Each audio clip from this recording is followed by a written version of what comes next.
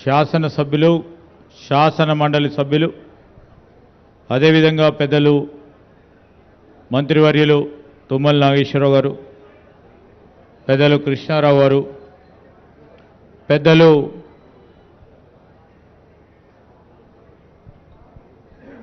సీతక్క గారు, అదేవిధంగా సోదరులు పొన్నం ప్రభాకర్ గారు,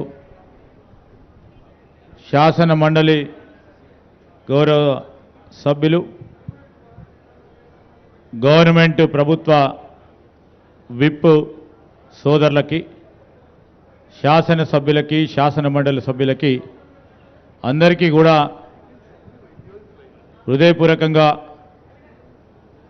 మా ప్రాంతవాసులందరి తరఫున హృదయపూర్వకంగా ఆహ్వానం పలుకుతూ, సోదరులు అడ్వైజర్ గారు నరేందర్ రెడ్డి గారు, అటువైపు కూర్చున్న రాష్ట్ర స్థాయి మీడియా ప్రతినిధులు, ఇరిగేషన్ డిపార్ట్మెంట్కి సంబంధించిన ప్రిన్సిపల్ సెక్రటరీ గారు,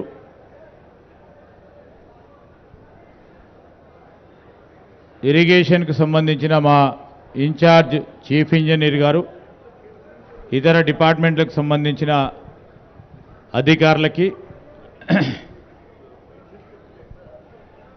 స్థానిక పాత్రికేయ మిత్రులకి, ఇతర సోదరులందరికీ మరొకసారి హృదయపూర్వకంగా నమస్కారాలు తెలియజేస్తూ, ఇప్పుడు మొదటగా నేను ఇన్ఛార్జ్ చీఫ్ ఇంజనీర్ గారు సుధాకర్ రెడ్డి గారిని వేదికకి పైకి వచ్చి, లేకుంటే అక్కడి నుంచైనా మరి ప్రజెంటేషన్ కాళేశ్వరం ప్రాజెక్టుకు సంబంధించి వివిధ బ్యారేజీల నిర్మాణంతో పాటు మరి ఈరోజు జరిగిన సంఘటన విషయంలో పవర్ పాయింట్ ప్రజెంటేషన్ ఇవ్వాల్సిందిగా వారిని కోరుతా ఉన్నా. కొద్దిగా అందరూ కూడా మిత్రులందరికీ కూడా నిశ్శబ్దంగా ఉండాలని మా మనవి. వేదిక అటువైపున్న పాత్రికేయ మిత్రులకు సహకరించాలి. వెనకాల ఉన్న మిత్రులందరికీ కూడా మనవి చేస్తూ ఉన్నాం.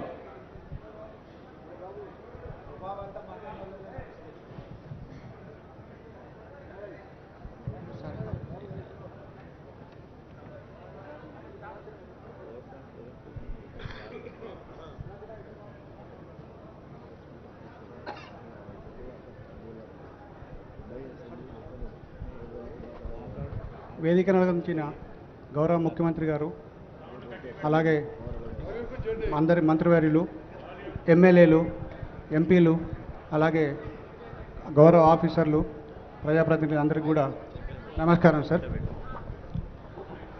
సార్ ఇది మొదటగా 2005లో సార్ మనకు sir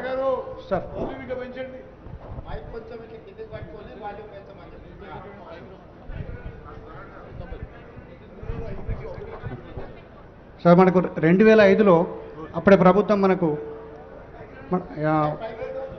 doctor BR Ambedkar Pranahita చెవుల ప్రాజెక్ట్ అనేది మనకు కన్సెప్టలైజ్ చేశారు సార్.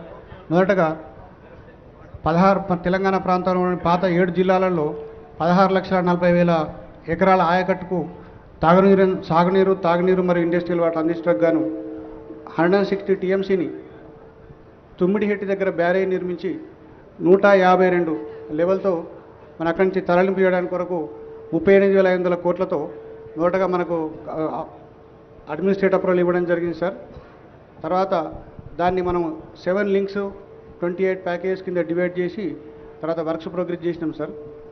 తర్వాత మనం ఏంటంటే ఆ తుమ్మిడిహెట్టి ప్రాజెక్ట్ మనకు మహారాష్ట్ర మరియు అలాగే మన అప్పటి ఆంధ్రప్రదేశ్ కంబైన్డ్ స్టేట్లో ఉంది కనుక ఇంటర్ రాష్ట్ర స్టేట్లో వాళ్ళకి కొన్ని అంటే 152 లెవెల్ మనం ఏదైతే ప్రపోజ్ చేసినామో వాళ్ళ ఆయకట్ మన సబ్మర్జెన్స్ ఏరియా మనకు కొంచెం ఎక్కువ ఉండడం వల్ల వాళ్ళు కొంచెం రెసిస్ట్ చేశారు సార్. తర్వాత అంటే మనకు తర్వాత 160 టీఎంసీలలో సార్ మనకు drinking water 10 TMC for en route villages, అలాగే 30 TMC drinking water to twin cities of Hyderabad and Secunderabad, అలాగే 16 టీఎంసీలు ఇండస్ట్రియల్ వాటర్కి మనకు అప్పుడు అలొకేషన్ చేయడం జరిగింది సార్. తర్వాత సార్ మొత్తం మనం డాక్టర్ బిఆర్ అంబేద్కర్ ప్రాణహిత ప్రాజెక్టులో సార్ 36,257.83 కోట్లతో అగ్రిమెంట్ వాల్యూ చేసినాం సార్. అప్పటి పాత 7 జిల్లాలకు 16,40,000 ఎకరాల ఆయకట్టుకు మనము ఆయకట్టు ఇచ్చాం సార్. అయితే అప్పటి పవర్ రిక్వైర్మెంట్ వచ్చేసి మనకు 3,466 మెగావాట్లు అప్పుడు మనకు నిర్ణయించాం సార్. అలాగే ఆ ప్రాజెక్టు కట్టడానికి కొరకు మనము డిపిఆర్ కూడా మనం అప్పుడు సెంట్రల్ గవర్నమెంట్ సిడబ్ల్యూసీకి సబ్మిట్ చేసాం సార్. ఇన్ ప్రిన్సిపల్ క్లియరెన్స్ మనకు 4/2010లో అంటే ఏప్రిల్ 2010లో వచ్చింది సార్. అలాగే కొన్ని సిడబ్ల్యూసీ డైరెక్టర్స్ రేట్లో సెంట్రల్ సాయిల్ రీసెర్చ్ మెటీరియల్ కానీ కన్స్ట్రక్షన్ మెషినరీ కన్సల్టెన్సీ అలాగే కొన్ని వాటి డైరెక్టరేట్ నుంచి కూడా మనకు అనుమతి లభించింది సార్. అయితే మనకు వీటికి పబ్లిక్ హియరింగ్ చేయడం జరిగింది సార్ మనకు అప్పుడు అది సిడబ్ల్యూసీలో మనం భాగం క్లియరెన్స్కి. అయితే మనము అప్పటి ఆంధ్రప్రదేశ్ స్టేట్లో మనం పబ్లిక్ హియరింగ్ కండక్ట్ చేసినాం కానీ మహారాష్ట్రలో వాళ్ళ రెసిస్టెన్స్ వల్ల మనం కండక్ట్ చేయలేకపోయినాం సార్ అప్పుడు అది. సో అది అలాగే ఉండిపోయింది సార్.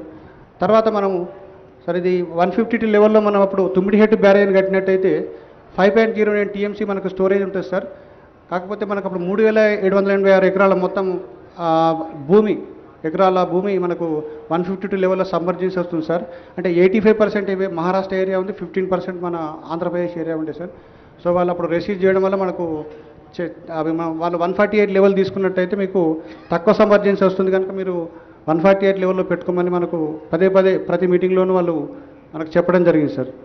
సో అలా దాని ప్రకారం తెలంగాణ ఫార్మేషన్ అంటే మన తెలంగాణ స్టేట్ ఫార్మ్ అయిన తర్వాత మంత్రుల లెవెల్లో కావచ్చు సార్, అధికారుల లెవెల్లో coordination committee meeting, inter state board meetings, various meetings మనకు జరిగినాయి సార్ అవి. సో అది అప్పుడు కూడా మనకు మీటింగ్లలో 152 లెవెల్ వద్దు 148 లెవెల్ తీసుకోండి అని చెప్పి పదే అని చెప్పడం జరిగింది సార్. అయితే మనం 148 లెవెల్ కనుక తీసుకున్నట్టయితే మనకు అక్కడ స్టోరేజ్ కెపాసిటీ తుమ్మిడిహెట్టి దగ్గర 1.85 టీఎంసీ మాత్రమే వస్తుంది సార్ అది. అయితే సార్ మనకు అక్కడ ఫస్ట్ సిడబ్ల్యూసీ వాళ్ళు 163 టీఎంసీ ఉంది అని చెప్పేసి మనకు సర్టిఫై చేశారు సార్ వాళ్ళు. తర్వాత కన్సిక్వెంట్గా ఏంటంటే అప్పుడు అప్పర్ రిపేరియన్ రైట్స్లో మహారాష్ట్ర స్టేట్కి కూడా వాళ్ళకు 63 టీఎంసీల హక్కు ఉంది కనుక ఆ ఫ్యూచర్లో మనకి ఏమైనా తగ్గిపోయే అవకాశాలు ఉంటాయి. అలాగే మీరు ప్రపోజ్ చేసిన స్కీమ్లలో 148 మీటర్స్ కనుక పెట్టి 63 టీఎంసీలు ఫ్యూచర్లో రాకపోతే ఇంకా డ్రాయబుల్ కెపాసిటీస్ తగ్గిపోయి మనకు 44 టీఎంసీల వరకే రావచ్చు అని చెప్పేసి వాళ్ళు సిడబ్ల్యూసీ వాళ్ళు చెప్పారు. అలాగే అది కాకుండా సార్ మన స్టోరేజ్ రిజర్వాయర్స్ ఏవైతే online reservoirs throughout the scheme propose చేశామో అది మనకు 16.21 టీఎంసీ ఉండే సార్. ఆన్లైన్ రిజర్వాయర్స్ కెపాసిటీ కనుక పెంచుకోకపోతే ఫ్యూచర్లో మనకు స్కీమ్ సక్సెస్ కాదు కనుక ఆన్లైన్ రిజర్వాయర్స్ పెంచుకోమన్నారు సార్. ఇది మనకు అప్పుడు ఫస్ట్ సార్ ప్రణాళిక చేవల్లో ఉన్నప్పుడు 16.43 online reservoirs capacity sir, different 10 కెపాసిటీలు ఉంది సార్. నెక్స్ట్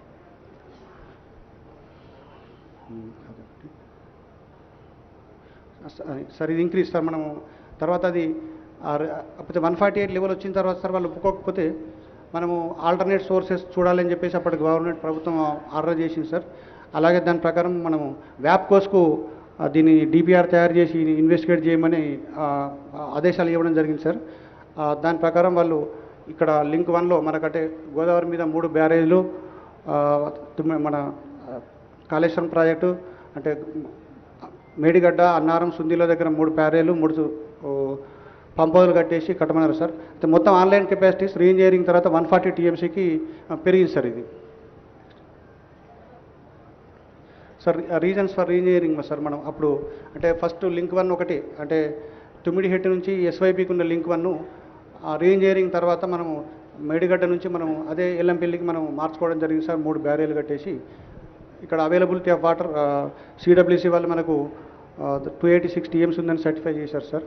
సో దానివల్ల మనం ఇక్కడ అప్పుడున్న వ్యాప్కోస్ సంస్థ మనకి ఇక్కడ బ్యారేజ్లు కట్టమని డిపిఆర్ ఇవ్వడం జరిగింది సార్.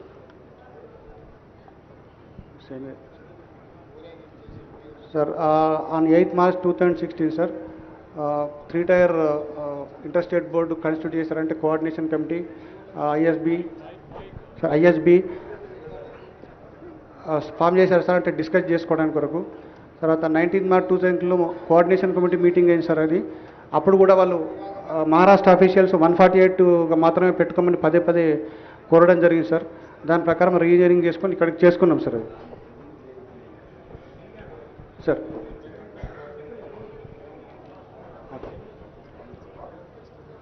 ఫైనల్గా సార్ మనకు 23rd August 2016 రోజు మహారాష్ట్ర సీఎం గారు అలాగే అప్పుడున్న తెలంగాణ ముఖ్యమంత్రి గారు కూడా 148 మీటర్స్కి అగ్రి అవ్వకుంటూ ఒక అగ్రిమెంటు అంటే మెమోరాండం ఆఫ్ అండర్స్టాండింగ్లో సైన్ చేశారు సార్. దాని ప్రకారము అప్పుడున్న ప్రాణహిత చేవల ప్రాజెక్టును 2 భాగాల కింద విడగొట్టేసి అప్పుడున్న తుమ్మిడిహెట్టి బ్యారేజ్ను దాన్ని అంబేద్కర్ ప్రాజెక్ట్గా మార్చేసి ఇప్పుడున్న ఈ కొమరంభీం ఆసిఫాబాద్ కొమరంభీం జిల్లాకు సంబంధించినంత వరకు 2 లక్షల ఎకరాల ఆయకట్టుకు కన్ఫైన్ చేసి ఆ లింక్ 1 ఇక్కడ చేసి rename rights Kaleshwaram project sir ఇది. ఇప్పుడు అదే sir doctor BR Ambedkar project అలాగే కాళేశ్వరం ప్రాజెక్ట్ 2 కింద డివైడ్ చేయడం జరిగింది సార్. ఇక్కడ 20 TMs of water 22 lakhs acres Adilabad జిల్లాలో, అంటే అప్పటి ఆదిలాబాద్ జిల్లా ఇప్పుడు కొమరంభీం సార్. దాని ప్రకారం దాని ఆల్టర్నేట్లో 3 బ్యారేజీలు 3 పంపులు కట్టేసి 160 TMC డైవర్ట్ చేయడానికి ప్లాన్ చేయడానికి జరిగింది సార్. అయితే ఇప్పుడు తర్వాత ఆయకట్టు సార్ అప్పుడు 16,40,000 ఉండే సార్. తర్వాత ఇప్పుడు ప్రపోజ్ చేసింది 18,25,000 acres ఇన్స్టెడ్ ఆఫ్ అది కొత్త ఆయకట్టు సార్. అలాగే 18,82,000 ఎగ్జిస్టింగ్ ఆయకట్టును సప్లిమెంట్ చేసుకోవడం జరిగింది సార్. అది కాక మనం 10 TMC drinking water, 30 TMC drinking water twin cities, 16 TMC water industries అప్పుడున్న వాటర్ కెపాసిటీస్ని రిటైన్ చేయడం జరిగింది సార్ దానిలో. సో మనము ఈ రీఇంజనీరింగ్ తర్వాత sir project report, detail project రిపోర్ట్ను మనము CWCకి పంపించాం సార్. అన్నీ మనకు ఆల్ రిక్విజిట్ క్లియరెన్సెస్ అప్పుడు మనకు టెక్నికల్ అడ్వైజరీ కమిటీ మీటింగ్ కావచ్చు, అన్ని క్లియరెన్సెస్ వచ్చాయి సార్. సరే ఈ డీటెయిల్స్ అన్ని 11 డైరెక్టరేట్ నుంచి వచ్చినటువంటి క్లియరెన్స్ అయినటువంటి డీటెయిల్స్ సార్ ఇవి మొత్తం సార్. ఇది టోటల్ ఇప్పుడు కాళేశ్వరం ప్రాజెక్టు 7 లింకుల కింద డివైడ్ జరిగింది సార్. మొదటి లింకు మేడిగడ్డ నుంచి ఎల్లంపల్లి సార్. అలాగే ఎల్లంపల్లి నుండి మిడ్ మానేర్ వరకు లింక్ 2, మిడ్ మానేర్ నుండి సిరిసిల్ల వరకు ప్యాకేజ్ 9 కింద లింక్ 3 సార్. అలాగే మిడ్ మానేర్ నుంచి మల్లన్న సాగర్ వరకు లింక్ 4 సార్. అలాగే 7 లింక్స్ కింద డివైడ్ చేసినాం సార్ దాన్ని టోటల్గా మొత్తం. నెక్స్ట్ సార్ ఇది టోటల్ ఆయకట్టు మనకు ఇప్పుడు 19,63,360 acres సార్. ఇది లింక్ 1, లింక్ 2, లింక్ 3 7 లింక్స్లో వచ్చినటువంటి ఆయకట్టు డీటెయిల్స్ సార్. ఇది సంగమేశ్వర బసవేశ్వర ప్రాజెక్ట్ ఆయకట్టు కూడా ఇందులో కలపడం జరిగింది సార్. 19,63 acres sir. సార్ ఇవి 7 లింక్స్ సార్. ఇవి నెక్స్ట్ సార్ ఇది సార్ ఇవి 7 లింక్స్లో మనకు మొత్తం 13 పాతవి 13 కొత్తవి 13 జిల్లాలు సార్. 31 కాన్స్టిట్యున్సీలు కవర్ అవుతున్నాయి సార్.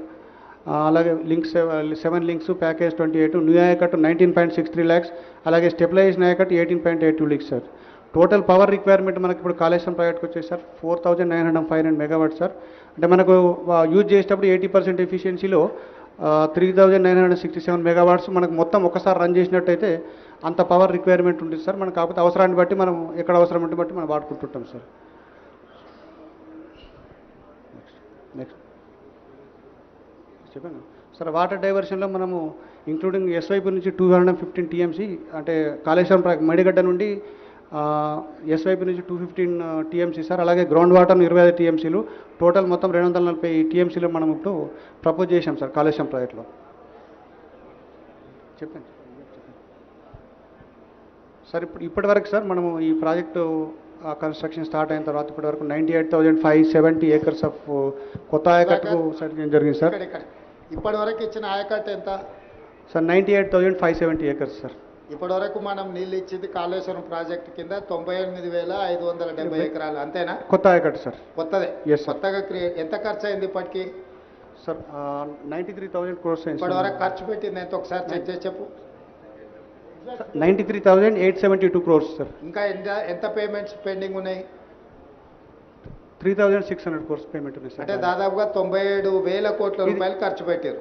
ఇది ఇంక్లూజివ్ ఆఫ్ 3,600 సార్.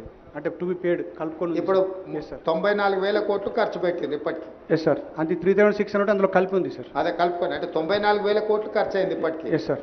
94,000 కోట్ల రూపాయలు కాళేశ్వరం ప్రాజెక్టు మీద ఖర్చు పెట్టి ఇప్పటి వరకు ఇచ్చిన ఆయకట్టు 98,570 ఎకరాలు సార్.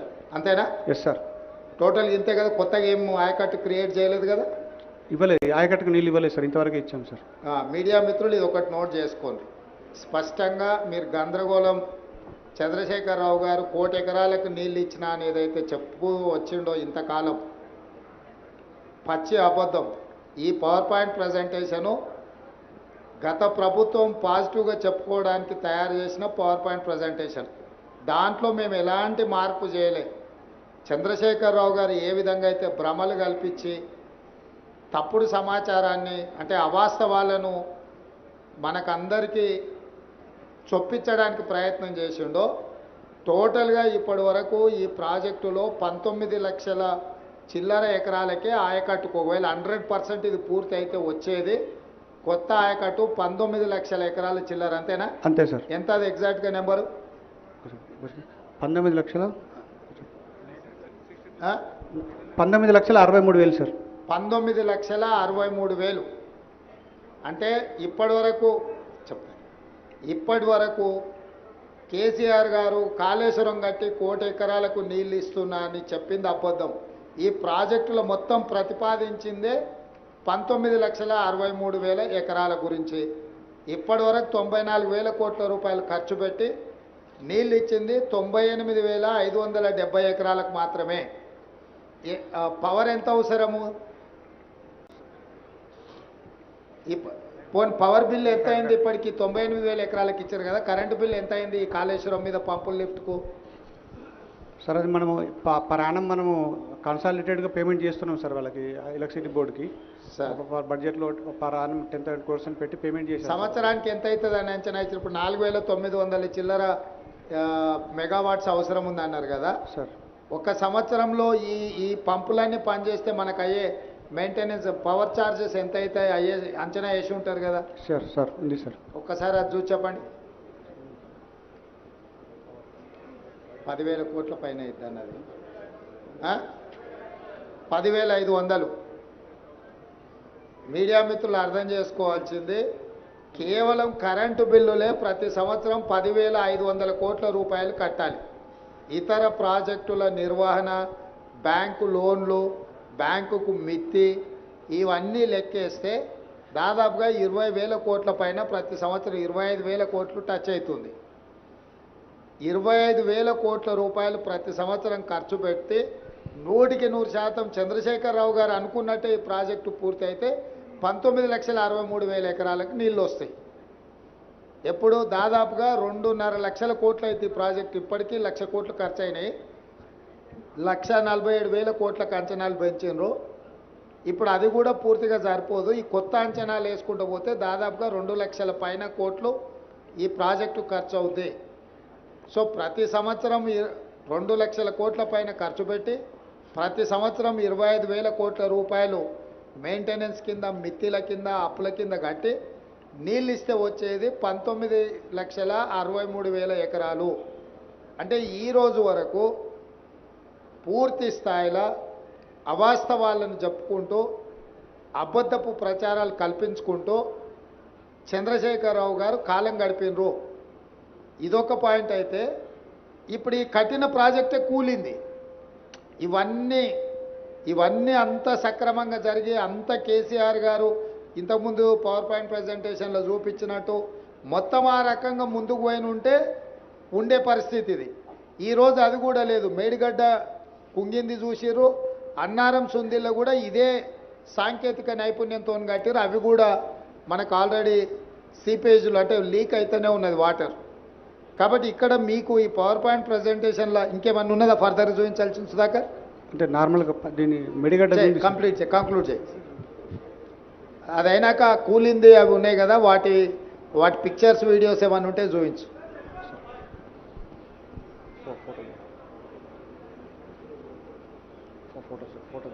లోన్ల గురించి కూడా ఒకసారి ఆ లోన్లు ఎంత తీసుకురేంది అనేది కూడా ఒకసారి ఫైనాన్షియల్ డీటెయిల్స్ ఒక్కసారి చూపించు. సార్ ఇవి సార్ మొత్తం మనకు 2 TMC 30 TMC రెండు కింద డివైడ్ చేశాం సార్. ఆ మొత్తం ప్రాజెక్ట్ కాస్ట్ వచ్చేసి 2 TMCకి 94,413 crores సార్ ఇది. దానికి మనము ఆ KIPSL నుంచి 44,614 crores లోన్ తీసుకున్నాం సార్. ఆ గవర్నమెంట్ షేర్ వచ్చేసి 28,806 crores సార్. మొత్తము టోటల్ ఎక్స్పెండిచర్ 2 TMCకి 73,500 crores సార్. అలాగే 30 TMC 33,459 crores ప్రాజెక్ట్ కాస్ట్ అయితే లోన్స్ వచ్చేసి మనకు 17,051 కోట్లు తీసుకున్నాం సార్. అలాగే గవర్నమెంట్ షేర్ 3,321 కోట్లు. Total expenditure 20,372 sir. అంటే total 2 TMC 30 TMC Kaleshwaram private మొత్తం కలిపి 1,27,000 కోట్లు 772 కోట్ల ప్రాజెక్ట్ కాస్ట్ అయితే సార్. 61,665 కోట్ల లోను, అలాగే గవర్నమెంట్ 32,207 కోట్లు sir. Total expenditure 93,872 crores sir ఇది ఇప్పటి వరకు. Yes sir. Okay, next.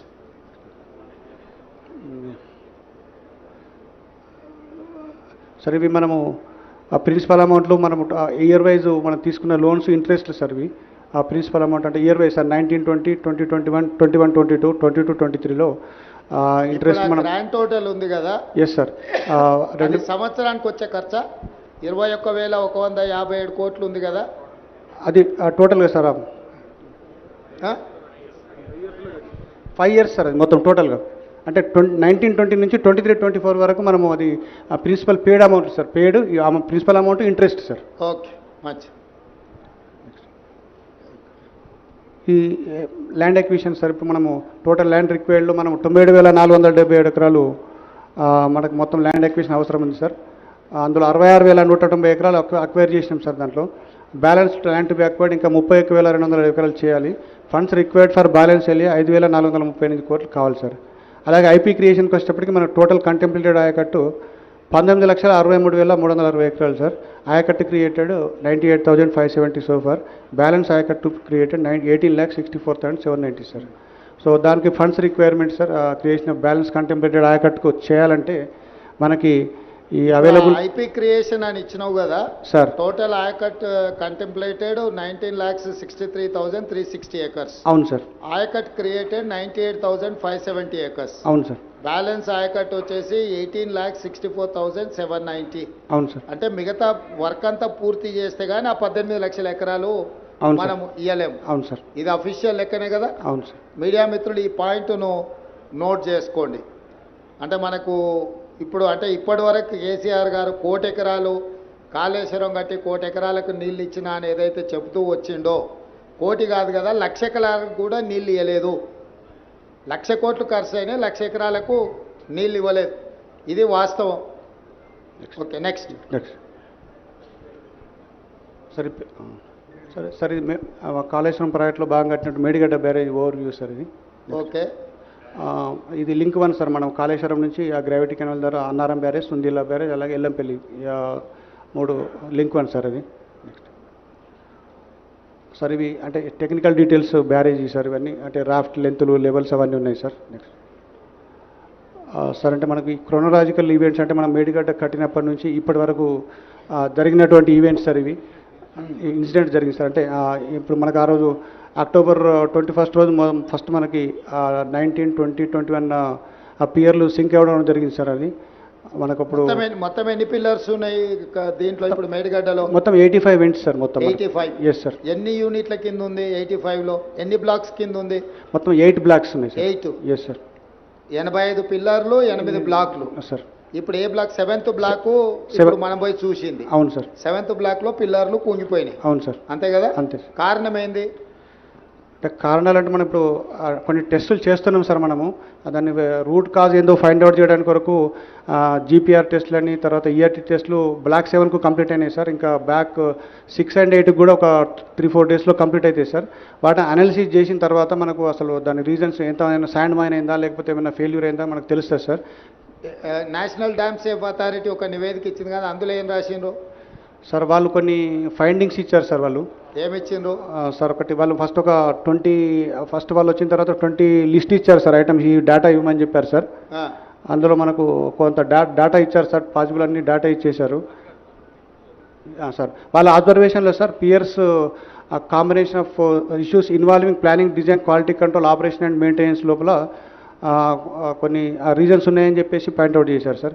అలాగే primary reason for the failure is the settlement of the raft which could be due to various reasons including failure of upstream secant pile due to barrage load.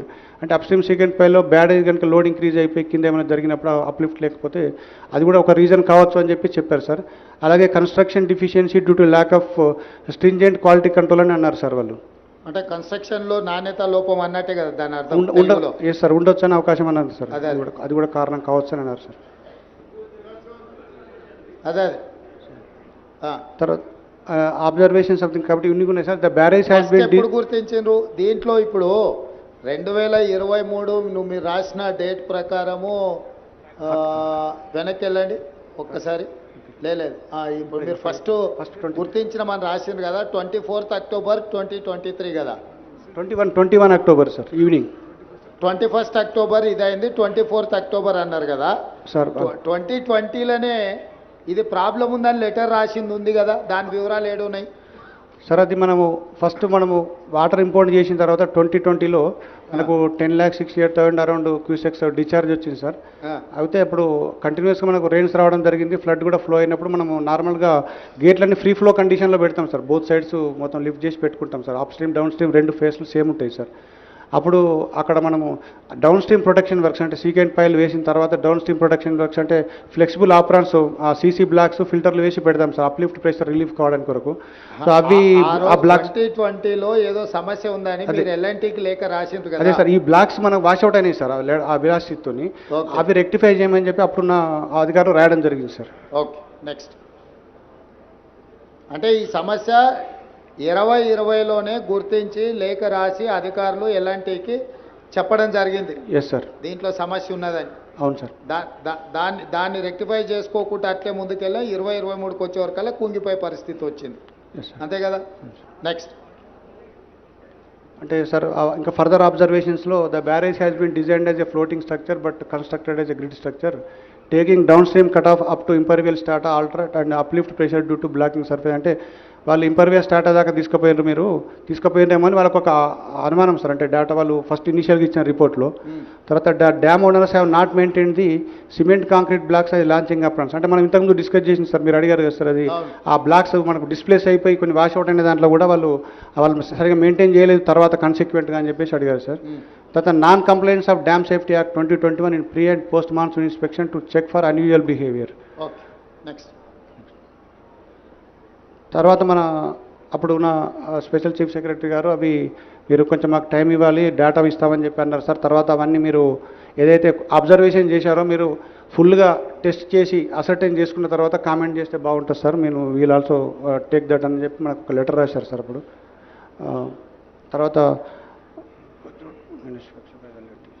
తర్వాత మనము investigation కూడా L&T వాళ్ళు కూడా investigation start చేశారు sir. అది చెప్పినటువంటి GRP ERP టెస్టులు తర్వాత జీపీఆర్ టెస్టులు కూడా కండక్ట్ చేయడం జరిగింది సార్. ఒక 1 week 10 daysలో దాని యొక్క అనాలిసిస్ చేస్తే మనకు కొంచెం రీజన్స్ వచ్చే అవకాశాలు ఉంటాయి sir. Next. NDSA way forwards అంటే the project designs and drawings need to be examined along with the results of geotechnical and geoinformation. అంటే వీళ్ళు అంటే నెంబర్ ఆఫ్ పాయింట్స్ అని ఇచ్చారు sir. Considering the commonalities and likelihood of the piping failure of the blocks resulting in similar failure in very much possible there for all piers and drafts of the barrage must be survey. అంటే మొత్తం టెస్టులు చేయండి, అది వచ్చిన తర్వాత మనము దాని తర్వాత వాటర్ కూడా స్టోర్ చేయొద్దు అంటిల్ ఫర్దర్ ఆర్డర్స్, దాన్ని రెక్టిఫికేషన్ చేసేంత వరకు ఏం చేయకండి అని చెప్పి వాళ్ళకు ఇన్స్ట్రక్షన్స్ ఇచ్చారు సార్. తర్వాత crack should be mentioned through standard method. Crack should be monitor through the standard method అన్నారు సార్. ఇప్పుడు మేడిగడ్డ, అన్నారము, సుందిల్ల ఈ 3 బ్యారేజీలు ఒకే రకమైన సాంకేతిక నైపుణ్యంతో కట్టినాయి కదా, technology one and the same కదా? ఒకటే సార్, వేరే వేరే ఏం లేదు సార్, ఒకే రకమైన టెక్నాలజీ. Yes sir. సో ఇప్పుడు ఇక్కడ వచ్చిన ప్రాబ్లం అన్నారంలో సుందిల్లలు కూడా రావడానికి ఉంది కదా? అంటే సార్ ఇప్పుడు అక్కడ కూడా చిన్న చిన్న అబ్జర్వేషన్ చేసేటప్పుడు గ్రౌడ్ చేశారు సార్. కొంతవరకు గ్రౌడ్ చేయడం వల్ల సేఫ్గా ఉండిపోయింది సార్. అది కొంత అంటే ఇప్పుడు నువ్వు సీపేజ్ వచ్చింది, దాన్ని ఏదో చేసి రిపేర్ చేసినావు. Yes sir. కానీ ఏమీ రాకుండా అయితే లేదు కదా? లేదు సార్. రేపు భవిష్యత్తులో ఇప్పుడు మనకు మేడిగడ్డలో నీళ్లు నింపలేదు, మొత్తం వదిలేసినాం కదా. Yes sir. అన్నారంలో నీళ్లు నింపున్నాయా, తీసేసినామా? మొన్న తీసేసాను సార్. కొంత డెడ్ స్టోరేజ్ 5 TMC ఉండే సార్, అది కూడా మొన్న అంటే అప్ స్ట్రీమ్ టెస్ట్ చేయడానికి వరకు తీసేసినాం సార్. సుందిల్లలో అని. సో ఇప్పుడు మంత్రి గారు చెప్తున్నారు మూడిట్లల్లో మీడియా మిత్రులకు అర్థం కావాల్సింది ఏంటంటే ఇప్పుడు ఎక్కడ నీళ్లు లేవు, నీళ్లు నింపితే ఇంకా ఏం ప్రాబ్లమ్స్ ఉన్నాయో బయటకు వస్తాయి. మన ఇంటి మీద నీళ్ళ ట్యాంక్ ఉంటే మనకు నీళ్లు గారుతుంటే నీళ్ళని తొలగిస్తే ట్యాంక్ అట్లా కనిపిస్తుంది. నీళ్లు నింపితే కానీ వాస్తవంగా ఇంకెంత ప్రాబ్లం ఉంది, రేపు భవిష్యత్తులో రాబోయే ప్రాబ్లం కూడా అర్థమైంది. ఇప్పుడు కూడా మీడియా మిత్రులకు మేడిగడ్డ, అన్నారం, సుందిల 3 ఒకే రకమైన సాంకేతిక నైపుణ్యంతో కట్టిండ్రు. ఇప్పుడు మనం మేడిగడ్డ దగ్గర ఉన్నాం, దీనిపైన అన్నారం, దానిపైన సుందిల. సో ఈ మూడిట్లలో కూడా ఒకే రకమైన సమస్యలు, దీంట్లో తీవ్రత ఎక్కువగా అనిపిస్తుంది. అందులో కూడా నీళ్లు కారడమో లేకపోతే సమస్యలు వచ్చినాయి. వీటన్నిటిని కప్పిపుచ్చడానికి ఇప్పుడు అన్ని నీళ్లు తీసిపెట్టేసారు, ఎలక్షన్ల ముందర ఇది ఇష్యూ అవుద్దని. ఇప్పుడు ఎండాకాలం కాబట్టి నీళ్ళు వచ్చేది తక్కువ ఉంది, నీళ్లు మనం కూడా నింపితే ప్రమాదం ఉంది కాబట్టి నింపలే. ఇప్పుడు దీంట్లో స్పష్టంగా అర్థం చేసుకొని ముందుకు వెళ్ళాల్సిన అవసరం ఉంది. అందుకే మీడియా మిత్రులకు వీటన్నిటిని కూడా పవర్ పాయింట్ ప్రజెంటేషన్ ఇవ్వడం జరిగింది. ఇప్పుడు విజిలెన్స్ అండ్ ఎన్ఫోర్స్మెంట్ వాళ్ళను టేకప్ చేసి మీ అబ్జర్వేషన్స్ చెప్పాల్సిందిగా కోరుతున్నా.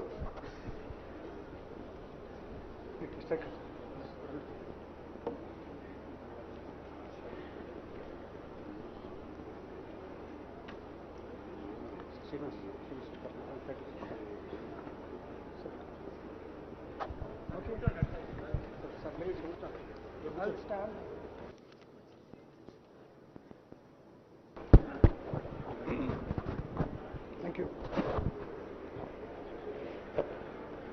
Sir, good afternoon. Honorable CM Garu, all the senior ministers, members of the Legislative Assembly and the August Assembly, all the people available here.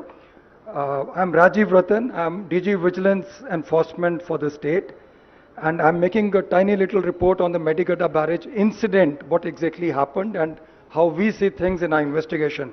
I'll be assisted by Mr. Sudarshan Reddy, who is executive engineer with me. I'll start the report, sir, if you permit.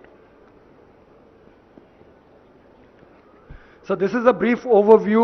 It's a key component of the Kaleshwaram project aimed at enhancing the irrigation, drinking water supply and water needs across Telangana. And I have two photos, one showing the Medigada barrage and while the Medigada barrage is under construction. Now the dam incident happened on 21/10/23. There was settlement of some piers of the Medigada barrage and that was reported at 6:20 p.m.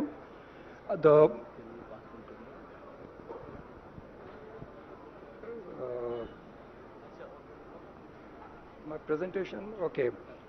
The motorable road on top of the barrage suddenly developed a pronounced dip, and at 6 p.m. the water level reported was 98 meters with a corresponding storage of 10.33 TMC. Inflows were 14.98 and outflows were 13.1 Q6. Upon noticing the incident, the barrage authorities released the stored water. They cleared the barrage by opening the gates, and they reported the matter to the police and got an FIR registered in the PS Mahadevpur. The FIR hinted at some sabotage by unknown people. They requested action against those people, sir. This is a view of the road sunk on top of the barrage, which was very obvious on the 21st of October. And there is a side view from where we can see the dip in the road circled in the right, in the red ink.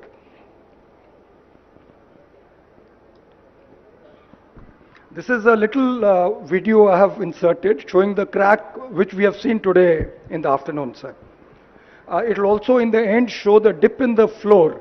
The floor is leaning to the right side and it's all full of water, about 4 to 5 feet of slippage is there vertically.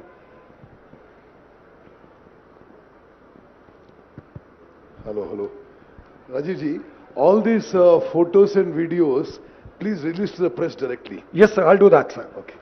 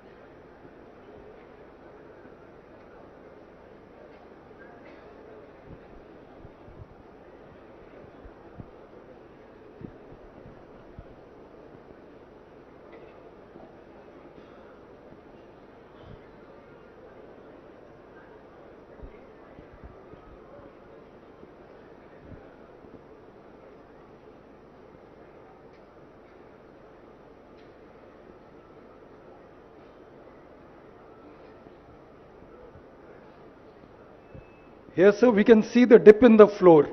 The entire water logging is on the right side, so it's about 4.5 feet dip there, and these are the cracks in the floor. They have been patched now, sir, but the cracks are still visible. They're there.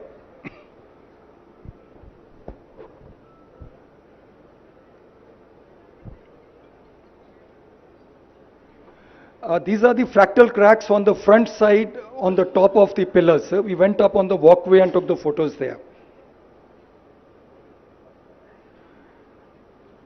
This is showing the rusting inside, sir. The cracks have been there for a while. So rusting is there on the rods inside. And there is a clear separation on the walkway also. Now we have gone to the pillar 20 today, sir. Major cracks have been observed on pier 20 of the second block. It's extended to the raft. The raft has sunk to the right side, about 4.5 feet. Water logging is there right now. Block number 7 includes piers 11 to 22, along with the integrated raft. So the cracks are stretching across in pier 8 and 19, 18 and 19 on both sides as well. So those cracks also, some of them are being shown here. So you can see the non-vertical kind of lines stretching through. These are hairline cracks, but they appear to be really developing into big ones now, sir. Now, sir, this is the same thing which the CE Garu has already said. So I'll not repeat this. I'll just jump to the next slide, sir. Now here, sir, we had the initial sanctions.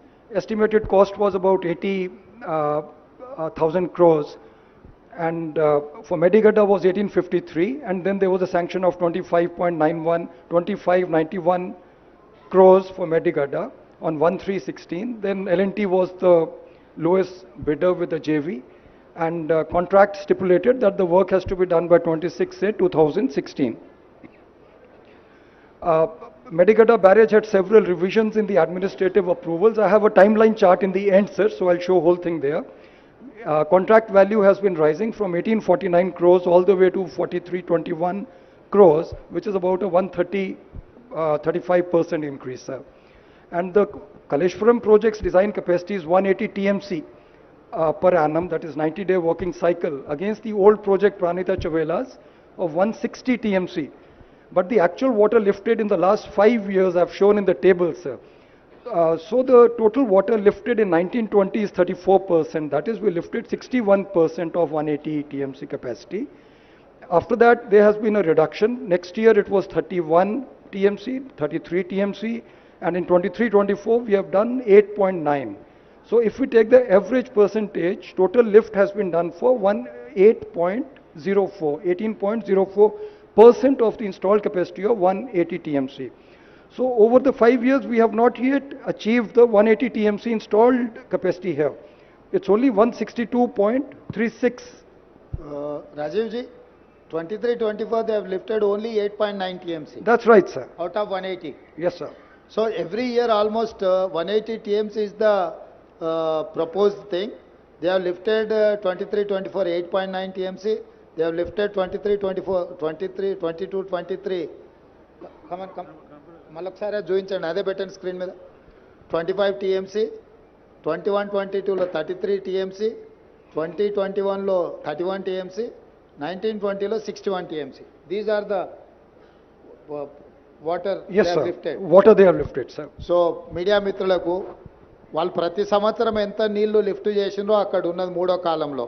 First దాంట్లో year, రెండో దాంట్లో ఈ capacity of TMC, మూడో కాలంలో ఏ సంవత్సరం ఎంత lift చేసిండ్రో అక్కడ ఉంది. సో 5 ఏళ్ళలో కలిపి కూడా మొత్తం కలిపి 162 TMC ఎత్తలే.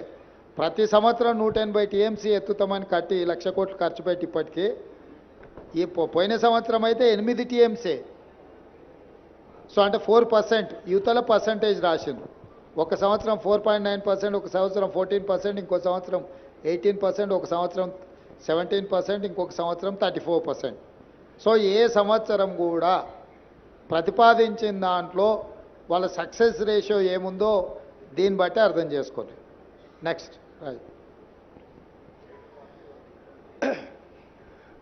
Sir, this design part has already been covered, sir. It's as per the manual order 179 for barrages on permeable foundations, where they insert the PCC or the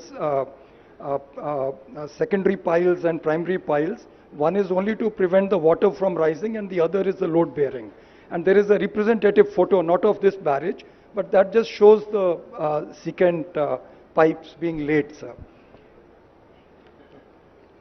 Now, sir, the causes of failure primarily are coffer dam and sheet piles that were used during construction. They were not removed for 5 seasons.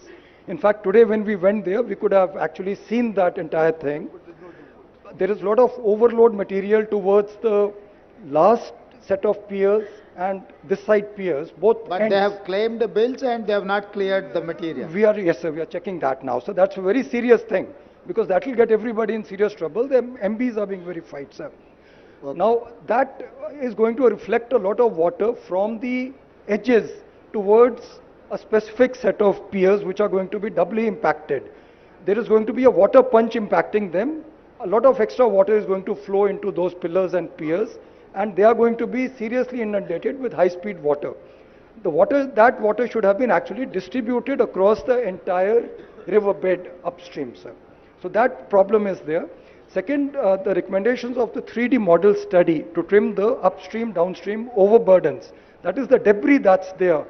That was never followed, it was never cleared. Some of it is still lying there, sir. In fact, some of it is bedrock, it's probably some soft rock only, it's not granite, sir, but it should have been cleared off. The connection between the cut-off walls and the raft may not have been cast according to the approved drawings. So there is some potential damage which would have occurred due to the undermining of the raft itself, sir. Then observations of physical cracks between pier number 16 to 21 of block 7 suggest that there is a shear failure of the raft due to loss of the supporting material under the raft. So the water has actually flowed under the raft, carried the sand away, sir. So sand has moved off and the free flow water is there. Those I'll show you in the next 2-3 slides, sir.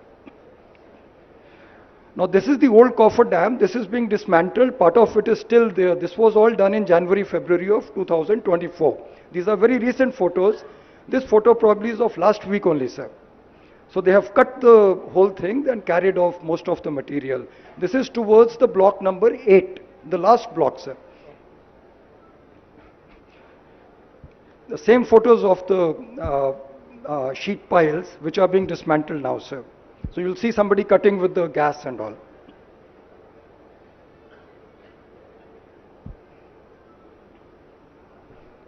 This video shows all those heads of the sheet piles and the old coffer dam that is still there now, so we saw it today.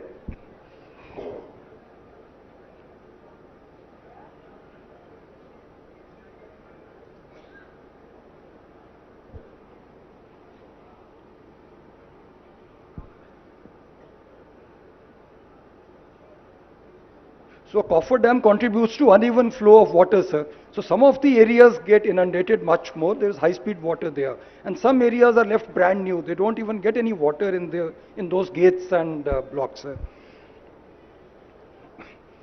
Now, sir, I'll come to the CC blocks. You can see when the barrage was being constructed on the top left photo, the CC blocks are being laid and the spillways are being constructed. On the right side also we say the same thing. The wiring is being installed, stone blocks are being put, and this will be covered by the CC blocks. They are basically energy dissipation devices. So when there is high speed water flow, it is very turbulent and it is like a cutting force that can actually cut through the sand, and also to protect the bedrock and the sand underneath. These blocks are the coverage or the coating on top. And these blocks keep getting damaged, washed away, they keep getting impacted by high speed water. Like even in a village well, sir, we have seen over many years, the stones start getting eroded. So something like that happens here on daily basis. When the gates are open, that much water will flow.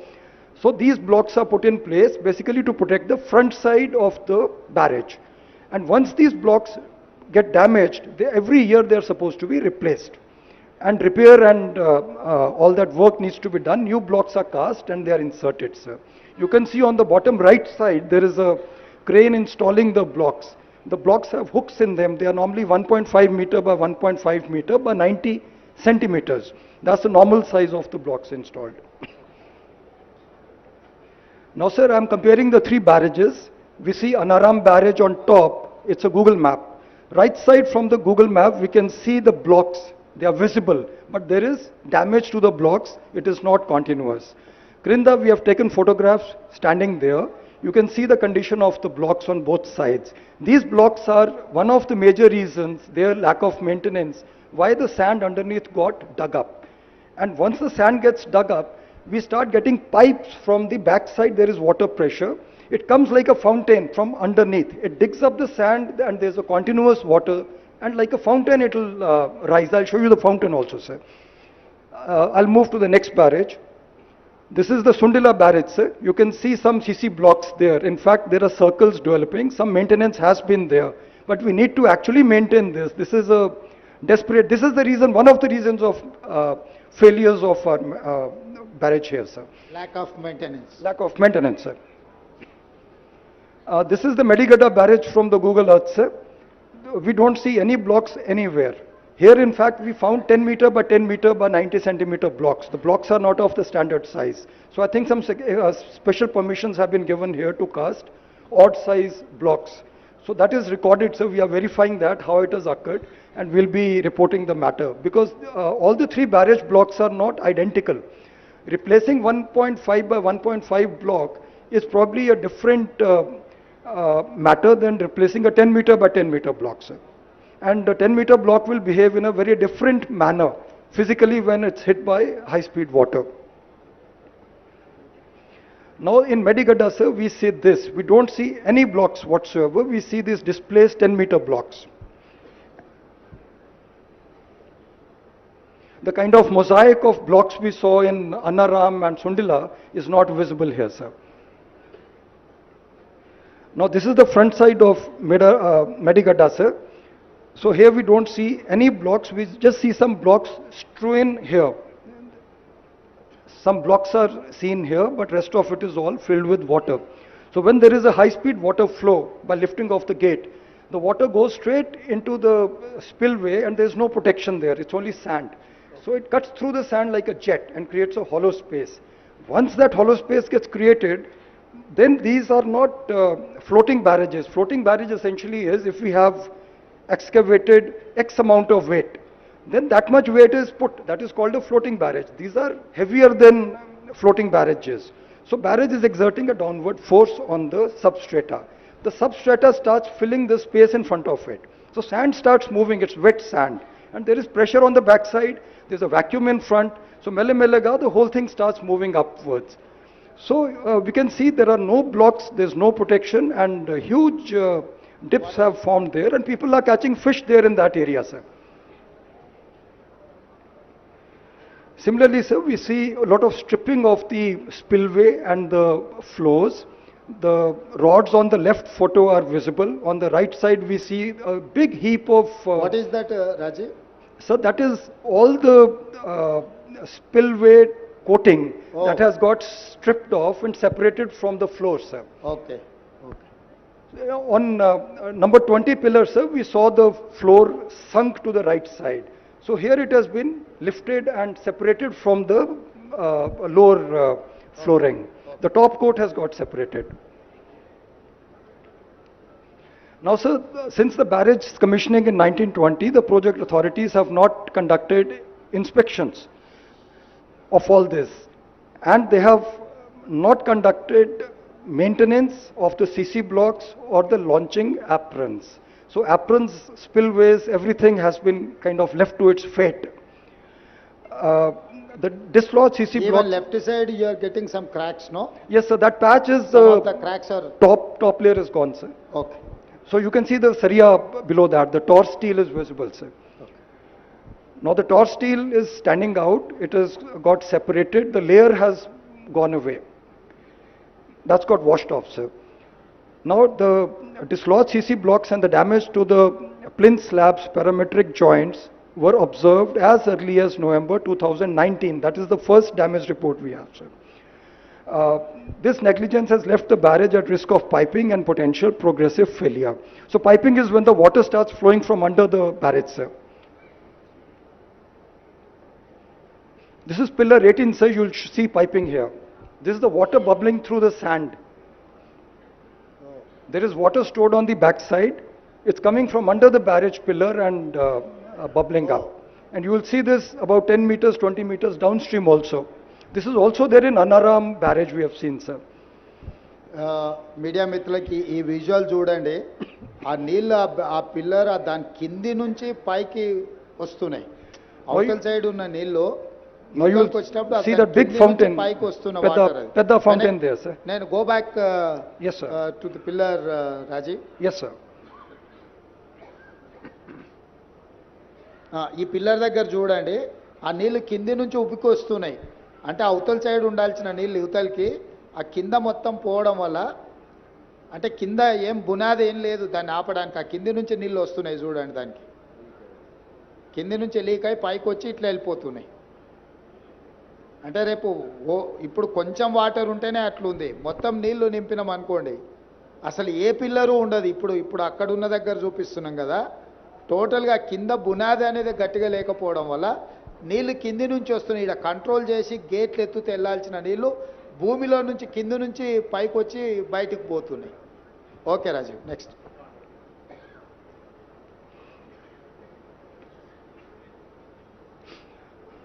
Now, sir, the department has issued multiple notices for repairs, sir.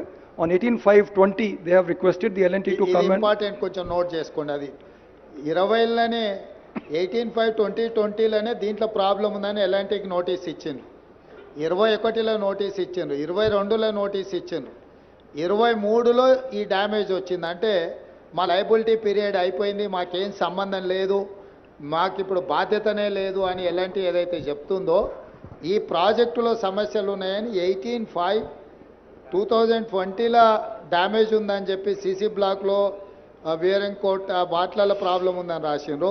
17/2/2021లో మళ్ళీ problem ఉంది, దీన్ని maintain చేయాలని చెప్పి వాళ్ళకి letter రాసిండ్రు.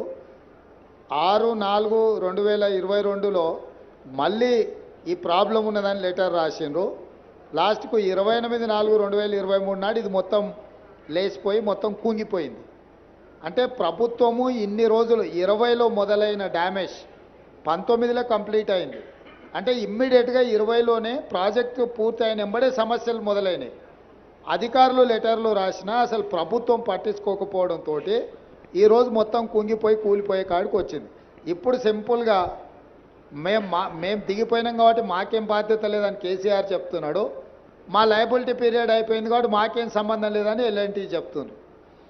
కట్టిన సంస్థ, కట్టిపించిన party రెండు ఇక మా కాలం చెల్లిపోయింది, ఇంకా మేము వెళ్ళిపోయినాం, మేము ఇంటికి పోయినాం, ఇంకా మీ ఇష్టం మీ కర్మ అని చెప్తున్నారు. ఇది దీని సారాంశం. Sir, they are requesting repeatedly for CC block and wearing court maintenance. They are asking for completion of the original works of the project also, which are lying pending.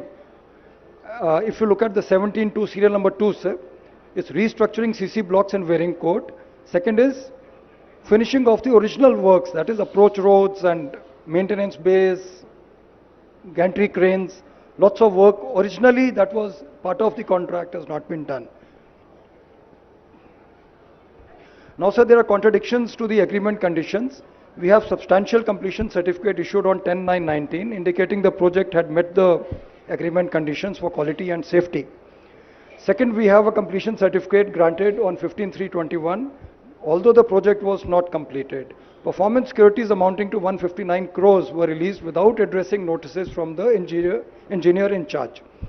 Engineer in chief reported the defect liability period has begun on 29/2/20, which conflicts with the dates of the completion certificates. So it's a very hodgepodge, multiple certificates are being issued without any logic and basis, sir. Media మిత్రులకు ఇప్పుడు completion certificate ఇచ్చిందేమో 15/3/2021, కానీ engineer in chief అంటే మురళీధరరావు గారు అనుకోండి. Engineer in chief is Rajiv. Who is the engineer in chief? Last line. Who is that person? Muralidhararao or Venkateshwarlu? So it will be Venkateshwarlu, sir. Venkateshwarlu, okay. అతను complete అయిన certificate ఏమో 15/3/2021 ఇచ్చిండు, అంటే already దాంట్లో ఇష్యూస్ ఉన్నాయి. కానీ తను లయబిలిటీ పీరియడ్ 29/2/2020 నాడే స్టార్ట్ అయిందని ఇచ్చిండు. అంటే దీంట్లో ఏది కరెక్ట్ అనుకోవాలి?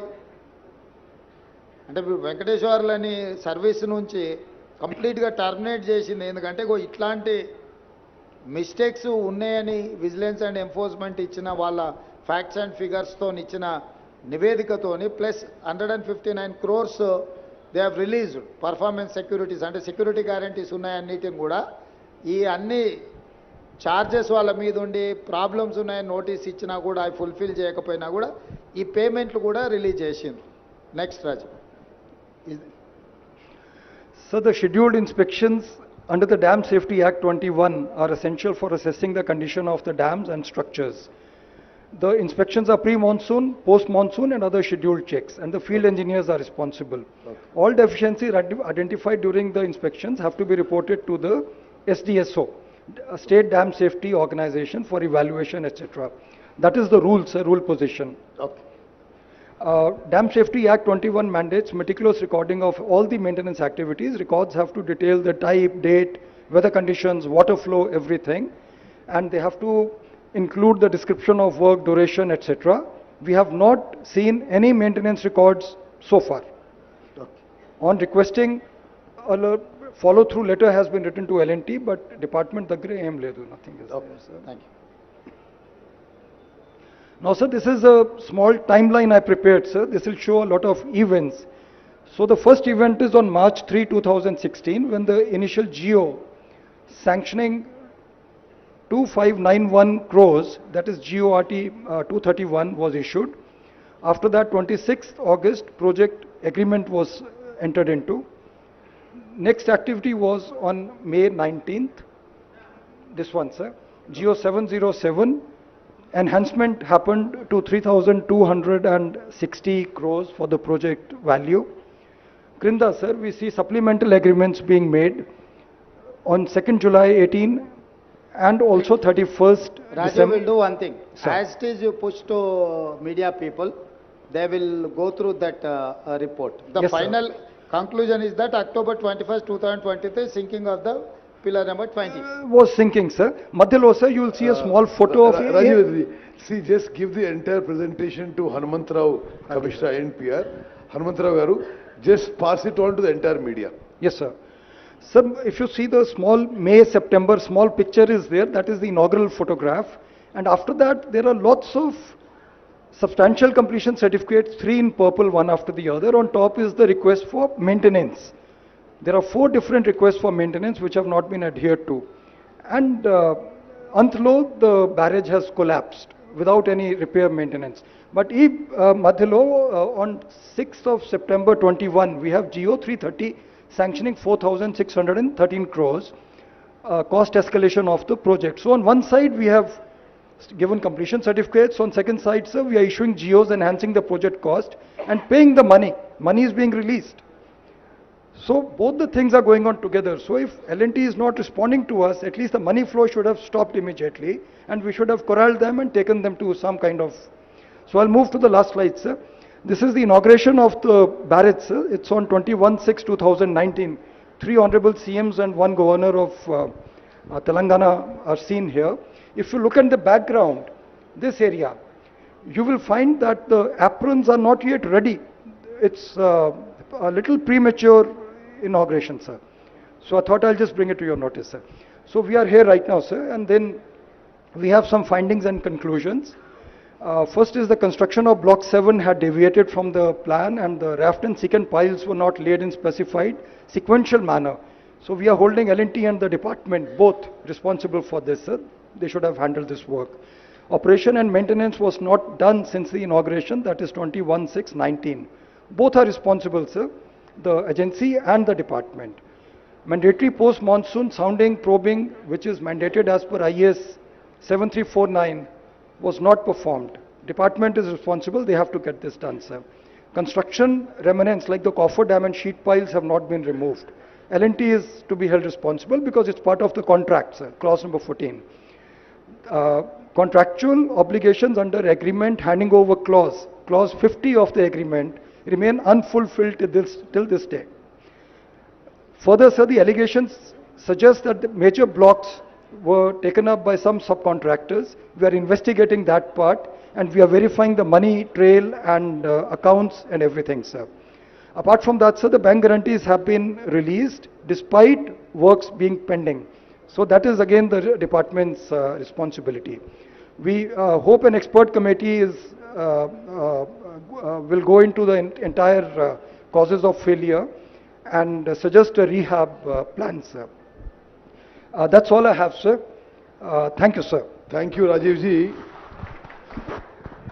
Sir, as irrigation minister now, I'll just briefly summarize చేసి కొంత నేషనల్ మీడియా ఉన్నారు కాబట్టి కొంత ఇంగ్లీష్లో మాట్లాడతాను. Okay, we thank the MIM members for coming for the visit and for the presentation. Thank you very much to all the MIM MLAs.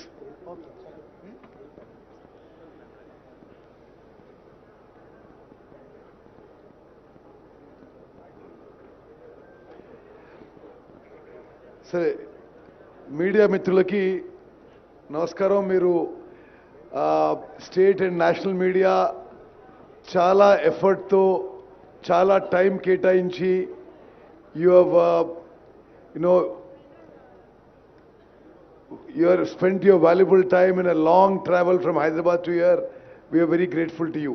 I'll just summarize in 4-5 minutes and then my colleague from the Communist Party of India will speak and we'll try to end the thing. Possibly in post-independent India, స్వతంత్ర భారతదేశంలో ఇంత shameful incident, ఇంత పెద్ద scam, ఇంత పెద్ద స్కాండలు, ఇంత పెద్ద కుంభకోణం మరి మరొకటి ఉండకపోవచ్చు. 94,000 కోట్ల రూపాయలు ప్రజాధనం ఖర్చు పెట్టి కేవలం 90,000 ఎకరాలు కొత్త ఆయకట్టు జనరేట్ చేయడం జరిగింది. ఆ 94,000 కోట్లలో 61,000 కోట్లని మనందరినీ తాకట్టు పెట్టి, మన పిల్లల్ని తాకట్టు పెట్టి హై ఇంట్రెస్ట్ లోన్స్ తీసుకొచ్చి ఈ ప్రాజెక్టు మీద ఖర్చు పెట్టినరు. మరో 33,000 కోట్లు మన నుంచి కలెక్ట్ చేసిన ట్యాక్సెస్, పన్నులు నుంచి ఖర్చు పెట్టడం జరిగింది. అదేవిధంగా ఇంకొక ఇంపార్టెంట్ పాయింట్ ఏంటంటే, అసలు ఈ ప్రాజెక్టు మొదలుపెట్టింది కాంగ్రెస్ ప్రభుత్వం రాజశేఖర గారి హయాంలో 38,000 కోట్లతో 16 లక్షల ఎకరాలకి ఆయకట్టు. This project was envisaged in the earlier Congress government as 38,000 crore project irrigating 16 lakh acres. On the name of so-called re-engineering, officially the project cost is escalated to 80,000 crores for nearly the same new ayacut.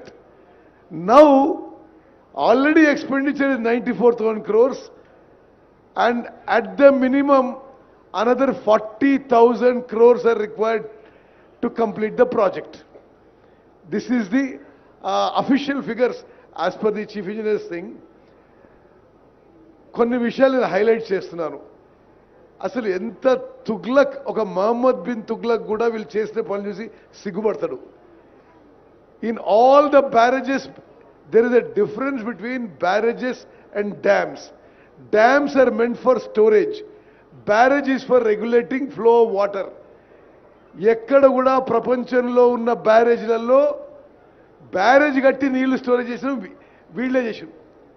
The biggest barrages in the world, capacity is 2 TMC, 3 TMC, maybe maximum 4 TMC. వీళ్ళు ఈ మేడిగడ్డ బ్యారేజ్లో 10, 11, 12, 14 టీఎంసీలు store చేసి ఫోటోలు తీసుకొని ఎన్నికల ముందు ఏదో గోదావరి జలకళ అని చెప్పి అన్ని పేపర్లో మీడియా ఇవ్వడం జరిగింది. అంటే basic principles of irrigation were not followed. Basic principles of water management were not followed. Basic principles of financial management not followed. And ఏ స్థాయిలో కరప్షన్ జరిగిందంటే ఆలోచన చేయండి. ఒకటే ఉదాహరణ ఇస్తున్నావు. This Medigadda barrage tender was given at 1800 crores. ఎవరు బాధ్యులు? ఇది 4600 కోట్లు ప్రజాధనం ముందు escalation of cost and then the Medigadda barrage collapses. అంటే this is just not this.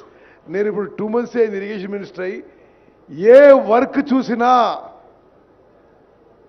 100 రూపాయలు టెండర్ పిలుస్తారు, ఆ తర్వాత దాన్ని 500 రూపాయలు చేస్తారు. ఇది ఒక భారీ కుంభకోణం.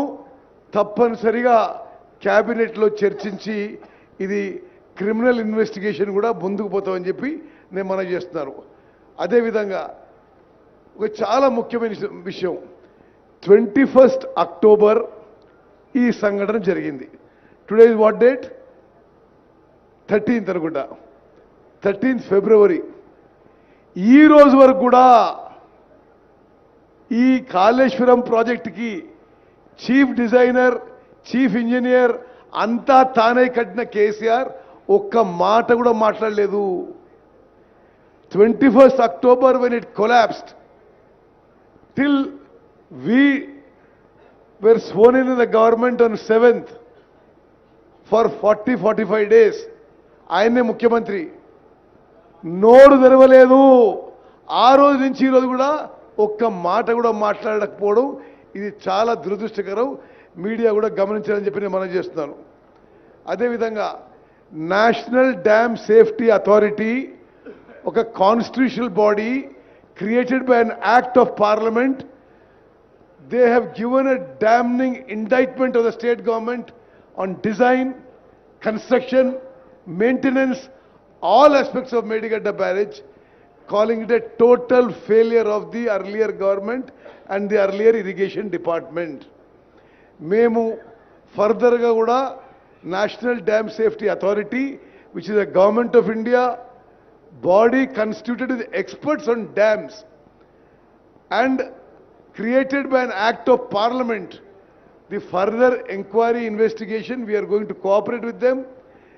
గత ప్రభుత్వం వాళ్ళు అడిగిన డేటా కూడా ఇవ్వలేదు. మేము పూర్తిగా కోఆపరేట్ చేసి ఆ డ్యామ్ సేఫ్టీ ఎక్స్పర్ట్స్ని ఈ యొక్క కొలాప్స్ విషయంలో, ఈ యొక్క వే ఫార్వర్డ్ విషయంలో మేము వారి సలహా మేరకు ముందుకు పోతామని చెప్పి మనవి చేస్తూ, అదేవిధంగా ఒక చిన్న విషయం చెప్తాను మీకు. వారు ఇప్పుడు సిఈ గారు, డీజీ విజిలెన్స్ గారు చెప్పిన విషయాల్లో there is no maintenance, no pre-monsoon, no post-monsoon, no dam safety checks done of these barrages which were built. Ante this is just an example of KCR's irrigation department and nadipichinappudu ఏ విధంగా నడిపించిండో. 94,000 crores spent and not even that much of irrigation kotta ayakattu kuda create cheyaledu. This is the picture across irrigation sector in all the projects they did. వాళ్ళు 2 లక్షల కోట్లు ఖర్చు పెట్టి కొద్ది నామమాత్రం కొత్త ఆయకట్టు సృష్టించి, బహుశా స్వతంత్ర భారతదేశంలో కేసీఆర్ గారి హయాంలో అతిపెద్ద కుంభకోణం జరిగింది. తప్పనిసరిగా అన్ని విషయాల్లో ఎంక్వైరీ, ఇన్వెస్టిగేషన్, తదుపరి చర్యలకు ఈ ప్రభుత్వం సిద్ధమవుతోంది. ధన్యవాదాలు. సాంబశివరావు గారు. పెద్దలు గౌరవనీయులు ముఖ్యమంత్రి రేవంత్ రెడ్డి గారు, అలాగే ఇరిగేషన్ మేజర్ శాఖ మంత్రి ఉత్తమ్ గారు, అలాగే ఈ నియోజకవర్గ శాసనసభ్యులు, అలాగే information and industrial minister Sridhar Babu garu, ఇతర సీతక్క గారు, ఇంకితర తమ్మల గారు, పెద్దలు, ఇంకితర మంత్రులు అందరూ ఉన్నారు, ఎమ్మెల్యేస్.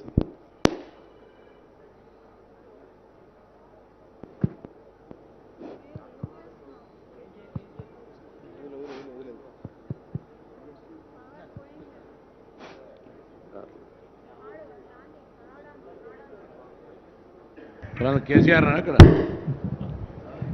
చిన్న కేసీఆర్ ఉన్నాడు అంటున్నా. అలాగే ఆదరైనటువంటి పార్టీ అందరికీ నమస్కారం. ఇవాళ ప్రభుత్వం ముఖ్యమంత్రి గారు కానీ, ఇరిగేషన్ శాఖ మంత్రి గారు కానీ, ఇతర దత్తలు కానీ ఈ కార్యక్రమాన్ని ఏర్పాటు చేయడం అనేది తెలంగాణ ప్రజలకు స్పష్టంగా ఈ కాళేశ్వరం ప్రాజెక్టు, దీని నిర్వహణ, దీని వెనుకున్నటువంటి నేపథ్యం మరింత స్పష్టంగా అర్థమవడానికి ఇది అవకాశం కలిగింది.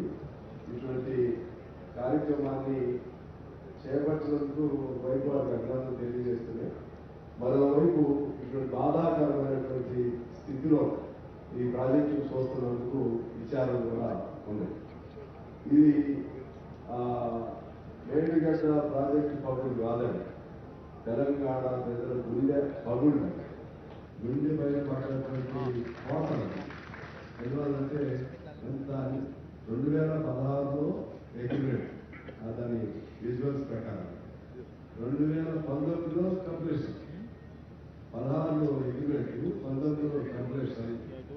అంటే 2021లో క్రాస్ మారింది.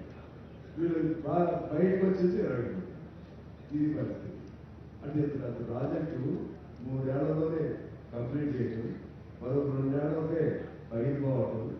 దీన్ని ఇంత అన్యాయంగా డిజైన్ చేసింది ఎవరు, దీన్ని నిర్మించింది ఎవరు, దీని క్వాలిటీ లేకుండా చేసింది ఎవరు? చాలా రీజన్ చెప్తున్నాను, నేను దాని లోపలికి వెళ్ళదు. ఇది ఒక మేడిగడ్డకి 15 విజువల్స్ ప్రకారంగా అన్నారంలో కూడా ఆ ట్రాన్స్ఫర్ చూపెట్టారు.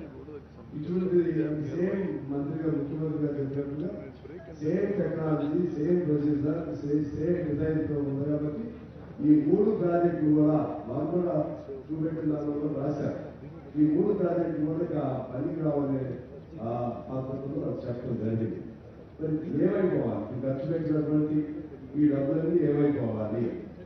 ఎక్కడ పాత ప్రాధాన్యత చేయడమైనా ఎల్లబడికే వచ్చేది అదే. దానికి దీనికి ఎంత డిజైన్ తేడా ఉంది? అది 2005లో రాజశేఖర రెడ్డి గారు ఉన్నప్పుడు ప్రారంభమైంది. అది 16 లక్షల ఎకరాలు వర్ణించి డిజైన్ టు ఇరిగేట్ ద ఆయకట్ ఆఫ్ 16 lakhs.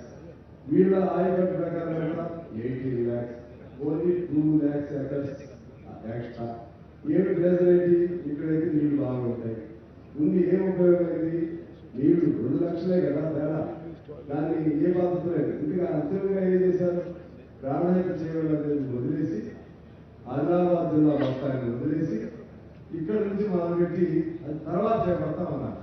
నాకు ఎందుకు గుర్తంటే మా మనీష్ గారు, మనీష్ గారు అప్పుడు ఉండేవాడు.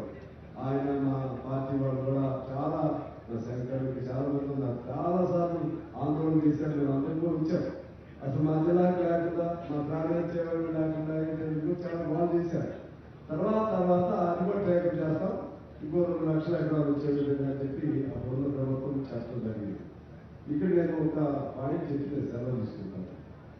ఇప్పుడు మన ఉత్తమ్ గారు చెప్పినట్టుగా అసలు ఇంత స్టోరేజ్ ఎక్కడ ఏ ప్రాజెక్టులో కూడా ఇంత స్టోరేజ్ ఉన్నాయి మాకు.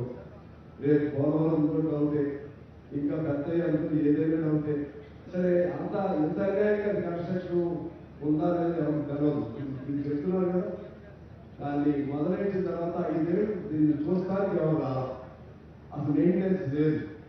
కాబట్టి అసలు కన్స్ట్రక్షనే వీక్ ఫౌండేషన్, డిజైనే లోపం ఉంది. ఇక్కడ మన కాటన్ కట్టించినటువంటి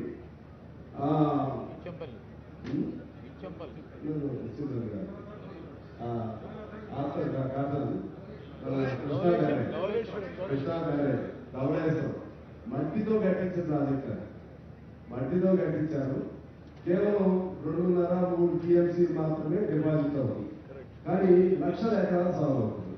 నాకు తెలిసి సాగర్ మన కృష్ణా దాని కింద 16-17 తుమ్మగారి భాగాలు 16-17 లక్షలు ఎక్కడ, ధవళేశ్వరం కింద కూడా ఇంకో 16-17 లక్షలు అక్కడ.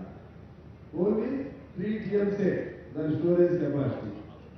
అంటే అది దాదాపు 1950s లో కట్టించినటువంటి ప్రాజెక్టులు అవి నిలబడ్డాయి. ఇప్పుడు ఈ మోడర్న్ టెక్నాలజీతో కట్టించిన ఈ ప్రాజెక్టు స్థితి ఎలా? అసలు ఎందుకు మనకి జీతాలు ఇవ్వలేని పరిస్థితి ఎందుకు వచ్చింది? జీతాలు ఇవ్వలేని పరిస్థితి ఎందుకు వచ్చింది అంటే డబ్బులన్నీ కూడా డబ్బు మొత్తం కూడా పొందేది. అన్ని పారామీటర్స్ నెంబర్ 1 మనం ఇన్కమ్ పర్ క్యాపిటల్ నెంబర్ 1, జీడీపీలో నెంబర్ 1, అన్నింటిలో నెంబర్ 1. డబ్బులు వెళ్ళిపోయినాయి అంటే మొత్తం కాళేశ్వరం వచ్చింది. ఎక్కడ పోయి కాళేశ్వరం అంటే ఎవరు కాదు.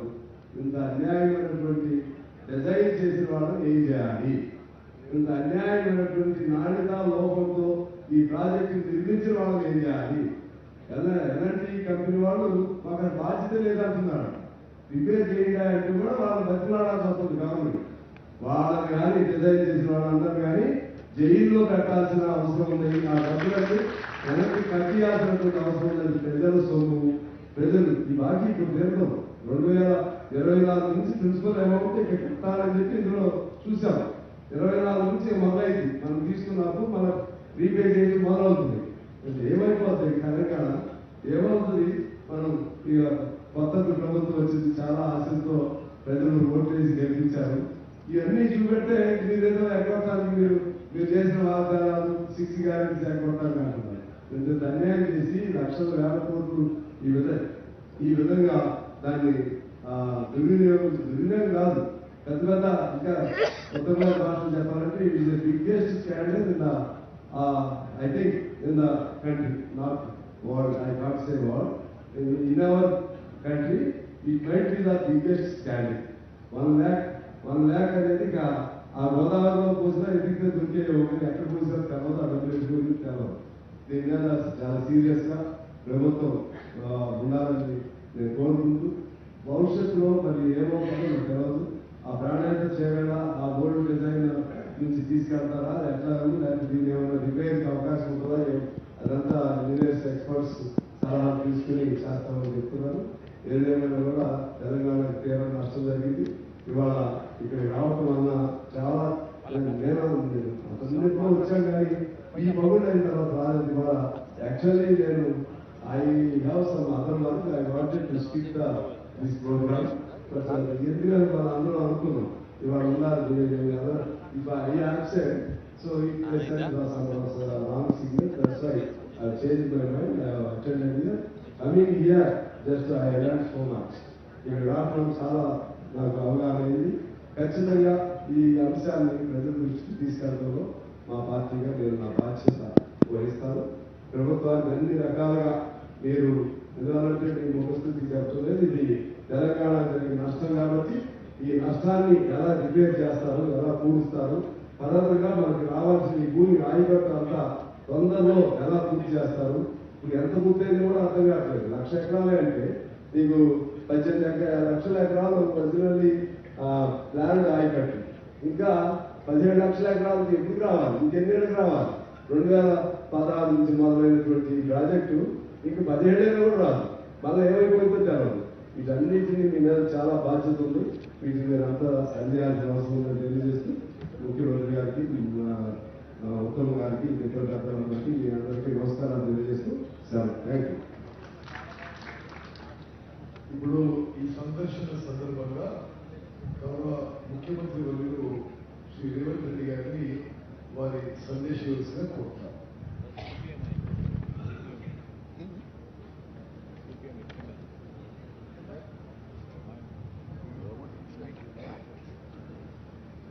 మీడియా మిత్రులకు, మంత్రివర్గ సహచరులకు, శాసన మండలి సభ్యులకు, శాసనసభ్యులకు అందరికీ నమస్కారం. ఈ కార్యక్రమంలో పాల్గొన్న అధికారులకు,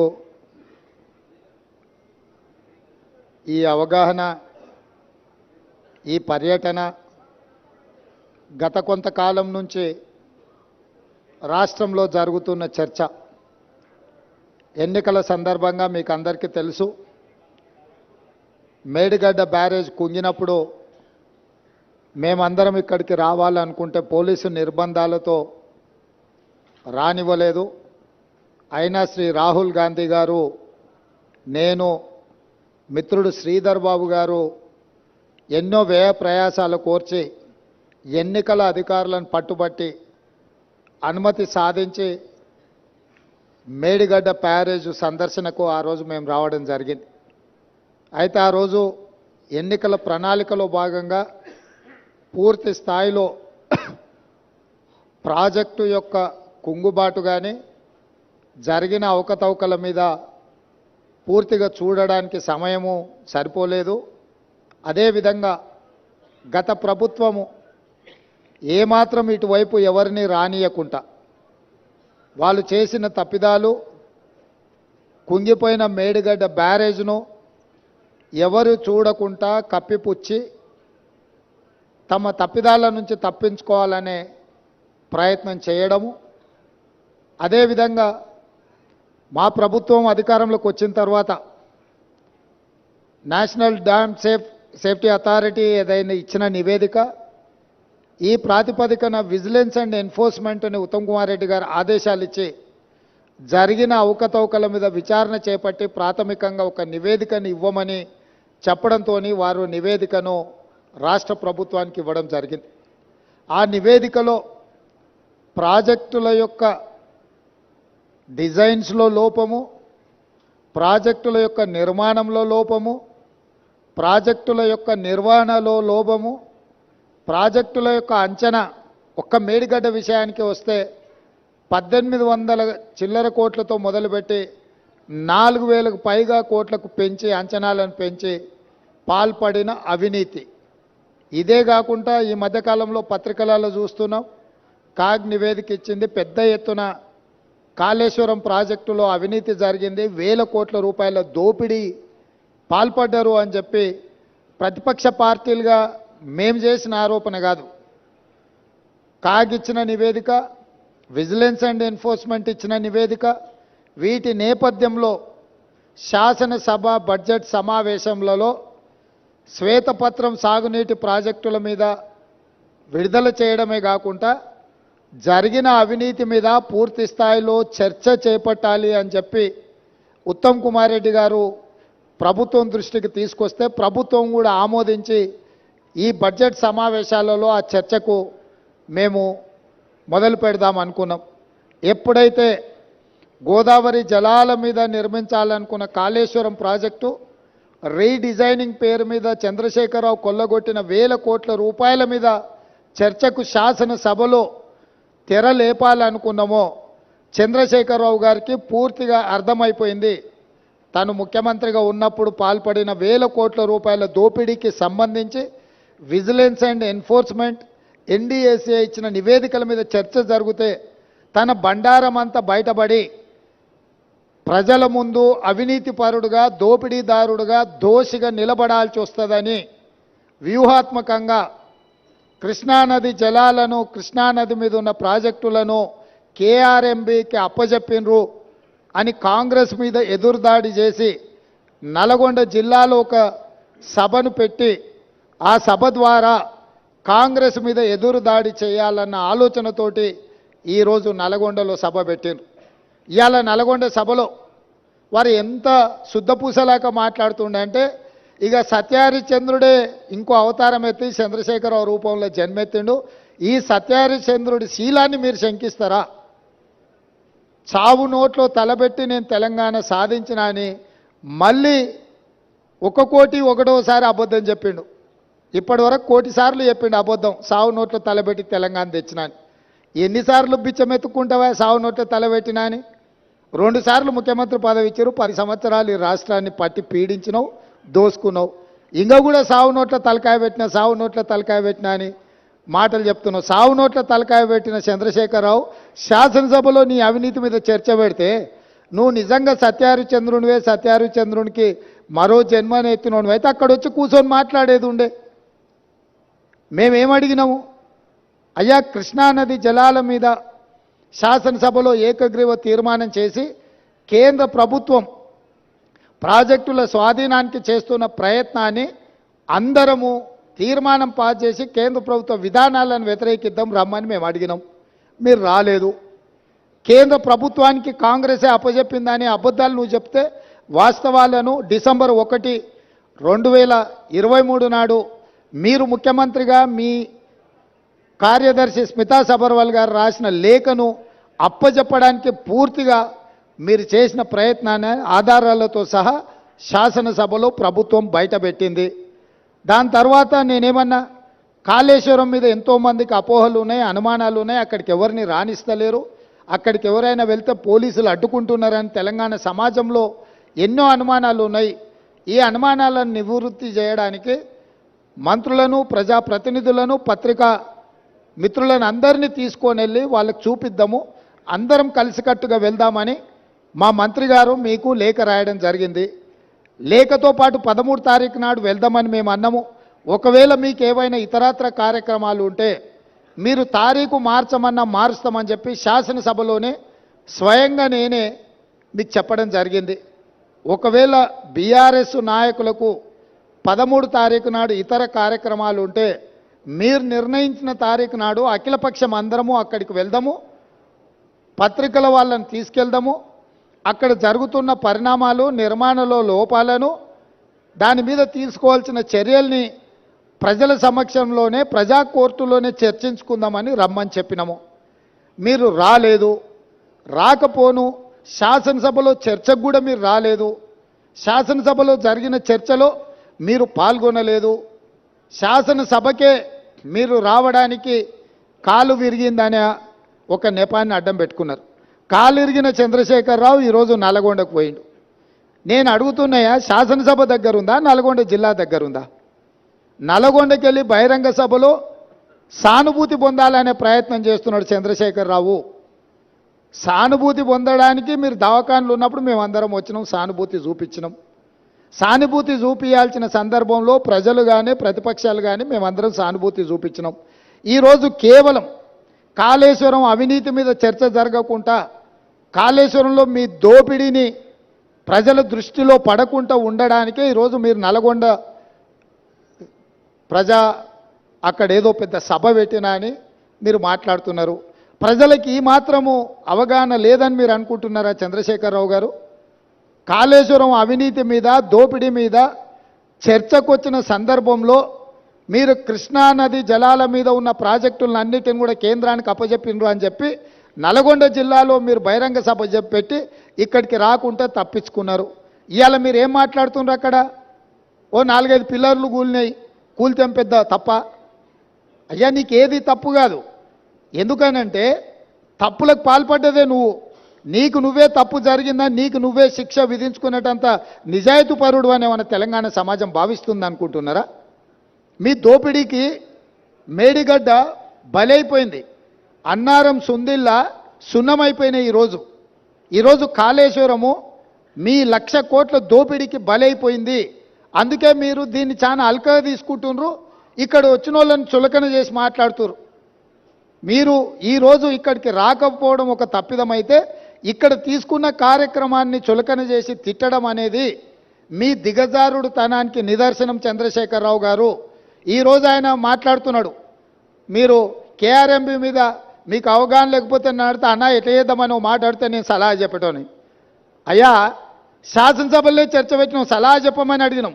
శాసనసభలో నేను స్పీకర్ గారికి విజ్ఞప్తి చేసిన, దయచేసి మాజీ ముఖ్యమంత్రి గారికి ఆదేశాలు ఇవ్వండి, అవసరమైతే సభను వాయిదా వేయండి, వారు వచ్చినాక వారి సలహా సూచనలు తీసుకున్న తర్వాతనే తీర్మానం చేద్దామని చెప్పినాం. ఉత్తమ్ కుమార్ రెడ్డి గారు పెట్టిన తీర్మానంలో లోపాలు ఉన్నాయి, అది కూడా సక్కలేదన్నాడు. సక్కలేని తీర్మానానికి నీ అల్లుడు స్వాతిముత్యం ఎట్లా మద్దతు ఇచ్చింది ఏకగ్రీవంగానే? అందుకే 4 సార్లు అడిగిన. శాసనసభలో మీరందరూ చూశారు కదా మీడియా మిత్రులు. ఉత్తమ్ కుమార్ రెడ్డి గారు ఈ ప్రాతిపదికన తీర్మానాలు పెట్టినరు.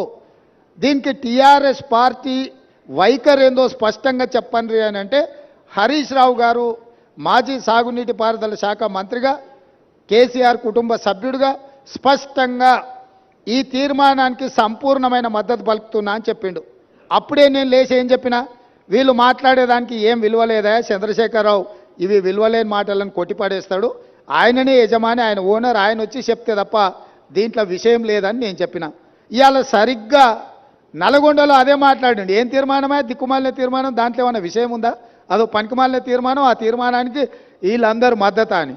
మరి ఒకవేళ తీర్మానంలో లోపాలు ఉంటే మీరు వచ్చి సవరించేది ఉండే. లేదు, మీ ప్రతినిధిగా మాట్లాడిన హరీష్ రావు గారు ఇది తప్పు, ఈ తీర్మానంలో లోపాలు ఉన్నాయి, దీన్ని సవరిస్తున్నామని తీర్మానం సవరించి ప్రతిపాదించేది ఉండే. నేను చెప్పింది చెప్పినట్టుగా హరీష్ రావు గారు లాంటి వాళ్ళకి ఆ పార్టీలో విలువ లేదు, వాళ్ళ మాటల పట్ల విశ్వాసం లేదు. అందుకే చంద్రశేఖర్ రావాలని మేము అడిగినాము, మీరు రాలేదు. ఇవాళ అంటున్నాడు ఆయన, ముఖ్యమంత్రి గారు అఖిలపక్షాన్ని ఢిల్లీకి తీసుకెళ్లాలని. ముఖ్యమంత్రి గారు అఖిలపక్షాన్ని ఢిల్లీకి తీసుకెళ్తాను, ఒకవేళ శాసనసభలో మీరు వచ్చి మీరు ఆ ప్రతిపాదన పెట్టండి. మా ప్రభుత్వము వినడానికి, ప్రజలకు మేలు జరిగే విధానాలు చేపట్టడానికి స్పష్టంగా ఒక స్పష్టతతో ఉన్నది. మీరు నల్గొండకెళ్ళి గక్కడేదో సభ పెట్టి దిక్కుమాలిన మాటలు మాట్లాడే కంటే శాసనసభ జరుగుతుంది. ప్రధాన ప్రతిపక్ష నాయకుడిగా 10 సంవత్సరాలు ముఖ్యమంత్రిగా పనిచేసిన మీరు, 20 ఏళ్ల నుంచి తెలంగాణ కోసం కొట్లాడినని చెప్పుకునే మీరు సభకి ఎందుకు రావడం లేదు? ఇవాళ బెదిరించి బతకాలని చూస్తున్నాడు, బ్లాక్మెయిల్ చేసి బతకాలని చూస్తున్నాడు కేసీఆర్ గారు. మమ్మల్ని వెంటాడుతాడంట ఆయన. అయ్యా రా, మంచిది, మేమేం అల్లాటప్పగా ఏమి ఇక ఆ కుర్చీలో కూర్చోలే. ప్రజల దగ్గరికి వెళ్ళి ప్రజలు ఓట్లేసి ప్రజలు ఎన్నుకున్న ప్రభుత్వం అక్కడ ఉంది. నీలాక ఉద్యమ ముసుగులో మంది పిల్లలను చంపి మేము కుర్చీ ఎక్కలేదు. చచ్చిపోయిన కుటుంబాలను ఆదుకుంటూ మేము ఇవాళ ప్రభుత్వాన్ని ఏర్పాటు చేసినాము. ఏర్పాటు చేసిన ప్రభుత్వంలో మేము ప్రజలకు అవసరమైన నిర్ణయాలు తీసుకుంటున్నాము. నిజంగానే నేను చంద్రశేఖరరావు గారిని సూటిగా అడుగుతున్నా, మీరు ఈ లోపాలలో, కాళేశ్వరంలో జరిగిన అవినీతిలో మీకు భాగస్వామ్యం లేకపోతే మీరు ఎందుకు భయపడుతున్నారు కాళేశ్వరం రావడానికి? మీరెందుకు చర్చకు రావడం లేదు? మేడిగడ్డ కుంగిపోయినప్పటి నుంచి ఈ రోజు వరకు చంద్రశేఖరరావు గారు ఏ రోజు కూడా కుంగిపోయిన మేడిగడ్డ మీద కానీ, అన్నారం మీద కానీ, సుందిళ్ళ మీద కానీ మీరు ఒక్క మాట ఎందుకు మాట్లాడతలేరు? శాసనసభలో చర్చ పెడితే మీరు మొహం ఎందుకు చాటేసిండ్రు? అదేవిధంగా కేఆర్ఎంబీ మీద ప్రాజెక్టులను అప్పచెప్తున్నామని చెప్పి మీ కార్యదర్శి గారు మాట్లాడిన విషయాలు ఉత్తమ్ కుమార్ రెడ్డి గారు లేఖ బయట పెడితే దాని మీద మీరు ఎందుకు స్పందిస్తలేరు? మీ కార్యదర్శి గారు మీ అనుమతి తీసుకొని లేఖ రాసినా, మీ అనుమతి లేకుంటేనే లేఖ రాసినా ప్రజలకు వివరించాల్సిన బాధ్యత మీకు లేదా? ఈరోజు కాళేశ్వరం అవినీతి మీద చర్చ జరిగినప్పుడు ఈ అవినీతి గురించి చర్చ జరగకుండా ఉండాలి అని, ఈ సమస్యను తప్పుదోవ పట్టించాలని ఈరోజు మీరు నల్గొండలో మీటింగ్ పెట్టినరు. మీరు మీటింగులు పెట్టి రాష్ట్రానికి ఏదైనా ప్రయోజనం చేకూర్చే మాటలు ఏమైనా మాట్లాడినరా? ఆయన అక్కడి నుంచి మాట్లాడుతున్నాడు మళ్ళీ అధికారంలోకి వస్తామని. నువ్వు చేసిన పనికి నిన్న అధికారంలోకా? ముందే ప్రజలకి విషయాలు తెచ్చుంటే ఆ ప్రతిపక్ష హోదా కూడా నీకు రాకపోతుండే. ఇవాళ ప్రతిపక్ష నాయకుడిగా నీ బాధ్యతను నువ్వు నెరవేర్చకుండా పారిపోయి శాసనసభకు రాకుండా ముఖం చాటేసి ఇంకెక్కడికి వెళ్తావని నేను అడుగుతున్నా. మీకు 39 మంది ఎమ్మెల్యేలను ఇచ్చి ప్రతిపక్ష నాయకుడు హోదా ఇస్తే సభలోకి వచ్చి సమస్యల మీద చర్చించకుండా పారిపోయి ఈరోజు మీరు ఏ రకంగా ప్రజల ముందుకు వస్తారు? ఏ ముఖం పెట్టుకొని వచ్చిండ్రు? ఈరోజు నల్గొండ జిల్లా ప్రజల్ని మీరు ఏం వంచడానికి ఈరోజు అక్కడికి వెళ్ళిండ్రు? ఆయనకి ఇప్పుడు మళ్ళీ ఫ్లోరైడ్ బాధ గుర్తొచ్చింది. ఎందుకంటే కుర్చీ పోయింది కదా, కుర్చీ పోగానే కేసీఆర్కు గుర్తొచ్చేది నీళ్లు, నల్గొండ జిల్లా ఫ్లోరైడ్ బాధితులు. ఎంతసేపు అయ్యా వాళ్ళ బాధల పునాదుల మీద అధికారాన్ని ఎక్కాలని ఆలోచన చేస్తున్నావు? ఇప్పుడు నీ అబద్ధాలను నమ్మడానికి తెలంగాణ సమాజం సిద్ధంగా ఉందని ఇంకా నువ్వు అనుకుంటున్నావా? అందుకే ఈరోజు ఇక్కడ ఈ అవగాహన సదస్సుకు దాదాపుగా హైదరాబాద్లో బయలుదేరి 5 గంటల పైగా ప్రయాణం చేసి ఈరోజు మంత్రులు కానీ, ప్రజాప్రతినిధులు కానీ, పాత్రికేయ మిత్రులు కానీ మీ అందరికీ కూడా వాస్తవాలను చూపించి వాస్తవాలకు సంబంధించిన వివరాలు వివిధ ఏజెన్సీల ద్వారా మీకు చెప్పించడం ద్వారా నిజమేందో మీ కళ్ళతో చూడాలని ఈరోజు ఈ పర్యటన. ఈ నిజాన్ని మీ కళ్ళతో చూసిండ్రు. ఈ వాస్తవాలను సమాజానికంతా మీరు చెప్పండి. న్యూయార్క్లో ఇది ఒక మ్యాన్ మేడ్ వండర్ అని చెప్పి న్యూయార్క్ స్క్వేర్లో ప్రకటనలు తీసుకుర్రు. నేషనల్ మీడియాలో ఇక దాని కథ చెప్పనంతగా కథలు చెప్పుకుర్రు.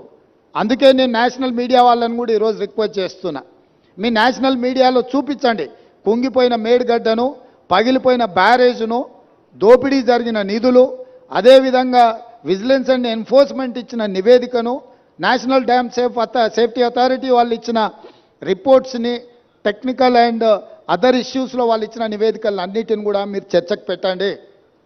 మేము చంద్రశేఖరరావు గారికి మళ్ళీ ఈ వేదిక మీద నుంచి నేను ఆహ్వానిస్తున్నా, మీరు శాసనసభకు వచ్చి నల్గొండలో ఎవడు లేని దగ్గర ఏదేదో మాట్లాడుడు కాదు.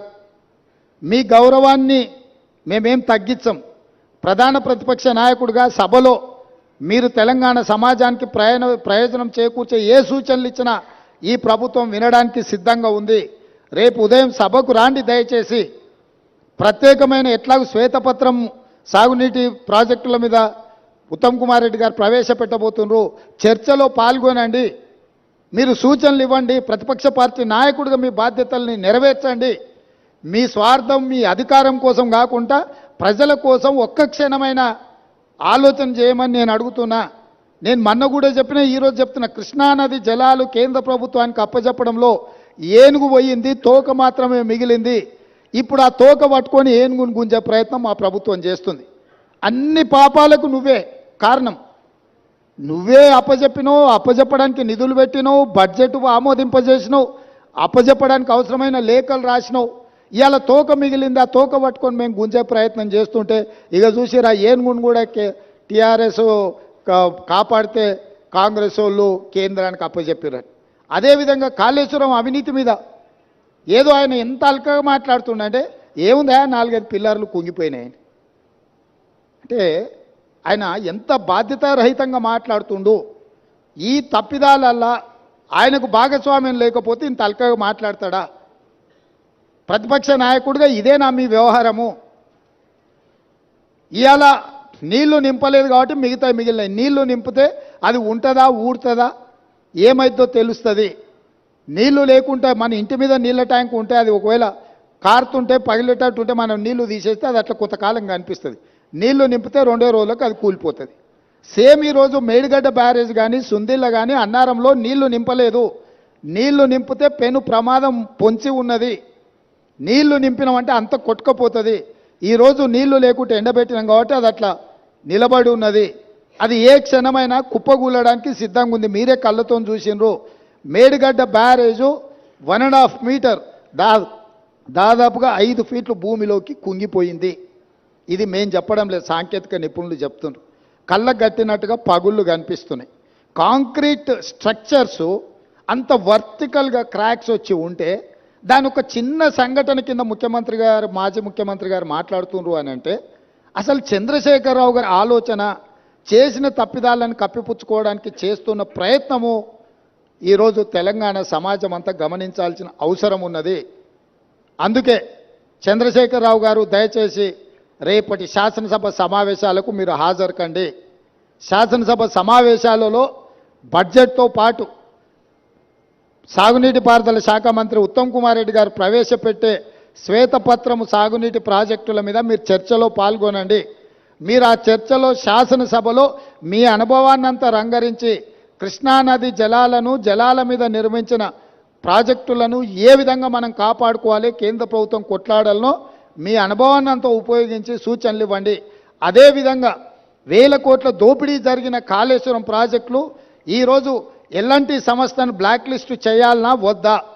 ఎల్ఎన్టీ సంస్థ నిర్మాణం చేయకుంటేనే పూర్తయినట్టు సర్టిఫికెట్ పొందడాన్ని, సర్టిఫికెట్ ఇచ్చిన అధికారులను శిక్షించాలనా లేదా? మీ వైఖరి ఏంది? కాళేశ్వరం ప్రాజెక్టు మీద జరిగిన అవకతవకల మీద నీ పార్టీ వైఖరి, మాజీ ముఖ్యమంత్రిగా సాగునీటి పారుదల శాఖ మంత్రిగా మీది, హరీష్ రావు గారి వైఖరి శాసనసభ ద్వారా తెలంగాణ సమాజానికి, దేశ ప్రజలకు చెప్పాల్సిన బాధ్యత మీ మీద ఉన్నది. ఈరోజు మీరు నల్గొండలో మాట్లాడిన మాటలు చూస్తే నాకు కాలు ఇరిగిపోయినా, చేత కాకపోయినా, నేను సభకు వచ్చినా, మీకోసం వచ్చినా అని అంటున్నావు. నువ్వు వాళ్ళ కోసం ఎన్నడూ రాలే. వాళ్ళ కోసం వచ్చే లక్షణమే నీకు లేదు. ఎందుకంటే ఎంతోమంది పిల్లలు చచ్చిపోతే, ఎంతోమంది ఆత్మహత్యలు చేసుకుంటే, ఎంతోమంది గొప్ప వ్యక్తులు చనిపోతే కూడా చూడని వ్యక్తివి నువ్వు. ఈరోజు నీ కుర్సీ పోయింది కాబట్టి ఆ కుర్సీని ఎత్తుక్కుంటా మళ్ళీ నల్గొండకి వెళ్ళావు. ఎందుకంటే ఖమ్మము, నల్గొండ, మహబూబ్నగర్లో 36 సీట్లు ఉన్నాయి. ఖమ్మంలో 10, నల్గొండలో 12, మహబూబ్నగర్లో 14. ఖమ్మంలో 1 సీటు గెలిచాడు, నల్గొండ 1 సీటు గెలిచాడు, మహబూబ్నగర్లో 2 సీట్లు గెలిచాడు. 36 సీట్లల్లో ఈ మొనగానికి వచ్చినాయి 4 సీట్లు.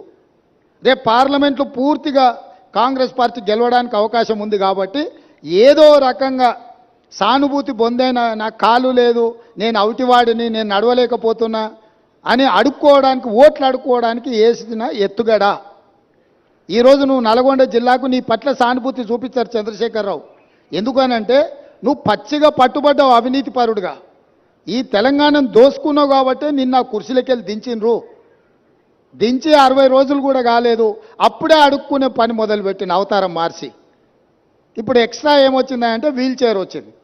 ఒకప్పుడేమో మంచంలో వండుకున్న నిజాం హాస్పిటల్లో, దాంతో సానుభూతి పొందిండు. ఆ కథ 10 ఏళ్ళు అక్కడికి వచ్చింది ఆయనకు. ఇప్పుడు ఆ కథ పోయింది కాబట్టి వీల్ చైర్కి వచ్చిండు. నల్గొండకు పోగలిగినోనివి ఇక పక్కలున్న కూతవేటి దూరంలో ఉన్న శాసనసభకు రాలేవా? ఎందుకు వస్తలేవు? బండారం బయటపడుతుందనా? లేకపోతే పచ్చిగా పట్టుబడి నీ దోపిడీ ప్రజలకంత అర్థమవుతుందనా? ఆయన ఏదో మమ్మల్ని భయపెట్టాలని చూస్తుండు. భయపడనని ప్రగల్భాలు వాడుతూ, భయపడకు, రా సభకు రా. ఎవరొద్దంటారు నిన్ను? సభలో వచ్చి మాట్లాడు. నేను స్పీకర్ గారికి విజ్ఞప్తి చేసిన, చంద్రశేఖరరావు గారు వస్తే ఎంతసేపు మాట్లాడతాడో అధ్యక్ష, మీరు మైక్ ఇవ్వండి, వారి అనుభవం అంతా ఉపయోగించి ఏం మాట్లాడతారో మాట్లాడండి. మేము కూడా విజ్ఞప్తి చేసినాం స్పీకర్ గారికి. స్పీకర్ గారు కూడా మీకు స్వేచ్ఛగా మీ పార్టీకి మైక్ ఇస్తున్నాడు, ఎక్కడ మీ మైక్ కూడా కట్ చేయలేదు. కాబట్టి ఈరోజు ఈ కాళేశ్వరం యొక్క అవినీతి మీద ఇంతమంది పర్యటన ఉంది కాబట్టి ఈ అవినీతి మీద చర్చ జరగకుండా ఉండడానికి నల్గొండలో కేసీఆర్ గారు సభ ఏర్పాటు చేసుకున్నారు. నల్గొండ జిల్లాలో మనుషులు దొరక్కపోతే పాత ఉమ్మడి మహబూబ్నగర్ జిల్లాలో కల్వకుర్తి నుంచి బస్సులు పెట్టి జనాలను దొలకపోయారా? బస్సులు 100 ఉన్నాయి, మంది 10 మంది ఊరు. నీ ఏషం అట్లుంది చంద్రశేఖరరావు. కాబట్టి ఇంత ఓపికగా ఇక్కడికి వచ్చి ఈ వాస్తవాలను చూసి అధికారులు ఇచ్చిన వివరాలు కానీ, ప్రతిపక్ష పార్టీగా మేము చెబుతున్న విషయాలను కానీ మీరందరూ ఒక బేరీజు వేసుకొని చంద్రశేఖరరావు గారి యొక్క కుట్రలను, కుతంత్రాలను తిప్పికొట్టాల్సిన బాధ్యత తెలంగాణ సమాజం మీద ఉన్నది. కవులు, కళాకారులు, మేధావులు అందరూ కూడా కాళేశ్వరానికి రండి. ఒకప్పుడు కాళేశ్వరం ప్రాజెక్టు కట్టినప్పుడు ప్రారంభోత్సవానికి జగన్మోహన్ రెడ్డి గారిని పిలిచిండ్రు, ఫడ్నవీస్ గారిని పిలిచిండ్రు. గ్రామాల నుంచి బస్సులు పెట్టి వేలాది మందిని తరలించండి ఇక్కడికి. మరి ఇవాళ అదే కాళేశ్వరం చూడడానికి ప్రతిపక్షాలను తెస్తే ఒక్క టీఆర్ఎస్ ఆయన కూడా పత్తకలేడు. మీరు అద్భుతం కట్టినప్పుడు ఈ అద్భుతాన్ని చెప్పుకోవడానికి మీకు మంచి అవకాశం కదా. ఈ అద్భుతాన్ని చూడడానికి, చూపించడానికి మీరు రావచ్చు కదా.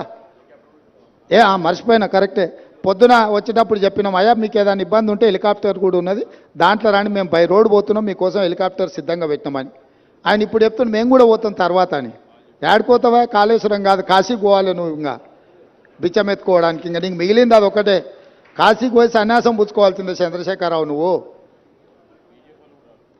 సరే, ఇక ఆయన చీకటి మిత్రుడు.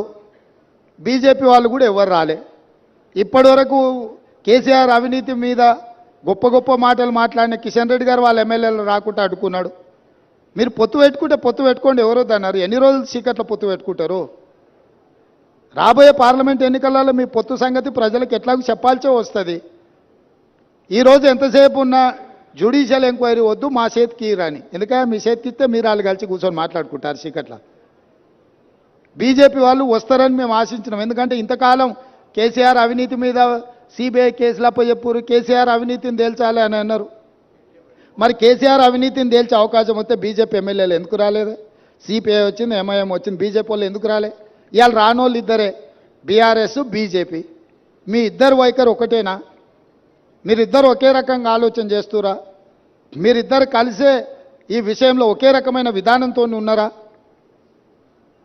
ఈరోజు బీజేపీ ఇది ప్రభుత్వ అధికారిక కార్యక్రమం, శాసనసభలో స్పీకర్ అనుమతితో ఏర్పాటు చేసిన కార్యక్రమం. ఇది కాంగ్రెస్ పార్టీ కార్యక్రమం కాదు. మాతో భిన్నాభిప్రాయాలు ఉండేవాళ్ళు కూడా ఇక్కడికి రావచ్చు. మా అభిప్రాయాలతో ఏకీభవించే వాళ్ళనే పిలవలే మేము. మా అభిప్రాయాలతో విభేదించే వాళ్ళని కూడా వాస్తవాలను చూడడానికి ఈరోజు ఇక్కడికి ఆహ్వానించినాము. కాబట్టి ఇప్పటికైనా బీజేపీ తమ వైఖరిని స్పష్టం చేయాలి. మీరు చంద్రశేఖరరావు గారి అవినీతిని కాపాడడానికి ఏమైనా ప్రయత్నం చేస్తారా? లేకపోతే చంద్రశేఖరరావును శాసనసభలో నిలదీసి జరిగిన అవినీతి మీద చర్యలు తీసుకోవడానికి రాష్ట్ర ప్రభుత్వానికి సహకరిస్తారా? మీ వైఖరి కూడా స్పష్టంగా చెప్పాల్సిందిగా బీజేపీని మేము డిమాండ్ చేస్తున్నాం.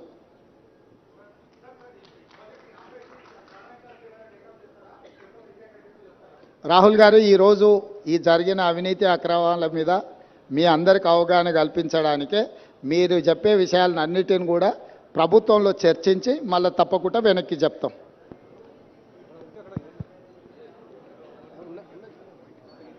మైకే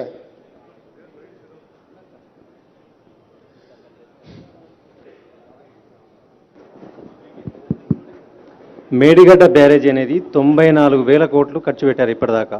అయితే మీరు 3,000 కోట్లతో ఖర్చు పెట్టిన ఒక మేడిగడ్డకు మాత్రమే పరిమితమయ్యారు. మొత్తం కలిపి కాళేశ్వరం కుంభకోణం 94,000 కోట్లకు సంబంధించింది.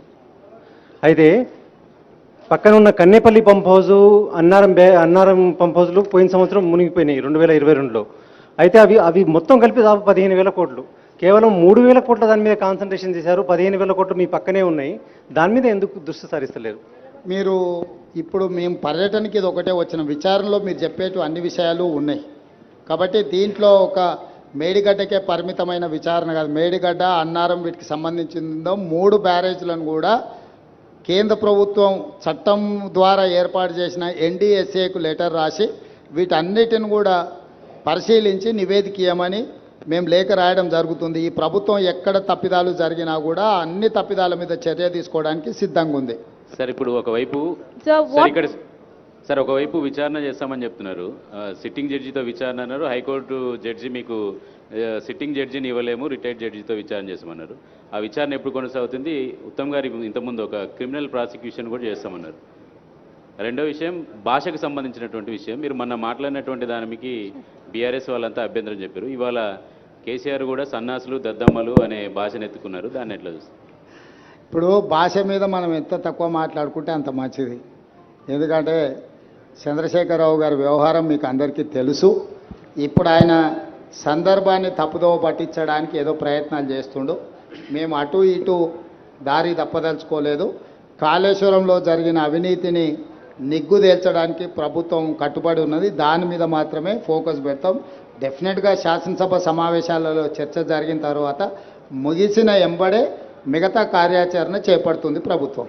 సార్, కేఆర్ఎంబి పైన అఖిలపక్షంని ఢిల్లీకి తీసుకెళ్లాలని చెప్తున్న రేవంత్ రెడ్డి కేసీఆర్ అన్నారు ఇంతకుముందు. మీరు కేఆర్ఎంబి పైన అఖిలపక్షాన్ని ఢిల్లీకి తీసుకెళ్లే అవకాశం ఉందా మీరు ముఖ్యమంత్రిగా?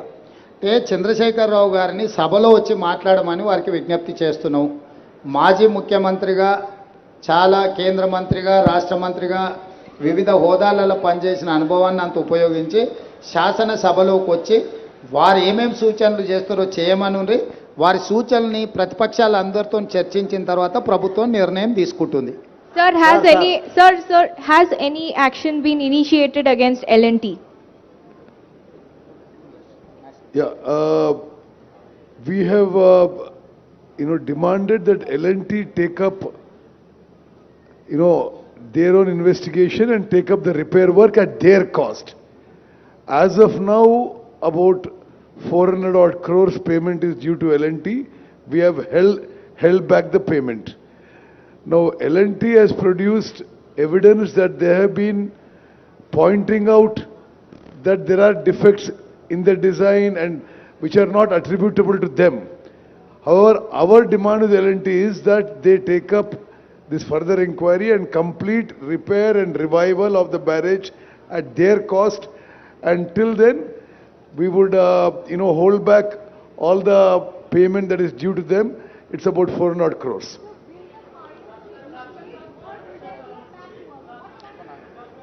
See, at this stage, I cannot comment on this. Like the Chief Minister has said, the National Dam Safety Authority, which is a constitutional body, is being given the task of identifying the fault and the way forward. Sir మీ ముందు 4 months దాదాపు 3 months ఉంది. ఇంకా నివేదిక రావాలి. మీరు శాసనసభలో దీనికి సంబంధించినటువంటి ఎటువంటి విచారణ చేస్తారో తెలియాలి. 3 నెలలు గడిస్తే వర్షాకాలం వస్తుంది. ప్రాజెక్టు మరి ఆ లోపు అసలు ఏమి నిర్ణయం తీసుకుంటారు? అసలు ఈ వానాకాలం కాళేశ్వరం నీళ్లు తెలంగాణ ప్రజలకు మీరు పరిచయం చేసుకోండి. నేను లెనిన్ సార్, TV5 వరంగల్. సరే, ఒకటి మిత్రమా, ఇది October 21st ఈ సంఘటన జరిగింది. December 7 వరకు, December 7 మేము ప్రమాణ స్వీకారం చేసే వరకు కేసీఆర్ ముఖ్యమంత్రి. మేము ప్రమాణ స్వీకారం చేసి 2 నెలలు అయింది. ఈ 2 నెలల్లో దీని విషయంలో ఎంక్వైరీ ఇన్వెస్టిగేషన్ ముందుకు తీసుకుపోయినాం. అదేవిధంగా నేషనల్ డ్యామ్ సేఫ్టీ అథారిటీకి ఈ విషయం అప్పచెప్పినాం. అట్ దిస్ స్టేజ్ ఆ యొక్క బ్యారేజ్ల యొక్క విషయంలో ద వే ఫార్వర్డ్ అది మేము ఇప్పుడు నేషనల్ డ్యామ్ సేఫ్టీ అథారిటీ యొక్క అడ్వైస్ మీద పోబోతున్నారని చెప్పి ఆన్ రికార్డ్ మీకు తెలియజేస్తాం.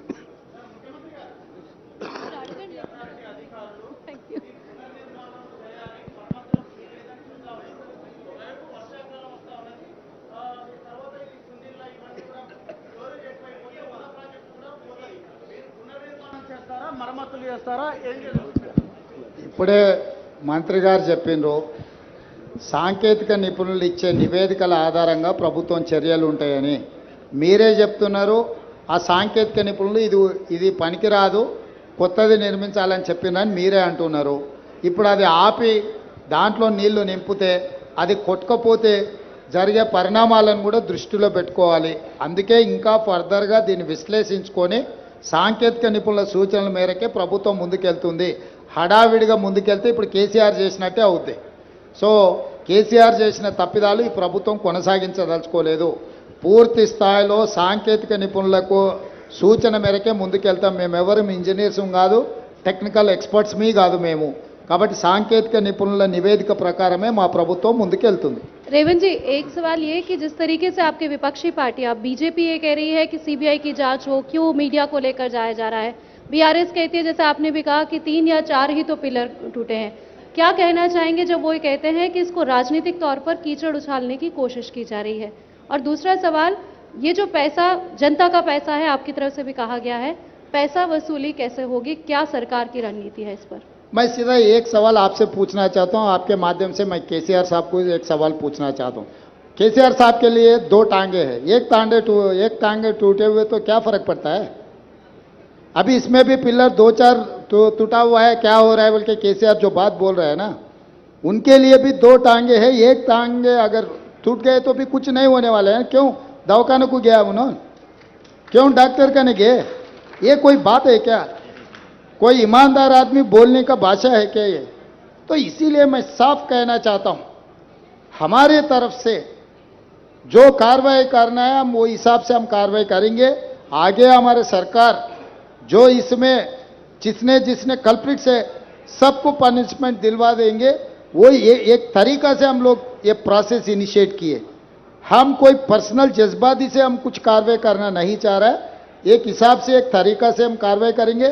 इसमें केसीआर है, एल&टी कंपनी है और कौन कौन है, सबके लिए हम एक सिस्टम से पनिशमेंट दिलवाएंगे. CM garu For national media, I just want to highlight one issue. Medigadda barrage, Sundilla and Annaram barrages are the heart of the Kaleshwaram project.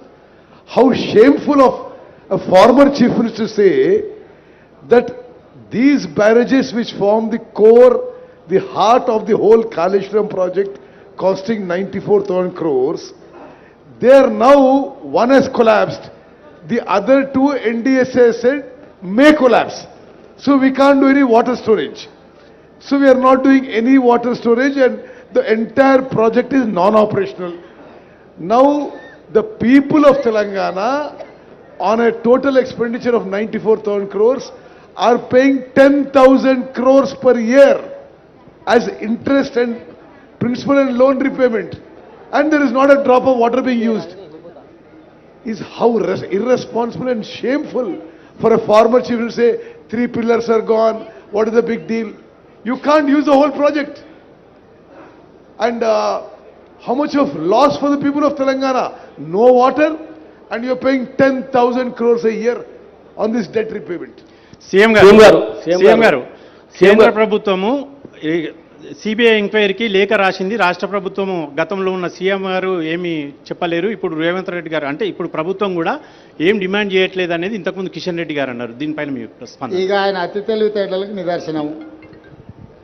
మేము ఆల్రెడీ జ్యుడిషియల్ ఎంక్వైరీకి ఇనిషియేట్ చేసినాం, క్యాబినెట్లో రెజల్యూషన్ పాస్ చేసినాం, అసెంబ్లీలో resolution pass చేసినాం, sitting judge కోసం అడిగినాము. CBI కంటే కూడా ఉన్నతమైన న్యాయ విచారణకు ఆదేశించినాము. ఎంతసేపు నా సిబిఐకి ఇస్తే ఆ కళ్ళెం మా చేతులకు వస్తుంది, కళ్ళెం మా చేతులు ఉంటే కేసీఆర్ దగ్గర కొంత గిల్లుకోవచ్చు అనే ధ్యాస తప్ప జ్యుడిషియల్ ఎంక్వైరీ ఇచ్చి ఆర్డర్ చేసినందుకు వారికి ఉన్న కేంద్ర ప్రభుత్వం నుంచి కూడా ఒక లేఖ రాసి సిట్టింగ్ జడ్జిని కేటాయించడానికి సహకరించకుండా జ్యుడిషియల్ ఎంక్వైరీనే తప్పుపడుతున్నాడు కిషన్ రెడ్డి గారు లేకపోతే బీజేపీ వాళ్ళు. అంటే వాళ్ళకి జ్యుడిషియల్ ఎంక్వైరీ మీద న్యాయమూర్తుల మీద నమ్మకం లేదా? మేమేమో మా స్టేట్ గవర్నమెంట్లో ఉండే విచారణ సంస్థలతో విచారణ చేయిస్తామని మేము చెప్పలేదు. మేము న్యాయస్థానం ద్వారానే విచారణ చేయిస్తామని చెప్పినాము. బీజేపీ వాళ్లకు న్యాయస్థానం మీద నమ్మకం లేదు, సిబిఐ విచారణను అడుగుతుండ్రా. Point number 1. 10 సంవత్సరాలు మీరే 5 ఏళ్ళు మీరు కేంద్ర మంత్రిగా ఉన్నారు, 10 ఏళ్ళు మోడీ గారు ప్రధానమంత్రిగా ఉన్నారు. ఈ 10 సంవత్సరాలలో ఏ కేసులో కూడా సిబిఐ విచారణ కానీ, ఈడీ విచారణ కానీ, ఇన్కమ్ ట్యాక్స్ విచారణ కానీ గత ప్రభుత్వానికి వ్యతిరేకంగా మీరు చేపట్టలేదు. ఈరోజు కాంగ్రెస్ పార్టీ మాకు లేఖ రాయలేదు, కేసీఆర్ జుట్టు కాంగ్రెస్ మా చేతికి అందించలేదు. ఇవన్నీ కూడా వింటుంటే కిషన్ రెడ్డి గారి పట్ల జాలి కలుగుతుంది. ఈరోజు ఎందుకు ఎమ్మెల్యేలను పంపించలేదు? వారు నాకు తెలిసి వరంగల్లోనే ఉన్నట్టున్నారు. సగం దూరం ఆల్రెడీ వచ్చిండు, ఇక కొంచెంకంత దూరం వస్తే కాళేశ్వరం చూసిటోడు కదా. ఎందుకు రావడం లేదు? వాళ్ళ అవినీతిని బట్టబయలు చేద్దాము, అవినీతి పరుల బండారం బయట పెడదామని ప్రభుత్వం పిలిచింది. ఇప్పుడు ప్రధానమంత్రిగా నరేంద్ర మోడీ గారు సమావేశానికి పిలిస్తే మేము వెళ్తలేమా? నరేంద్ర మోడీ గారి దగ్గర జలశక్తి మంత్రి దగ్గరికి నేను ఉత్తమ్ కుమార్ రెడ్డి గారు వెళ్ళి ప్రభుత్వం చర్చలు చేపట్టలేదా? మేము పోయి నివేదికలు ఇవ్వలేదా? ఈరోజు రాష్ట్ర ప్రభుత్వంతో కలిసి రావడానికి మీకున్న సమస్య ఏంది? కేసీఆర్ అవినీతి బండారం బయట పెట్టడానికి ఈ కాళేశ్వరం పర్యటన, మేడిగడ్డ సందర్శన చాలా కీలకం. ఎందుకు రాలేదో ప్రజలకు ముందు కిషన్ రెడ్డి గారిని జవాబు చెప్పమన్నారు. విజిలెన్స్ కమిటీ రిపోర్టే అనుకోండి, అదేవిధంగా డ్యామ్ సేఫ్టీ అథారిటీ నిర్వహణ, డిజైన్, క్వాలిటీ అన్ని లోపాలు ఉన్నాయంటే ఇవన్నీ కమిషన్లతో వ్యవహారం జరిగిందని అనుకుంటున్నాం. మరి వీటన్నింటికి అనుమతులు ఇచ్చింది కేంద్ర ప్రభుత్వం. అంటే ఈ కమిషన్లు ఎక్కడి నుంచి స్టార్ట్ అయింది అనుకుంటున్నారు? ఒకటి. రెండోది, ఇప్పుడు ఈ 3 పునరుద్ధరణ అంటాలకే 1000 కోట్లతో కూడుకున్న అంశం. మరి వీటన్నిటిని పక్కన పెట్టి పాతది ఏదైతే తమిడియాటి నుంచి ఎల్లంపల్లికి గ్రావిటీ ద్వారా వచ్చేది దాన్ని ఏమన్నా ఏమంటున్నాను? ఇవన్నీ కూడా నిపుణులతో చర్చించి తీసుకోవాల్సిన నిర్ణయాలు. నేను కానీ, ఉత్తమ్ కుమార్ రెడ్డి గారు కానీ, శ్రీధర్ బాబు గారు 80,000 పుస్తకాలు మేము చదవలేదు. మాకంత గొప్ప విజ్ఞానం కూడా ఉందని మేము భావించడం లేదు. మేము పొలిటికల్ ఎగ్జిక్యూటివ్స్ మాత్రమే. టెక్నికల్ ఎక్స్పర్ట్స్తో కూర్చొని వీటిని తొలగించి కొత్తది నిర్మాణం చేస్తే ప్రయోజనమా, లేకపోతే తుమ్మిడియేటి దగ్గర ప్రాజెక్టు నిర్మించి గ్రావిటీతో నీళ్ళు ఇస్తే ప్రయోజనమా? సాంకేతిక నిపుణులతో చర్చించినాక మా ప్రభుత్వం ఒక నిర్దిష్టమైన నిర్ణయంతో ముందుకు వస్తుంది. ముందు మీకే వివరిస్తాం. మీ ప్రభుత్వ హయాంలో కొత్త ప్రాజెక్టులు కట్టే ఉద్దేశం ఏమైనా ఉందా సార్? ఏ కొత్త ప్రాజెక్టులే? ఇటు గోదావరి నది కావచ్చు, కృష్ణా నది మీద కావచ్చు, మీ ప్రభుత్వ హయాంలో కొత్త ప్రాజెక్టులు కట్టేటువంటి ఆలోచన ఏమైనా ఉందా? ఈ సమాధానమే మీకు సాంకేతిక నిపుణులు సలహాలు ఇస్తే డెఫినెట్ గా దాని పరిగణలోకి తీసుకుంటాం. Sir, I just want to ask, the Vigilance and Enforcement has given a scathing report. They said that there has been payments given, without even checking the completion and giving completion certificates. Now there is errors on the official side. What action are you taking on the officials? Already we have terminated that CE, and further we are going to recover that payments. If necessary, we are going to use R&R Act, Revenue Recovery Act. CM గారు, Thank you. CM గారు, right sir. గౌరవనీయులకి ముఖ్యమంత్రి గారు రేవంత్ రెడ్డి గారికి, సహచర మంత్రివర్గ పెద్దలు ఉత్తమ్ కుమార్ రెడ్డితో పాటు గౌరవ శాసనసభ్యులు, గౌరవ శాసన మండలి సభ్యులు, పాత్రికేయ మిత్రులు, అధికారులకి అందరికీ కూడా హృదయపూర్వకంగా ఈరోజు ఇక్కడికి వచ్చినందుకు కృతజ్ఞతలు తెలియజేస్తాను. సభ్యులకు అందరికీ నమస్కారం. ఈ కార్యక్రమంలో పాల్గొన్న అధికారులకు ఈ అవగాహన, ఈ పర్యటన గత కొంతకాలం నుంచి రాష్ట్రంలో జరుగుతున్న చర్చ, ఎన్నికల సందర్భంగా మీకు అందరికీ తెలుసు, మేడిగడ్డ బ్యారేజ్ కుంగినప్పుడు మేమందరం ఇక్కడికి రావాలనుకుంటే పోలీసు నిర్బంధాలతో రానివ్వలేదు. అయినా శ్రీ రాహుల్ గాంధీ గారు, నేను, మిత్రుడు శ్రీధర్ బాబు గారు ఎన్నో వ్యయ ప్రయాసాలు కోర్చి ఎన్నికల అధికారులను పట్టుబట్టి అనుమతి సాధించి మేడిగడ్డ ప్యారేజ్ సందర్శనకు ఆ రోజు మేము రావడం జరిగింది. అయితే ఆ రోజు ఎన్నికల ప్రణాళికలో భాగంగా పూర్తి స్థాయిలో ప్రాజెక్టు యొక్క కుంగుబాటు కానీ జరిగిన అవకతవకల మీద పూర్తిగా చూడడానికి సమయము సరిపోలేదు.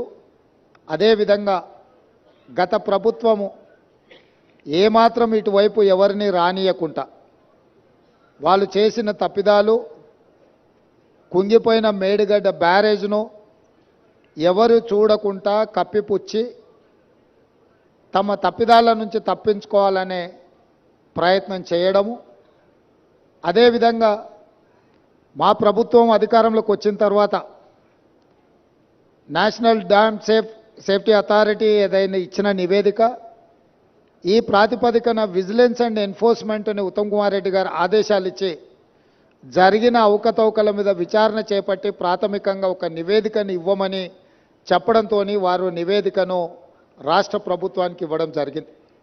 ఆ నివేదికలో ప్రాజెక్టుల యొక్క డిజైన్స్లో లోపము, ప్రాజెక్టుల యొక్క నిర్మాణంలో లోపము, ప్రాజెక్టుల యొక్క నిర్వహణలో లోపము, ప్రాజెక్టుల యొక్క అంచనా, ఒక్క మేడిగడ్డ విషయానికి వస్తే 1800 చిల్లర కోట్లతో మొదలుపెట్టి 4000కు పైగా కోట్లకు పెంచి అంచనాలను పెంచి పాల్పడిన అవినీతి. ఇదే కాకుండా ఈ మధ్యకాలంలో పత్రికలలో చూస్తున్నాం, కాగ్ నివేదిక ఇచ్చింది, పెద్ద ఎత్తున కాళేశ్వరం ప్రాజెక్టులో అవినీతి జరిగింది, 1000 కోట్ల రూపాయల దోపిడీ పాల్పడ్డారు అని చెప్పి ప్రతిపక్ష పార్టీలుగా మేము చేసిన ఆరోపణ కాదు, కాగ్ ఇచ్చిన నివేదిక, విజిలెన్స్ అండ్ ఎన్ఫోర్స్మెంట్ ఇచ్చిన నివేదిక. వీటి నేపథ్యంలో శాసనసభ బడ్జెట్ సమావేశంలో శ్వేతపత్రం సాగునీటి ప్రాజెక్టుల మీద విడుదల చేయడమే కాకుండా జరిగిన అవినీతి మీద పూర్తి స్థాయిలో చర్చ చేపట్టాలి అని చెప్పి ఉత్తమ్ కుమార్ రెడ్డి గారు ప్రభుత్వం దృష్టికి తీసుకొస్తే ప్రభుత్వం కూడా ఆమోదించి ఈ బడ్జెట్ సమావేశాలలో ఆ చర్చకు మేము మొదలు పెడదాం అనుకున్నాం. ఎప్పుడైతే గోదావరి జలాల మీద నిర్మించాలనుకున్న కాళేశ్వరం ప్రాజెక్టు రీడిజైనింగ్ పేరు మీద చంద్రశేఖరరావు కొల్లగొట్టిన 1000 కోట్ల రూపాయల మీద చర్చకు శాసనసభలో తెర లేపాలనుకున్నామో చంద్రశేఖరరావు గారికి పూర్తిగా అర్థమైపోయింది. తను ముఖ్యమంత్రిగా ఉన్నప్పుడు పాల్పడిన 1000 కోట్ల రూపాయల దోపిడీకి సంబంధించి విజిలెన్స్ అండ్ ఎన్ఫోర్స్మెంట్ ఎన్డీఏసీఐ ఇచ్చిన నివేదికల మీద చర్చ జరిగితే తన బండారం అంతా బయటపడి ప్రజల ముందు అవినీతిపరుడుగా, దోపిడీదారుడుగా, దోషిగా నిలబడాల్సి వస్తుందని వ్యూహాత్మకంగా కృష్ణానది జలాలను, కృష్ణానది మీద ఉన్న ప్రాజెక్టులను కేఆర్ఎంబీకి అప్పజెప్పినరు అని కాంగ్రెస్ మీద ఎదురుదాడి చేసి నల్గొండ జిల్లాలో ఒక సభను పెట్టి ఆ సభ ద్వారా కాంగ్రెస్ మీద ఎదురుదాడి చేయాలన్న ఆలోచనతోటి ఈరోజు నల్గొండలో సభ పెట్టారు. ఇవాళ నల్గొండ సభలో వారు ఎంత శుద్ధపూసలాక మాట్లాడుతుండే అంటే, ఇక సత్యహరిశ్చంద్రుడే ఇంకో అవతారం ఎత్తి చంద్రశేఖరరావు రూపంలో జన్మెత్తిండు, ఈ సత్యహరిశ్చంద్రుడి శీలాన్ని మీరు శంకిస్తారా? చావు నోట్లో తలబెట్టి నేను తెలంగాణ సాధించిన అని మళ్ళీ 1,01,000 అబద్ధం చెప్పిండు. ఇప్పటి వరకు 1,00,000 సార్లు చెప్పిండు అబద్ధం, సావు నోట్లో తలబెట్టి తెలంగాణ తెచ్చినా అని. ఎన్నిసార్లు బిచ్చమెత్తుకుంటావా సావు నోట్లో తలబెట్టినా అని? 2 సార్లు ముఖ్యమంత్రి పదవి ఇచ్చారు, 10 సంవత్సరాలు ఈ రాష్ట్రాన్ని పట్టి పీడించినావు, దోసుకున్నావు. ఇంకా కూడా సావు నోట్ల తలకాయ పెట్టినా, సావు నోట్ల తలకాయ పెట్టినా అని మాటలు చెప్తున్నావు. సావు నోట్ల తలకాయ పెట్టిన చంద్రశేఖరరావు శాసనసభలో నీ అవినీతి మీద చర్చ పెడితే నువ్వు నిజంగా సత్యహరిశ్చంద్రునివే, సత్యహరిశ్చంద్రునికి మరో జన్మని ఎత్తినోనివి అయితే అక్కడ వచ్చి కూర్చొని మాట్లాడేది ఉండే. మేమేమడిగినాము? అయ్యా, కృష్ణానది జలాల మీద శాసనసభలో ఏకగ్రీవ తీర్మానం చేసి కేంద్ర ప్రభుత్వం ప్రాజెక్టుల స్వాధీనానికి చేస్తున్న ప్రయత్నాన్ని అందరము తీర్మానం పాస్ చేసి కేంద్ర ప్రభుత్వ విధానాలను వ్యతిరేకిద్దాం రమ్మని మేము అడిగినాం. మీరు రాలేదు. కేంద్ర ప్రభుత్వానికి కాంగ్రెసే అప్పచెప్పిందని అబద్ధాలు నువ్వు చెప్తే వాస్తవాలను డిసెంబర్ 1, 2023 నాడు మీరు ముఖ్యమంత్రిగా మీ కార్యదర్శి స్మితా సబర్వాల్ గారు రాసిన లేఖను అప్పజెప్పడానికి పూర్తిగా మీరు చేసిన ప్రయత్నాన్ని ఆధారాలతో సహా శాసనసభలో ప్రభుత్వం బయటపెట్టింది. దాని తర్వాత నేనేమన్నా కాళేశ్వరం మీద ఎంతోమందికి అపోహలు ఉన్నాయి, అనుమానాలు ఉన్నాయి, అక్కడికి ఎవరిని రాణిస్తలేరు, అక్కడికి ఎవరైనా వెళ్తే పోలీసులు అడ్డుకుంటున్నారని తెలంగాణ సమాజంలో ఎన్నో అనుమానాలు ఉన్నాయి. ఈ అనుమానాలను నివృత్తి చేయడానికి మంత్రులను, ప్రజాప్రతినిధులను, పత్రికా మిత్రులను అందరినీ తీసుకొని వెళ్ళి వాళ్ళకి చూపిద్దాము, అందరం కలిసికట్టుగా వెళ్దామని మా మంత్రి గారు మీకు లేఖ రాయడం జరిగింది.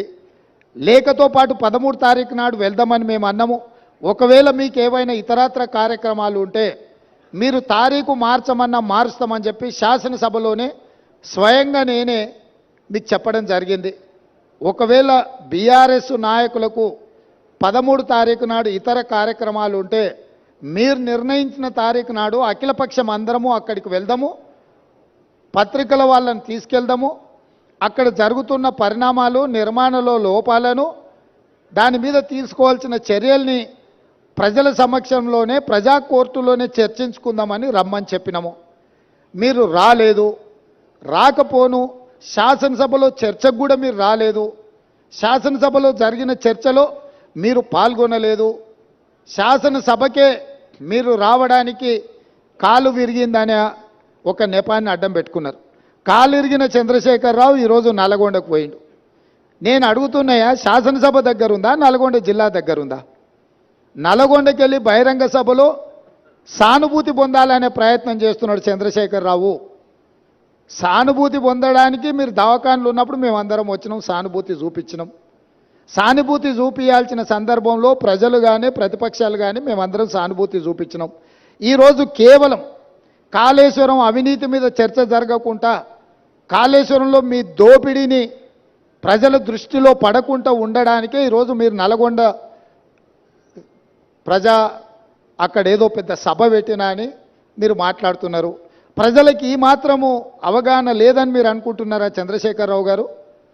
కాళేశ్వరం అవినీతి మీద, దోపిడీ మీద చర్చకు వచ్చిన సందర్భంలో మీరు కృష్ణానది జలాల మీద ఉన్న ప్రాజెక్టులన్నిటిని కూడా కేంద్రానికి అప్పజెప్పినరు అని చెప్పి నల్గొండ జిల్లాలో మీరు బహిరంగ సభ పెట్టి ఇక్కడికి రాకుండా తప్పించుకున్నారు. ఇవాళ మీరు ఏం మాట్లాడుతున్నారు? అక్కడ ఓ 4-5 పిల్లర్లు కూలితే పెద్ద తప్ప? అయ్యా, నీకేది తప్పు కాదు. ఎందుకనంటే తప్పులకు పాల్పడ్డదే నువ్వు. నీకు నువ్వే తప్పు జరిగిందని నీకు నువ్వే శిక్ష విధించుకునేటంత నిజాయితీపరుడు అని మన తెలంగాణ సమాజం భావిస్తుంది అనుకుంటున్నారా? మీ దోపిడీకి మేడిగడ్డ బలైపోయింది, అన్నారం సుందిల్లా సున్నమైపోయినాయి. ఈరోజు కాళేశ్వరము మీ 1,00,000 కోట్ల దోపిడీకి బలైపోయింది. అందుకే మీరు దీన్ని చాలా అల్కగా తీసుకుంటున్నారు. ఇక్కడ వచ్చిన వాళ్ళని చులకన చేసి మాట్లాడుతున్నారు. మీరు ఈరోజు ఇక్కడికి రాకపోవడం ఒక తప్పిదమైతే, ఇక్కడ తీసుకున్న కార్యక్రమాన్ని చులకన చేసి తిట్టడం అనేది మీ దిగజారుడు తనానికి నిదర్శనం చంద్రశేఖరరావు గారు. ఈరోజు ఆయన మాట్లాడుతున్నాడు, మీరు కేఆర్ఎంబి మీద మీకు అవగాహన లేకపోతే నడితే అన్నా ఎట్లా చేద్దామని మాట్లాడితే నేను సలహా చెప్పటోని. అయ్యా, శాసనసభలో చర్చ పెట్టినాం, సలహా చెప్పమని అడిగినాం.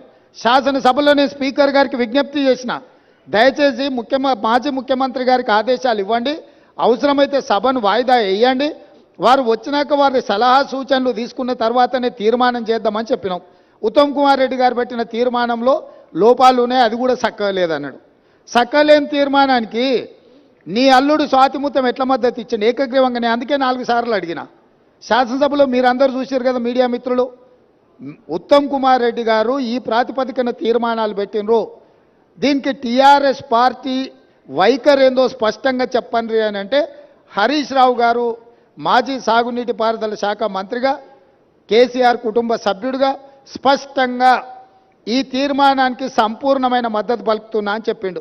అప్పుడే నేను లేచి ఏం చెప్పినా, వీళ్ళు మాట్లాడేదానికి ఏం విలువలేదా చంద్రశేఖరరావు, ఇవి విలువలేని మాటలను కొట్టిపడేస్తాడు, ఆయననే యజమాని, ఆయన ఓనర్, ఆయన వచ్చి చెప్తే తప్ప దీంట్లో విషయం లేదని నేను చెప్పిన. ఇవాళ సరిగ్గా నల్గొండలో అదే మాట్లాడండి. ఏం తీర్మానమే? దిక్కుమాలిన తీర్మానం, దాంట్లో ఏమైనా విషయం ఉందా? అదో పనికిమాలిన తీర్మానం, ఆ తీర్మానానికి వీళ్ళందరూ మద్దతు అని. మరి ఒకవేళ తీర్మానంలో లోపాలు ఉంటే మీరు వచ్చి సవరించేది ఉండే. లేదు, మీ ప్రతినిధిగా మాట్లాడిన హరీష్ రావు గారు ఇది తప్పు, ఈ తీర్మానంలో లోపాలు ఉన్నాయి, దీన్ని సవరిస్తున్నామని తీర్మానం సవరించి ప్రతిపాదించేది ఉండే. నేను చెప్పింది చెప్పినట్టుగా హరీష్ రావు గారు లాంటి వాళ్ళకి ఆ పార్టీలో విలువ లేదు, వాళ్ళ మాటల పట్ల విశ్వాసం లేదు. అందుకే చంద్రశేఖర్ రావాలని మేము అడిగినాము, మీరు రాలేదు. ఇవాళ అంటున్నాడు ఆయన, ముఖ్యమంత్రి గారు అఖిలపక్షాన్ని ఢిల్లీకి తీసుకెళ్ళాలని. ముఖ్యమంత్రి గారు అఖిలపక్షాన్ని ఢిల్లీకి తీసుకెళ్తాను, ఒకవేళ శాసనసభలో మీరు వచ్చి మీరు ఆ ప్రతిపాదన పెట్టండి. మా ప్రభుత్వము వినడానికి, ప్రజలకు మేలు జరిగే విధానాలు చేపట్టడానికి స్పష్టంగా ఒక స్పష్టతతో ఉన్నది. మీరు నల్గొండకెళ్ళి గక్కడేదో సభ పెట్టి దిక్కుమాలిన మాటలు మాట్లాడే కంటే శాసనసభ జరుగుతుంది. ప్రధాన ప్రతిపక్ష నాయకుడిగా 10 సంవత్సరాలు ముఖ్యమంత్రిగా పనిచేసిన మీరు, 20 ఏళ్ల నుంచి తెలంగాణ కోసం కొట్లాడినని చెప్పుకునే మీరు సభకి ఎందుకు రావడం లేదు? ఇవాళ బెదిరించి బతకాలని చూస్తున్నాడు, బ్లాక్మెయిల్ చేసి బతకాలని చూస్తున్నాడు కేసీఆర్ గారు. మమ్మల్ని వెంటాడుతాడంట ఆయన. అయ్యా రా, మంచిది, మేమేం అల్లాటప్పగా ఏమి ఇక ఆ కుర్చీలో కూర్చోలే. ప్రజల దగ్గరికి వెళ్ళి ప్రజలు ఓట్లేసి ప్రజలు ఎన్నుకున్న ప్రభుత్వం అక్కడ ఉంది. నీలాక ఉద్యమ ముసుగులో మంది పిల్లలను చంపి మేము కుర్చీ ఎక్కలేదు. చచ్చిపోయిన కుటుంబాలను ఆదుకుంటూ మేము ఇవాళ ప్రభుత్వాన్ని ఏర్పాటు చేసినాము. ఏర్పాటు చేసిన ప్రభుత్వంలో మేము ప్రజలకు అవసరమైన నిర్ణయాలు తీసుకుంటున్నాము. నిజంగానే నేను చంద్రశేఖరరావు గారిని సూటిగా అడుగుతున్నా, మీరు ఈ లోపాలలో, కాళేశ్వరంలో జరిగిన అవినీతిలో మీకు భాగస్వామ్యం లేకపోతే మీరు ఎందుకు భయపడుతున్నారు కాళేశ్వరం రావడానికి? మీరెందుకు చర్చకు రావడం లేదు? మేడిగడ్డ కుంగిపోయినప్పటి నుంచి ఈ రోజు వరకు చంద్రశేఖరరావు గారు ఏ రోజు కూడా కుంగిపోయిన మేడిగడ్డ మీద కానీ, అన్నారం మీద కానీ, సుందిళ్ళ మీద కానీ మీరు ఒక్క మాట ఎందుకు మాట్లాడతలేరు? శాసనసభలో చర్చ పెడితే మీరు మొహం ఎందుకు చాటేసిండ్రు? అదేవిధంగా కేఆర్ఎంబీ మీద ప్రాజెక్టులను అప్పచెప్తున్నామని చెప్పి మీ కార్యదర్శి గారు మాట్లాడిన విషయాలు ఉత్తమ్ కుమార్ రెడ్డి గారు లేఖ బయట పెడితే దాని మీద మీరు ఎందుకు స్పందిస్తలేరు? మీ కార్యదర్శి గారు మీ అనుమతి తీసుకొని లేఖ రాసినా, మీ అనుమతి లేకుంటేనే లేఖ రాసినా ప్రజలకు వివరించాల్సిన బాధ్యత మీకు లేదా? ఈరోజు కాళేశ్వరం అవినీతి మీద చర్చ జరిగినప్పుడు ఈ అవినీతి గురించి చర్చ జరగకుండా ఉండాలి అని, ఈ సమస్యను తప్పుదోవ పట్టించాలని ఈరోజు మీరు నల్గొండలో మీటింగ్ పెట్టినరు. మీరు మీటింగులు పెట్టి రాష్ట్రానికి ఏదైనా ప్రయోజనం చేకూర్చే మాటలు ఏమైనా మాట్లాడినరా? ఆయన అక్కడి నుంచి మాట్లాడుతున్నాడు మళ్ళీ అధికారంలోకి వస్తామని. నువ్వు చేసిన పనికి నిన్ను అధికారంలోకా? ముందే ప్రజలకి విషయాలు తెలుసుకుంటే ఆ ప్రతిపక్ష హోదా కూడా నీకు రాకపోతుండే. ఇవాళ ప్రతిపక్ష నాయకుడిగా నీ బాధ్యతను నువ్వు నెరవేర్చకుండా పారిపోయి శాసనసభకు రాకుండా ముఖం చాటేసి ఇంకెక్కడికి వెళ్తావని నేను అడుగుతున్నా. మీకు 39 మంది ఎమ్మెల్యేలను ఇచ్చి ప్రతిపక్ష నాయకుడు హోదా ఇస్తే సభలోకి వచ్చి సమస్యల మీద చర్చించకుండా పారిపోయి ఈరోజు మీరు ఏ రకంగా ప్రజల ముందుకు వస్తారు? ఏ ముఖం పెట్టుకొని వచ్చిండ్రు? ఈరోజు నల్గొండ జిల్లా ప్రజల్ని మీరు ఏం వంచడానికి ఈరోజు అక్కడికి వెళ్ళిండ్రు? ఆయనకి ఇప్పుడు మళ్ళీ ఫ్లోరైడ్ బాధ గుర్తొచ్చింది. ఎందుకంటే కుర్చీ పోయింది కదా, కుర్చీ పోగానే కేసీఆర్కు గుర్తొచ్చేది నీళ్లు, నల్గొండ జిల్లా ఫ్లోరైడ్ బాధితులు. ఎంతసేపు అయ్యా వాళ్ళ బాధల పునాదుల మీద అధికారాన్ని ఎక్కాలని ఆలోచన చేస్తున్నావు? ఇప్పుడు నీ అబద్ధాలను నమ్మడానికి తెలంగాణ సమాజం సిద్ధంగా ఉందని ఇంకా నువ్వు అనుకుంటున్నావా?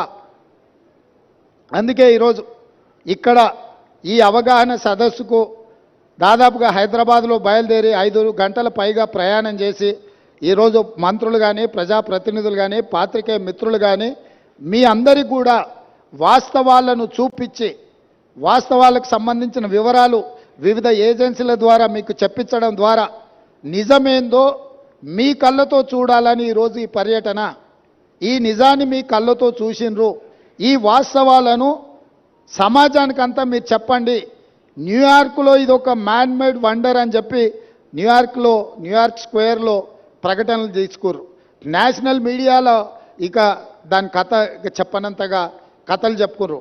అందుకే నేను నేషనల్ మీడియా వాళ్ళని కూడా ఈరోజు రిక్వెస్ట్ చేస్తున్నా, మీ నేషనల్ మీడియాలో చూపించండి కుంగిపోయిన మేడిగడ్డను, పగిలిపోయిన బ్యారేజ్ను, దోపిడీ జరిగిన నిధులు, అదేవిధంగా విజిలెన్స్ అండ్ ఎన్ఫోర్స్మెంట్ ఇచ్చిన నివేదికను, నేషనల్ డ్యామ్ సేఫ్టీ అథారిటీ వాళ్ళు ఇచ్చిన రిపోర్ట్స్ని, టెక్నికల్ అండ్ అదర్ ఇష్యూస్లో వాళ్ళు ఇచ్చిన నివేదికలను అన్నిటిని కూడా మీరు చర్చకు పెట్టండి.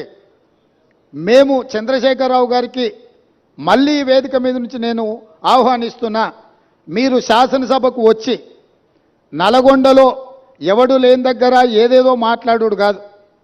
మీ గౌరవాన్ని మేమేం తగ్గించం. ప్రధాన ప్రతిపక్ష నాయకుడిగా సభలో మీరు తెలంగాణ సమాజానికి ప్రయోజనం చేకూర్చే ఏ సూచనలు ఇచ్చినా ఈ ప్రభుత్వం వినడానికి సిద్ధంగా ఉంది. రేపు ఉదయం సభకు రాండి దయచేసి. ప్రత్యేకమైన ఎట్లాగూ శ్వేతపత్రం సాగునీటి ప్రాజెక్టుల మీద ఉత్తమ్ కుమార్ రెడ్డి గారు ప్రవేశపెట్టబోతున్నారు.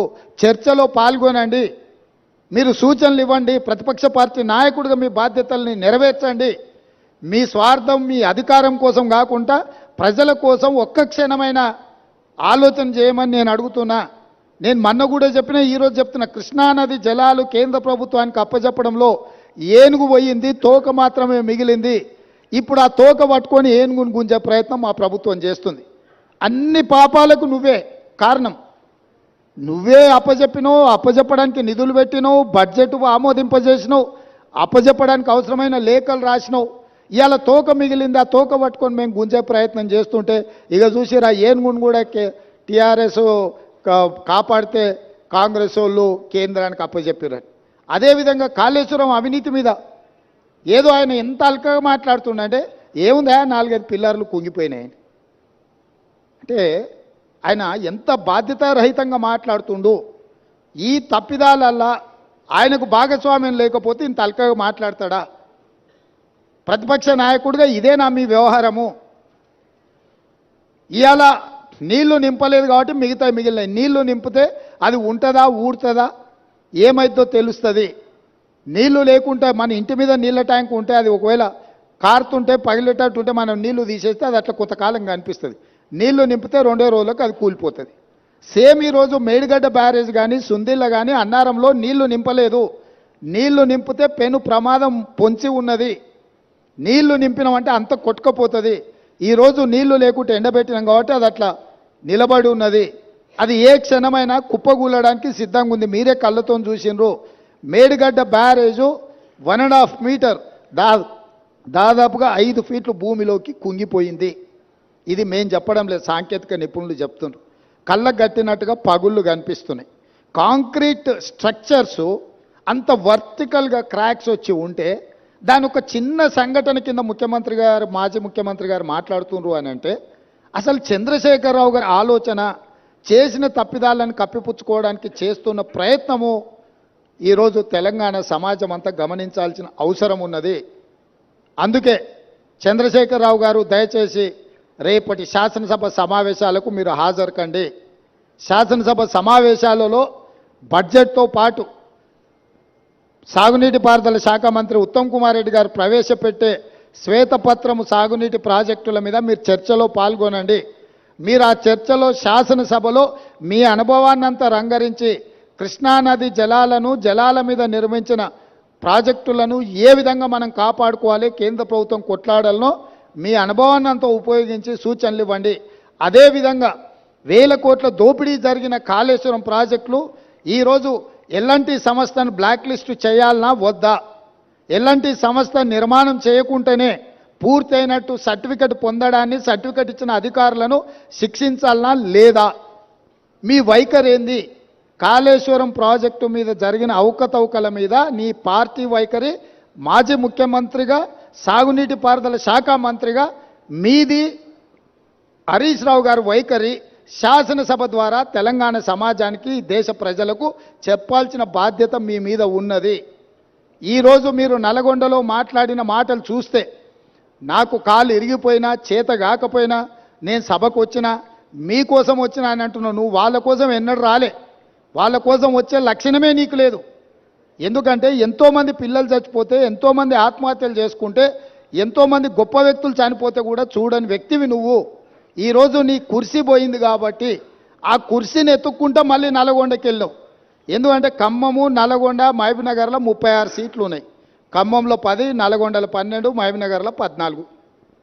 ఖమ్మంలో 1 సీటు గెలిచాడు, నల్గొండ 1 సీటు గెలిచాడు, మహబూబ్నగర్లో 2 సీట్లు గెలిచాడు. 36 సీట్లల్లో ఈ మొనగానికి వచ్చినాయి 4 సీట్లు. రేపు పార్లమెంట్లో పూర్తిగా కాంగ్రెస్ పార్టీ గెలవడానికి అవకాశం ఉంది కాబట్టి ఏదో రకంగా సానుభూతి పొందైన నాకు కాలు లేదు, నేను అవిటివాడిని, నేను నడవలేకపోతున్నా అని అడుక్కోవడానికి, ఓట్లు అడుక్కోవడానికి వేసిన ఎత్తుగడ. ఈరోజు నువ్వు నల్గొండ జిల్లాకు నీ పట్ల సానుభూతి చూపించారు చంద్రశేఖరరావు. ఎందుకనంటే నువ్వు పచ్చిగా పట్టుబడ్డావు అవినీతి పరుడుగా. ఈ తెలంగాణను దోసుకున్నావు కాబట్టి నిన్న కుర్చీలకెళ్ళి దించిండ్రు. దించి 60 రోజులు కూడా కాలేదు, అప్పుడే అడుక్కునే పని మొదలుపెట్టిన అవతారం మార్చి. ఇప్పుడు ఎక్స్ట్రా ఏమొచ్చిందంటే వీల్ చైర్ వచ్చింది. ఒకప్పుడేమో మంచంలో వండుకున్నాడు నిజాం హాస్పిటల్లో, దాంతో సానుభూతి పొందిండు. ఆ కథ 10 ఏళ్ళు అక్కడికి వచ్చింది ఆయనకు. ఇప్పుడు ఆ కథ పోయింది కాబట్టి వీల్ చైర్కి వచ్చిండు. నల్గొండకు పోగలిగినోనివి గా పక్కలో ఉన్న కూతవేటి దూరంలో ఉన్న శాసనసభకు రాలేవా? ఎందుకు వస్తలేవు? బండారం బయటపడుతుందనా? లేకపోతే పచ్చిగా పట్టుబడి నీ దోపిడీ ప్రజలకంతా అర్థమవుతుందనా? ఆయన ఏదో మమ్మల్ని భయపెట్టాలని చూస్తుండు. భయపడనని ప్రగల్భాలు వాడుతూ, భయపడకు, రా సభకు రా. ఎవరొద్దంటారు నిన్ను? సభలో వచ్చి మాట్లాడు. నేను స్పీకర్ గారికి విజ్ఞప్తి చేసిన, చంద్రశేఖరరావు గారు వస్తే ఎంతసేపు మాట్లాడతాడో అధ్యక్ష, మీరు మైక్ ఇవ్వండి, వారి అనుభవం అంతా ఉపయోగించి ఏం మాట్లాడతారో మాట్లాడండి. మేము కూడా విజ్ఞప్తి చేసినాం స్పీకర్ గారికి. స్పీకర్ గారు కూడా మీకు స్వేచ్ఛగా మీ పార్టీకి మైక్ ఇస్తున్నాడు, ఎక్కడ మీ మైక్ కూడా కట్ చేయలేదు. కాబట్టి ఈరోజు ఈ కాళేశ్వరం యొక్క అవినీతి మీద ఇంతమంది పర్యటన ఉంది కాబట్టి ఈ అవినీతి మీద చర్చ జరగకుండా ఉండడానికి నల్గొండలో కేసీఆర్ గారు సభ ఏర్పాటు చేసుకున్నారు. నల్గొండ జిల్లాలో మనుషులు దొరక్కపోతే పాత ఉమ్మడి మహబూబ్నగర్ జిల్లాలో కల్వకుర్తి నుంచి బస్సులు పెట్టి జనాలను దొలకపోయారా? బస్సులు 100 ఉన్నాయి, మంది 10 మంది ఊరు. నీ ఏషం అట్లుంది చంద్రశేఖరరావు. కాబట్టి ఇంత ఓపికగా ఇక్కడికి వచ్చి ఈ వాస్తవాలను చూసి అధికారులు ఇచ్చిన వివరాలు కానీ, ప్రతిపక్ష పార్టీగా మేము చెబుతున్న విషయాలను కానీ మీరందరూ ఒక బేరీజు వేసుకొని చంద్రశేఖరరావు గారి యొక్క కుట్రలను, కుతంత్రాలను తిప్పికొట్టాల్సిన బాధ్యత తెలంగాణ సమాజం మీద ఉన్నది. కవులు, కళాకారులు, మేధావులు అందరూ కూడా కాళేశ్వరానికి రండి. ఒకప్పుడు కాళేశ్వరం ప్రాజెక్టు కట్టినప్పుడు ప్రారంభోత్సవానికి జగన్మోహన్ రెడ్డి గారిని పిలిచిండ్రు, ఫడ్నవీస్ గారిని పిలిచిండ్రు. గ్రామాల నుంచి బస్సులు పెట్టి వేలాది మందిని తరలించండి ఇక్కడికి. మరి ఇవాళ అదే కాళేశ్వరం చూడడానికి ప్రతిపక్షాలను తెస్తే ఒక్క టీఆర్ఎస్ ఆయన కూడా పత్తకలేడు. మీరు అద్భుతం కట్టినప్పుడు ఈ అద్భుతాన్ని చెప్పుకోవడానికి మీకు మంచి అవకాశం కదా. ఈ అద్భుతాన్ని చూడడానికి, చూపించడానికి మీరు రావచ్చు కదా. మర్చిపోయినా, కరెక్టే. పొద్దున వచ్చేటప్పుడు చెప్పినాం, అయ్యా మీకు ఏదైనా ఇబ్బంది ఉంటే హెలికాప్టర్ కూడా ఉన్నది, దాంట్లో రాని, మేము బై రోడ్ పోతున్నాం, మీకోసం హెలికాప్టర్ సిద్ధంగా పెట్టినామని. ఆయన ఇప్పుడు చెప్తున్నాం మేము కూడా పోతాం తర్వాత అని. ఏడుకోతావా? కాళేశ్వరం కాదు, కాశీకి పోవాలి నువ్వు. ఇంకా బిచ్చం ఎత్తుకోవడానికి ఇంకా నీకు మిగిలింది అది ఒకటే. కాశీకి పోయి సన్యాసం పుచ్చుకోవాల్సిందే చంద్రశేఖరరావు నువ్వు. సరే, ఇక ఆయన చీకటి మిత్రుడు. బీజేపీ వాళ్ళు కూడా ఎవరు రాలే ఇప్పటి వరకు. కేసీఆర్ అవినీతి మీద గొప్ప గొప్ప మాటలు మాట్లాడిన కిషన్ రెడ్డి గారు వాళ్ళ ఎమ్మెల్యేలు రాకుండా అడ్డుకున్నాడు. మీరు పొత్తు పెట్టుకుంటే పొత్తు పెట్టుకోండి, ఎవరో అన్నారు. ఎన్ని రోజులు చీకట్లో పొత్తు పెట్టుకుంటారు? రాబోయే పార్లమెంట్ ఎన్నికలలో మీ పొత్తు సంగతి ప్రజలకు ఎట్లాగో చెప్పాల్సే వస్తుంది. ఈరోజు ఎంతసేపు ఉన్నా జ్యుడిషియల్ ఎంక్వైరీ వద్దు, మా చేతికి రాని. ఎందుకంటే మీ చేతికి ఇస్తే మీరు వాళ్ళు కలిసి కూర్చొని మాట్లాడుకుంటారు చీకట్ల. బీజేపీ వాళ్ళు వస్తారని మేము ఆశించినాం. ఎందుకంటే ఇంతకాలం కేసీఆర్ అవినీతి మీద సిబిఐ కేసులు అప్పచెప్పారు, కేసీఆర్ అవినీతిని తేల్చాలి అని అన్నారు. మరి కేసీఆర్ అవినీతిని తేల్చే అవకాశం వస్తే బీజేపీ ఎమ్మెల్యేలు ఎందుకు రాలేదు? సిపిఐ వచ్చింది, ఎంఐఎం వచ్చింది, బీజేపీ వాళ్ళు ఎందుకు రాలే? ఇవాళ రానోళ్ళు ఇద్దరే, బీఆర్ఎస్, బీజేపీ. మీ ఇద్దరు వైఖరి ఒకటేనా? మీరిద్దరు ఒకే రకంగా ఆలోచన చేస్తురా? మీరిద్దరు కలిసే ఈ విషయంలో ఒకే రకమైన విధానంతో ఉన్నారా? ఈరోజు బీజేపీ ఇది ప్రభుత్వ అధికారిక కార్యక్రమం, శాసనసభలో స్పీకర్ అనుమతితో ఏర్పాటు చేసిన కార్యక్రమం. ఇది కాంగ్రెస్ పార్టీ కార్యక్రమం కాదు. మాతో భిన్నాభిప్రాయాలు ఉండేవాళ్ళు కూడా ఇక్కడికి రావచ్చు. మా అభిప్రాయాలతో ఏకీభవించే వాళ్ళనే పిలవలే మేము. మా అభిప్రాయాలతో విభేదించే వాళ్ళని కూడా వాస్తవాలను చూడడానికి ఈరోజు ఇక్కడికి ఆహ్వానించినాము. కాబట్టి ఇప్పటికైనా బీజేపీ తమ వైఖరిని స్పష్టం చేయాలి. మీరు చంద్రశేఖరరావు గారి అవినీతిని కాపాడడానికి ఏమైనా ప్రయత్నం చేస్తారా? లేకపోతే చంద్రశేఖరరావును శాసనసభలో నిలదీసి జరిగిన అవినీతి మీద చర్యలు తీసుకోవడానికి రాష్ట్ర ప్రభుత్వానికి సహకరిస్తారా? మీ వైఖరి కూడా స్పష్టంగా చెప్పాల్సిందిగా బీజేపీని మేము డిమాండ్ చేస్తున్నాం.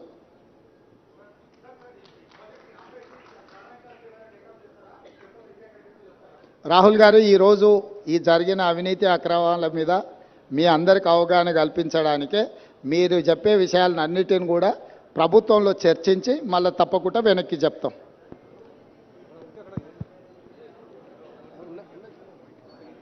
మైకే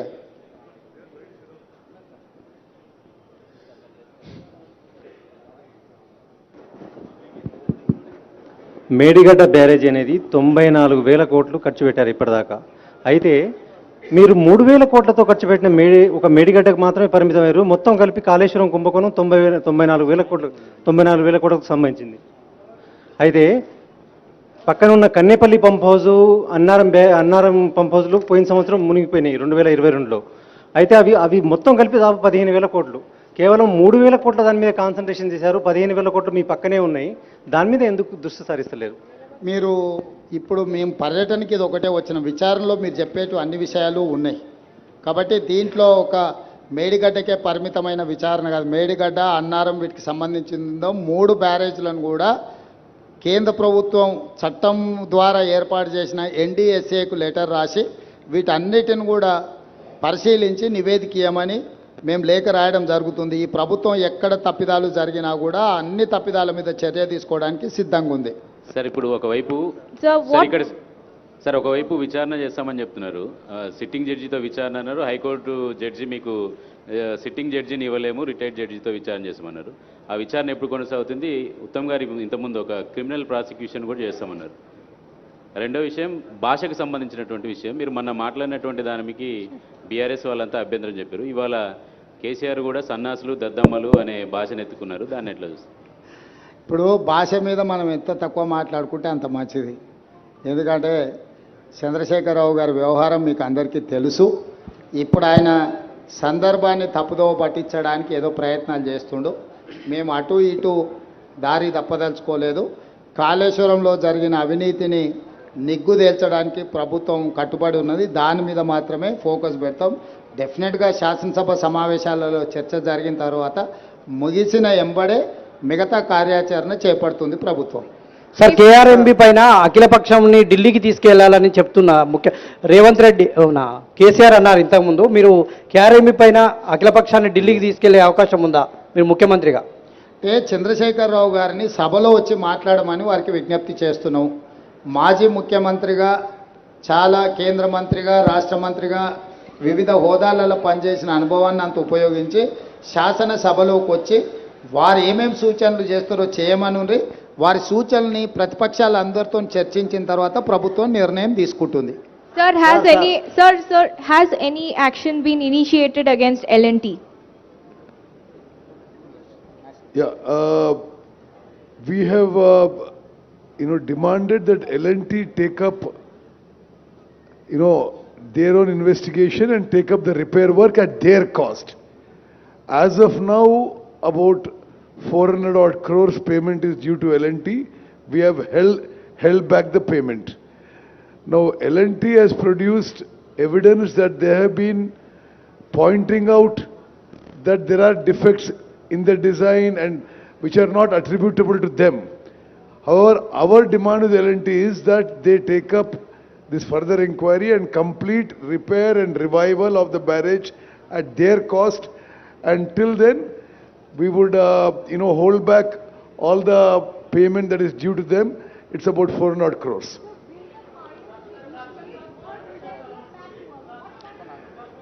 See, at this stage, I cannot comment on this. Like the Chief Minister has said, the National Dam Safety Authority, which is a constitutional body, is being given the task of identifying the fault and the way forward. Sir మీ ముందు 4 months దాదాపు 3 months ఉంది. ఇంకా నివేదిక రావాలి. మీరు శాసనసభలో దీనికి సంబంధించినటువంటి ఎటువంటి విచారణ చేస్తారో తెలియాలి. 3 నెలలు గడిస్తే వర్షాకాలం వస్తుంది. ప్రాజెక్టు మరి ఆ లోపు అసలు ఏమి నిర్ణయం తీసుకుంటారు? అసలు ఈ వానాకాలం కాళేశ్వరం నీళ్లు తెలంగాణ ప్రజలకు మీరు పరిచయం చేసుకోండి. నేను లెనిన్ సార్, TV5 వరంగల్. సరే, ఒకటి మిత్రమా, ఇది October 21st ఈ సంఘటన జరిగింది. December 7 వరకు, December 7 మేము ప్రమాణ స్వీకారం చేసే వరకు కేసీఆర్ ముఖ్యమంత్రి, మేము ప్రమాణ స్వీకారం చేసి 2 నెలలు అయింది. ఈ 2 నెలల్లో దీని విషయంలో ఎంక్వైరీ ఇన్వెస్టిగేషన్ ముందుకు తీసుకుపోయినాం. అదేవిధంగా నేషనల్ డ్యామ్ సేఫ్టీ అథారిటీకి ఈ విషయం అప్పచెప్పినాం. అట్ దిస్ స్టేజ్ ఆ యొక్క బ్యారేజీల యొక్క విషయంలో ద వే ఫార్వర్డ్ అది మేము ఇప్పుడు నేషనల్ డ్యామ్ సేఫ్టీ అథారిటీ యొక్క అడ్వైస్ మీద పోబోతున్నారని చెప్పి ఆన్ రికార్డ్ మీకు తెలియజేస్తాం.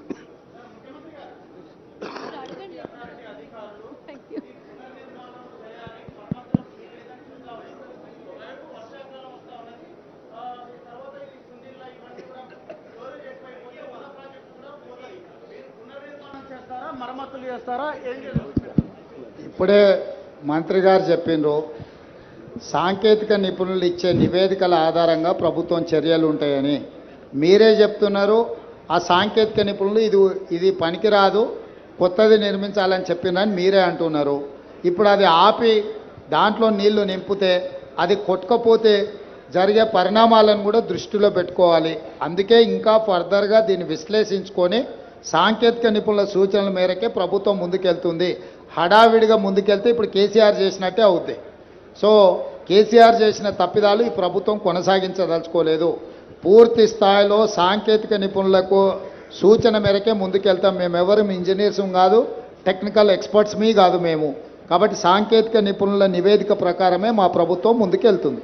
रेवंत जी, एक सवाल ये कि जिस तरीके से आपके विपक्षी पार्टी, आप बीजेपी ये कह रही है कि सीबीआई की जांच हो, क्यों मीडिया को लेकर जाया जा रहा है?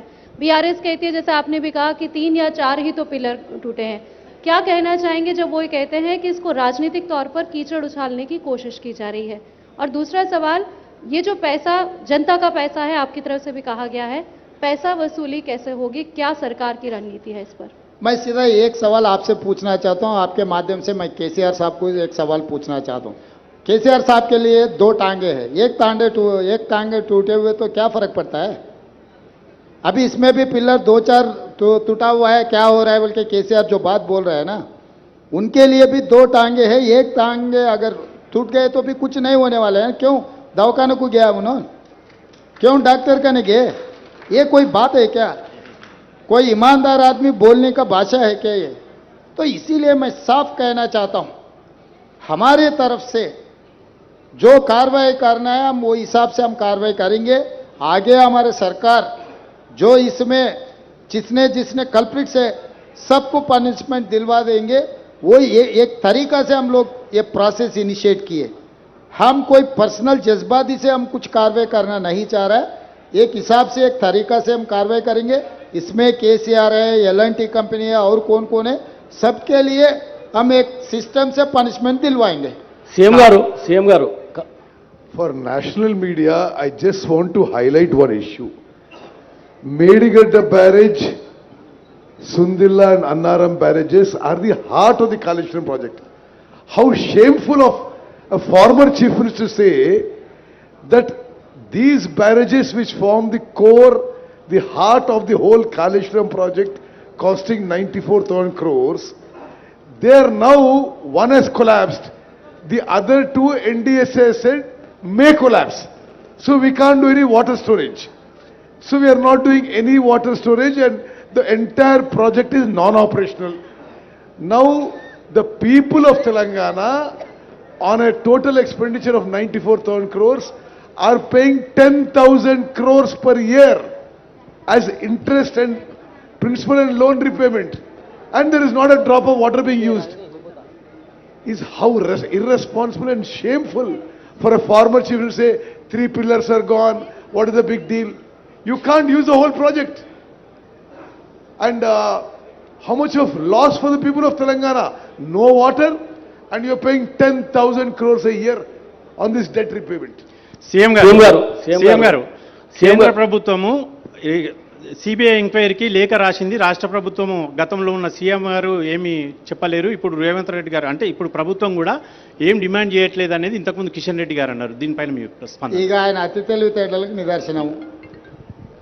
మేము ఆల్రెడీ జ్యుడిషియల్ ఎంక్వైరీకి ఇనిషియేట్ చేసినాం, క్యాబినెట్లో రెజల్యూషన్ పాస్ చేసినాం, అసెంబ్లీలో రెజల్యూషన్ పాస్ చేసినాం, సిట్టింగ్ జడ్జి కోసం అడిగినాము, సిబిఐ కంటే కూడా ఉన్నతమైన న్యాయ విచారణకు ఆదేశించినాము. ఎంతసేపు నా సిబిఐకి ఇస్తే ఆ కళ్ళెం మా చేతులకు వస్తుంది, కళ్ళెం మా చేతులు ఉంటే కేసీఆర్ దగ్గర కొంత గిల్లుకోవచ్చు అనే ధ్యాస తప్ప జ్యుడిషియల్ ఎంక్వైరీ ఇచ్చి ఆర్డర్ చేసినందుకు వారికి ఉన్న కేంద్ర ప్రభుత్వం నుంచి కూడా ఒక లేఖ రాసి సిట్టింగ్ జడ్జిని కేటాయించడానికి సహకరించకుండా జ్యుడిషియల్ ఎంక్వైరీనే తప్పుపడుతున్నాడు కిషన్ రెడ్డి గారు, లేకపోతే బీజేపీ వాళ్ళు. అంటే వాళ్ళకి జ్యుడిషియల్ ఎంక్వైరీ మీద న్యాయమూర్తుల మీద నమ్మకం లేదా? మేమేమో మా స్టేట్ గవర్నమెంట్లో ఉండే విచారణ సంస్థలతో విచారణ చేయిస్తామని మేము చెప్పలేదు. మేము న్యాయస్థానం ద్వారానే విచారణ చేయిస్తామని చెప్పినాము. బీజేపీ వాళ్లకు న్యాయస్థానం మీద నమ్మకం లేదు, సిబిఐ విచారణను అడుగుతుండ్రా. Point number 1.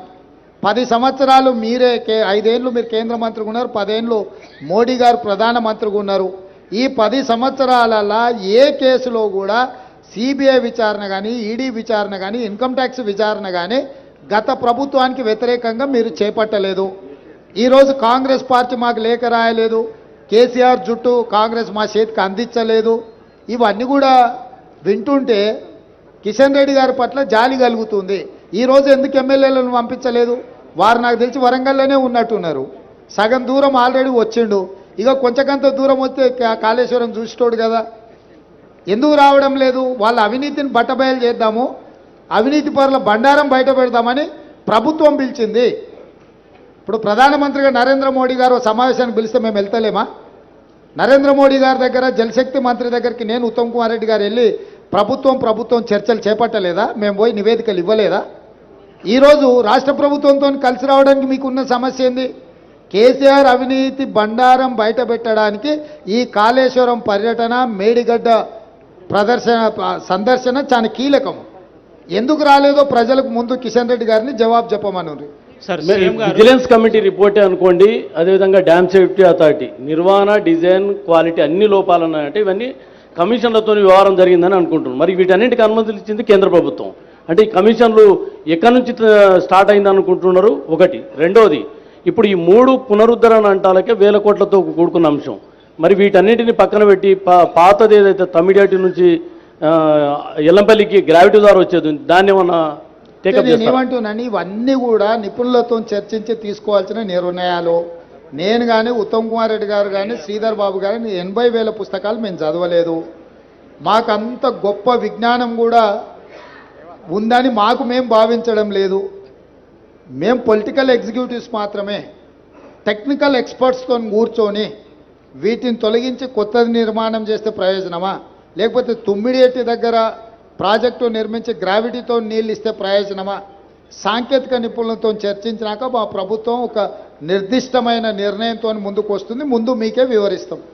మీ ప్రభుత్వ హయాంలో కొత్త ప్రాజెక్టులు కట్టే ఉద్దేశం ఏమైనా ఉందా సార్? ఏ కొత్త ప్రాజెక్టులే? ఇటు గోదావరి నది కావచ్చు, కృష్ణా నది మీద కావచ్చు, మీ ప్రభుత్వ హయాంలో కొత్త ప్రాజెక్టులు కట్టేటువంటి ఆలోచన ఏమైనా ఉందా? ఈ సమాధానమే మీకు సాంకేతిక నిపుణులు సలహాలు ఇస్తే డెఫినెట్ గా దాని పరిగణలోకి తీసుకుంటాం. Sir, I just want to ask, the Vigilance and Enforcement has given a scathing report. They said that there has been payments given, without even checking the completion and giving completion certificates. Now there is errors on the official side. What action are you taking on the officials? Already we have terminated that CE, and further we are going to recover that payments. If necessary, we are going to use R&R Act, Revenue Recovery Act. CM గారు, thank you. CM గారు right sir. గౌరవనీయులకి ముఖ్యమంత్రి గారు రేవంత్ రెడ్డి గారికి, సభ్యులకు అందరికీ నమస్కారం. ఈ కార్యక్రమంలో పాల్గొన్న అధికారులకు ఈ అవగాహన, ఈ పర్యటన గత కొంతకాలం నుంచి రాష్ట్రంలో జరుగుతున్న చర్చ. ఎన్నికల సందర్భంగా మీకు అందరికీ తెలుసు, మేడిగడ్డ బ్యారేజ్ కుంగినప్పుడు మేమందరం ఇక్కడికి రావాలనుకుంటే పోలీసు నిర్బంధాలతో రానివ్వలేదు. అయినా శ్రీ రాహుల్ గాంధీ గారు, నేను, మిత్రుడు శ్రీధర్ బాబు గారు ఎన్నో వ్యయ ప్రయాసాలు కోర్చి ఎన్నికల అధికారులను పట్టుబట్టి అనుమతి సాధించి మేడిగడ్డ బ్యారేజ్ సందర్శనకు ఆ రోజు మేము రావడం జరిగింది. అయితే ఆ రోజు ఎన్నికల ప్రణాళికలో భాగంగా పూర్తి స్థాయిలో ప్రాజెక్టు యొక్క కుంగుబాటు కానీ జరిగిన అవకతవకల మీద పూర్తిగా చూడడానికి సమయము సరిపోలేదు. అదేవిధంగా గత ప్రభుత్వము ఏమాత్రం ఇటువైపు ఎవరిని రానియకుండా వాళ్ళు చేసిన తప్పిదాలు, కుంగిపోయిన మేడిగడ్డ బ్యారేజ్ను ఎవరు చూడకుండా కప్పిపుచ్చి తమ తప్పిదాల నుంచి తప్పించుకోవాలనే ప్రయత్నం చేయడము, అదేవిధంగా మా ప్రభుత్వం అధికారంలోకి వచ్చిన తర్వాత నేషనల్ డ్యామ్ సేఫ్టీ అథారిటీ ఏదైనా ఇచ్చిన నివేదిక, ఈ ప్రాతిపదికన విజిలెన్స్ అండ్ ఎన్ఫోర్స్మెంట్ని ఉత్తమ్ కుమార్ రెడ్డి గారు ఆదేశాలు ఇచ్చి జరిగిన అవకతవకల మీద విచారణ చేపట్టి ప్రాథమికంగా ఒక నివేదికను ఇవ్వమని చెప్పడంతో వారు నివేదికను రాష్ట్ర ప్రభుత్వానికి ఇవ్వడం జరిగింది. ఆ నివేదికలో ప్రాజెక్టుల యొక్క డిజైన్స్లో లోపము, ప్రాజెక్టుల యొక్క నిర్మాణంలో లోపము, ప్రాజెక్టుల యొక్క నిర్వహణలో లోపము, ప్రాజెక్టుల యొక్క అంచనా, ఒక్క మేడిగడ్డ విషయానికి వస్తే 1800 చిల్లర కోట్లతో మొదలుపెట్టి 4000కు పైగా కోట్లకు పెంచి అంచనాలను పెంచి పాల్పడిన అవినీతి. ఇదే కాకుండా ఈ మధ్యకాలంలో పత్రికలలో చూస్తున్నాం, కాగ్ నివేదిక ఇచ్చింది, పెద్ద ఎత్తున కాళేశ్వరం ప్రాజెక్టులో అవినీతి జరిగింది, 1000 కోట్ల రూపాయల దోపిడీ పాల్పడ్డారు అని చెప్పి ప్రతిపక్ష పార్టీలుగా మేము చేసిన ఆరోపణ కాదు, కాగ్ ఇచ్చిన నివేదిక, విజిలెన్స్ అండ్ ఎన్ఫోర్స్మెంట్ ఇచ్చిన నివేదిక.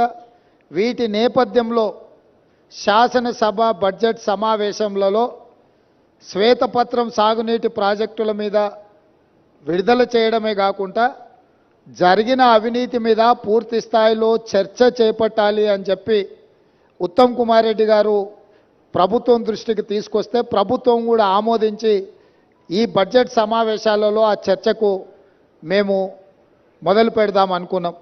ఎప్పుడైతే గోదావరి జలాల మీద నిర్మించాలనుకున్న కాళేశ్వరం ప్రాజెక్టు రీడిజైనింగ్ పేరు మీద చంద్రశేఖరరావు కొల్లగొట్టిన 1000 కోట్ల రూపాయల మీద చర్చకు శాసనసభలో తెర లేపాలనుకున్నామో చంద్రశేఖరరావు గారికి పూర్తిగా అర్థమైపోయింది.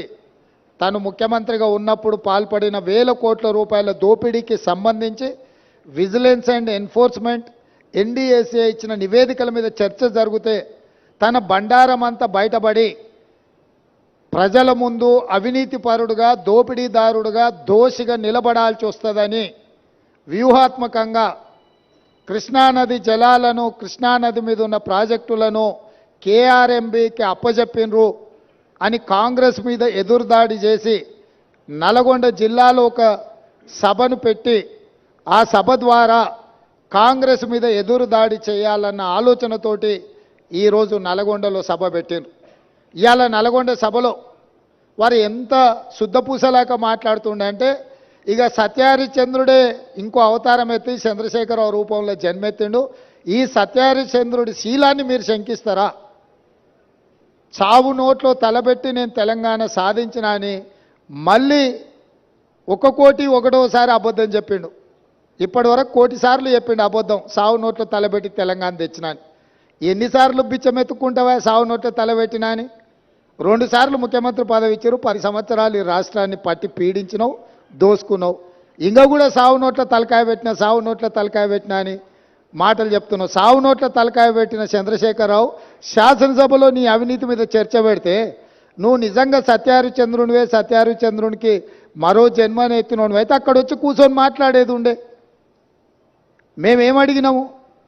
అయ్యా కృష్ణానది జలాల మీద శాసనసభలో ఏకగ్రీవ తీర్మానం చేసి కేంద్ర ప్రభుత్వం ప్రాజెక్టుల స్వాధీనానికి చేస్తున్న ప్రయత్నాన్ని అందరము తీర్మానం పాస్ చేసి కేంద్ర ప్రభుత్వ విధానాలను వ్యతిరేకిద్దాం రమ్మని మేము అడిగినాం. మీరు రాలేదు. కేంద్ర ప్రభుత్వానికి కాంగ్రెసే అప్పజెప్పిందని అబద్ధాలు నువ్వు చెప్తే వాస్తవాలను డిసెంబర్ 1, 2023 నాడు మీరు ముఖ్యమంత్రిగా మీ కార్యదర్శి స్మితా సబర్వాల్ గారు రాసిన లేఖను అప్పజెప్పడానికి పూర్తిగా మీరు చేసిన ప్రయత్నాన్ని ఆధారాలతో సహా శాసనసభలో ప్రభుత్వం బయటపెట్టింది. దాని తర్వాత నేనేమన్నా కాళేశ్వరం మీద ఎంతోమందికి అపోహలు ఉన్నాయి, అనుమానాలు ఉన్నాయి, అక్కడికి ఎవరిని రాణిస్తలేరు, అక్కడికి ఎవరైనా వెళ్తే పోలీసులు అడ్డుకుంటున్నారని తెలంగాణ సమాజంలో ఎన్నో అనుమానాలు ఉన్నాయి. ఈ అనుమానాలను నివృత్తి చేయడానికి మంత్రులను, ప్రజాప్రతినిధులను, పత్రికా మిత్రులను అందరినీ తీసుకొని వెళ్ళి వాళ్ళకి చూపిద్దాము, అందరం కలిసికట్టుగా వెళ్దామని మా మంత్రి గారు మీకు లేఖ రాయడం జరిగింది. లేఖతో పాటు 13 తారీఖు నాడు వెళ్దామని మేము అన్నాము. ఒకవేళ మీకు ఏవైనా ఇతరత్ర కార్యక్రమాలు ఉంటే మీరు తారీఖు మార్చమన్నా మారుస్తామని చెప్పి శాసనసభలోనే స్వయంగా నేనే మీకు చెప్పడం జరిగింది. ఒకవేళ బీఆర్ఎస్ నాయకులకు 13 తారీఖు నాడు ఇతర కార్యక్రమాలు ఉంటే మీరు నిర్ణయించిన తారీఖు నాడు అఖిలపక్షం అందరము అక్కడికి వెళ్దాము, పత్రికల వాళ్ళని తీసుకెళ్దాము, అక్కడ జరుగుతున్న పరిణామాలు, నిర్మాణంలో లోపాలను, దాని మీద తీసుకోవాల్సిన చర్యల్ని ప్రజల సమక్షంలోనే ప్రజా కోర్టులోనే చర్చించుకుందామని రమ్మని చెప్పినాము.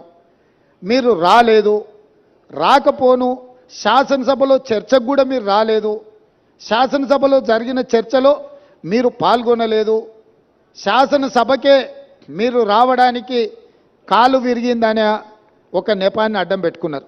కాలు ఇరిగిన చంద్రశేఖరరావు ఈరోజు నల్గొండకు పోయిండు. నేను అడుగుతున్నాయా, శాసనసభ దగ్గరుందా, నల్గొండ జిల్లా దగ్గరుందా? నల్గొండకి వెళ్ళి బహిరంగ సభలో సానుభూతి పొందాలనే ప్రయత్నం చేస్తున్నాడు చంద్రశేఖరరావు. సానుభూతి పొందడానికి మీరు దవాఖానలు ఉన్నప్పుడు మేమందరం వచ్చినాం, సానుభూతి చూపించినాం. సానుభూతి చూపించాల్సిన సందర్భంలో ప్రజలు కానీ ప్రతిపక్షాలు కానీ మేమందరం సానుభూతి చూపించినాం. ఈరోజు కేవలం కాళేశ్వరం అవినీతి మీద చర్చ జరగకుండా, కాళేశ్వరంలో మీ దోపిడీని ప్రజల దృష్టిలో పడకుండా ఉండడానికే ఈరోజు మీరు నల్గొండ ప్రజా అక్కడ ఏదో పెద్ద సభ పెట్టినా అని మీరు మాట్లాడుతున్నారు. ప్రజలకి ఈ మాత్రము అవగాహన లేదని మీరు అనుకుంటున్నారా చంద్రశేఖరరావు గారు?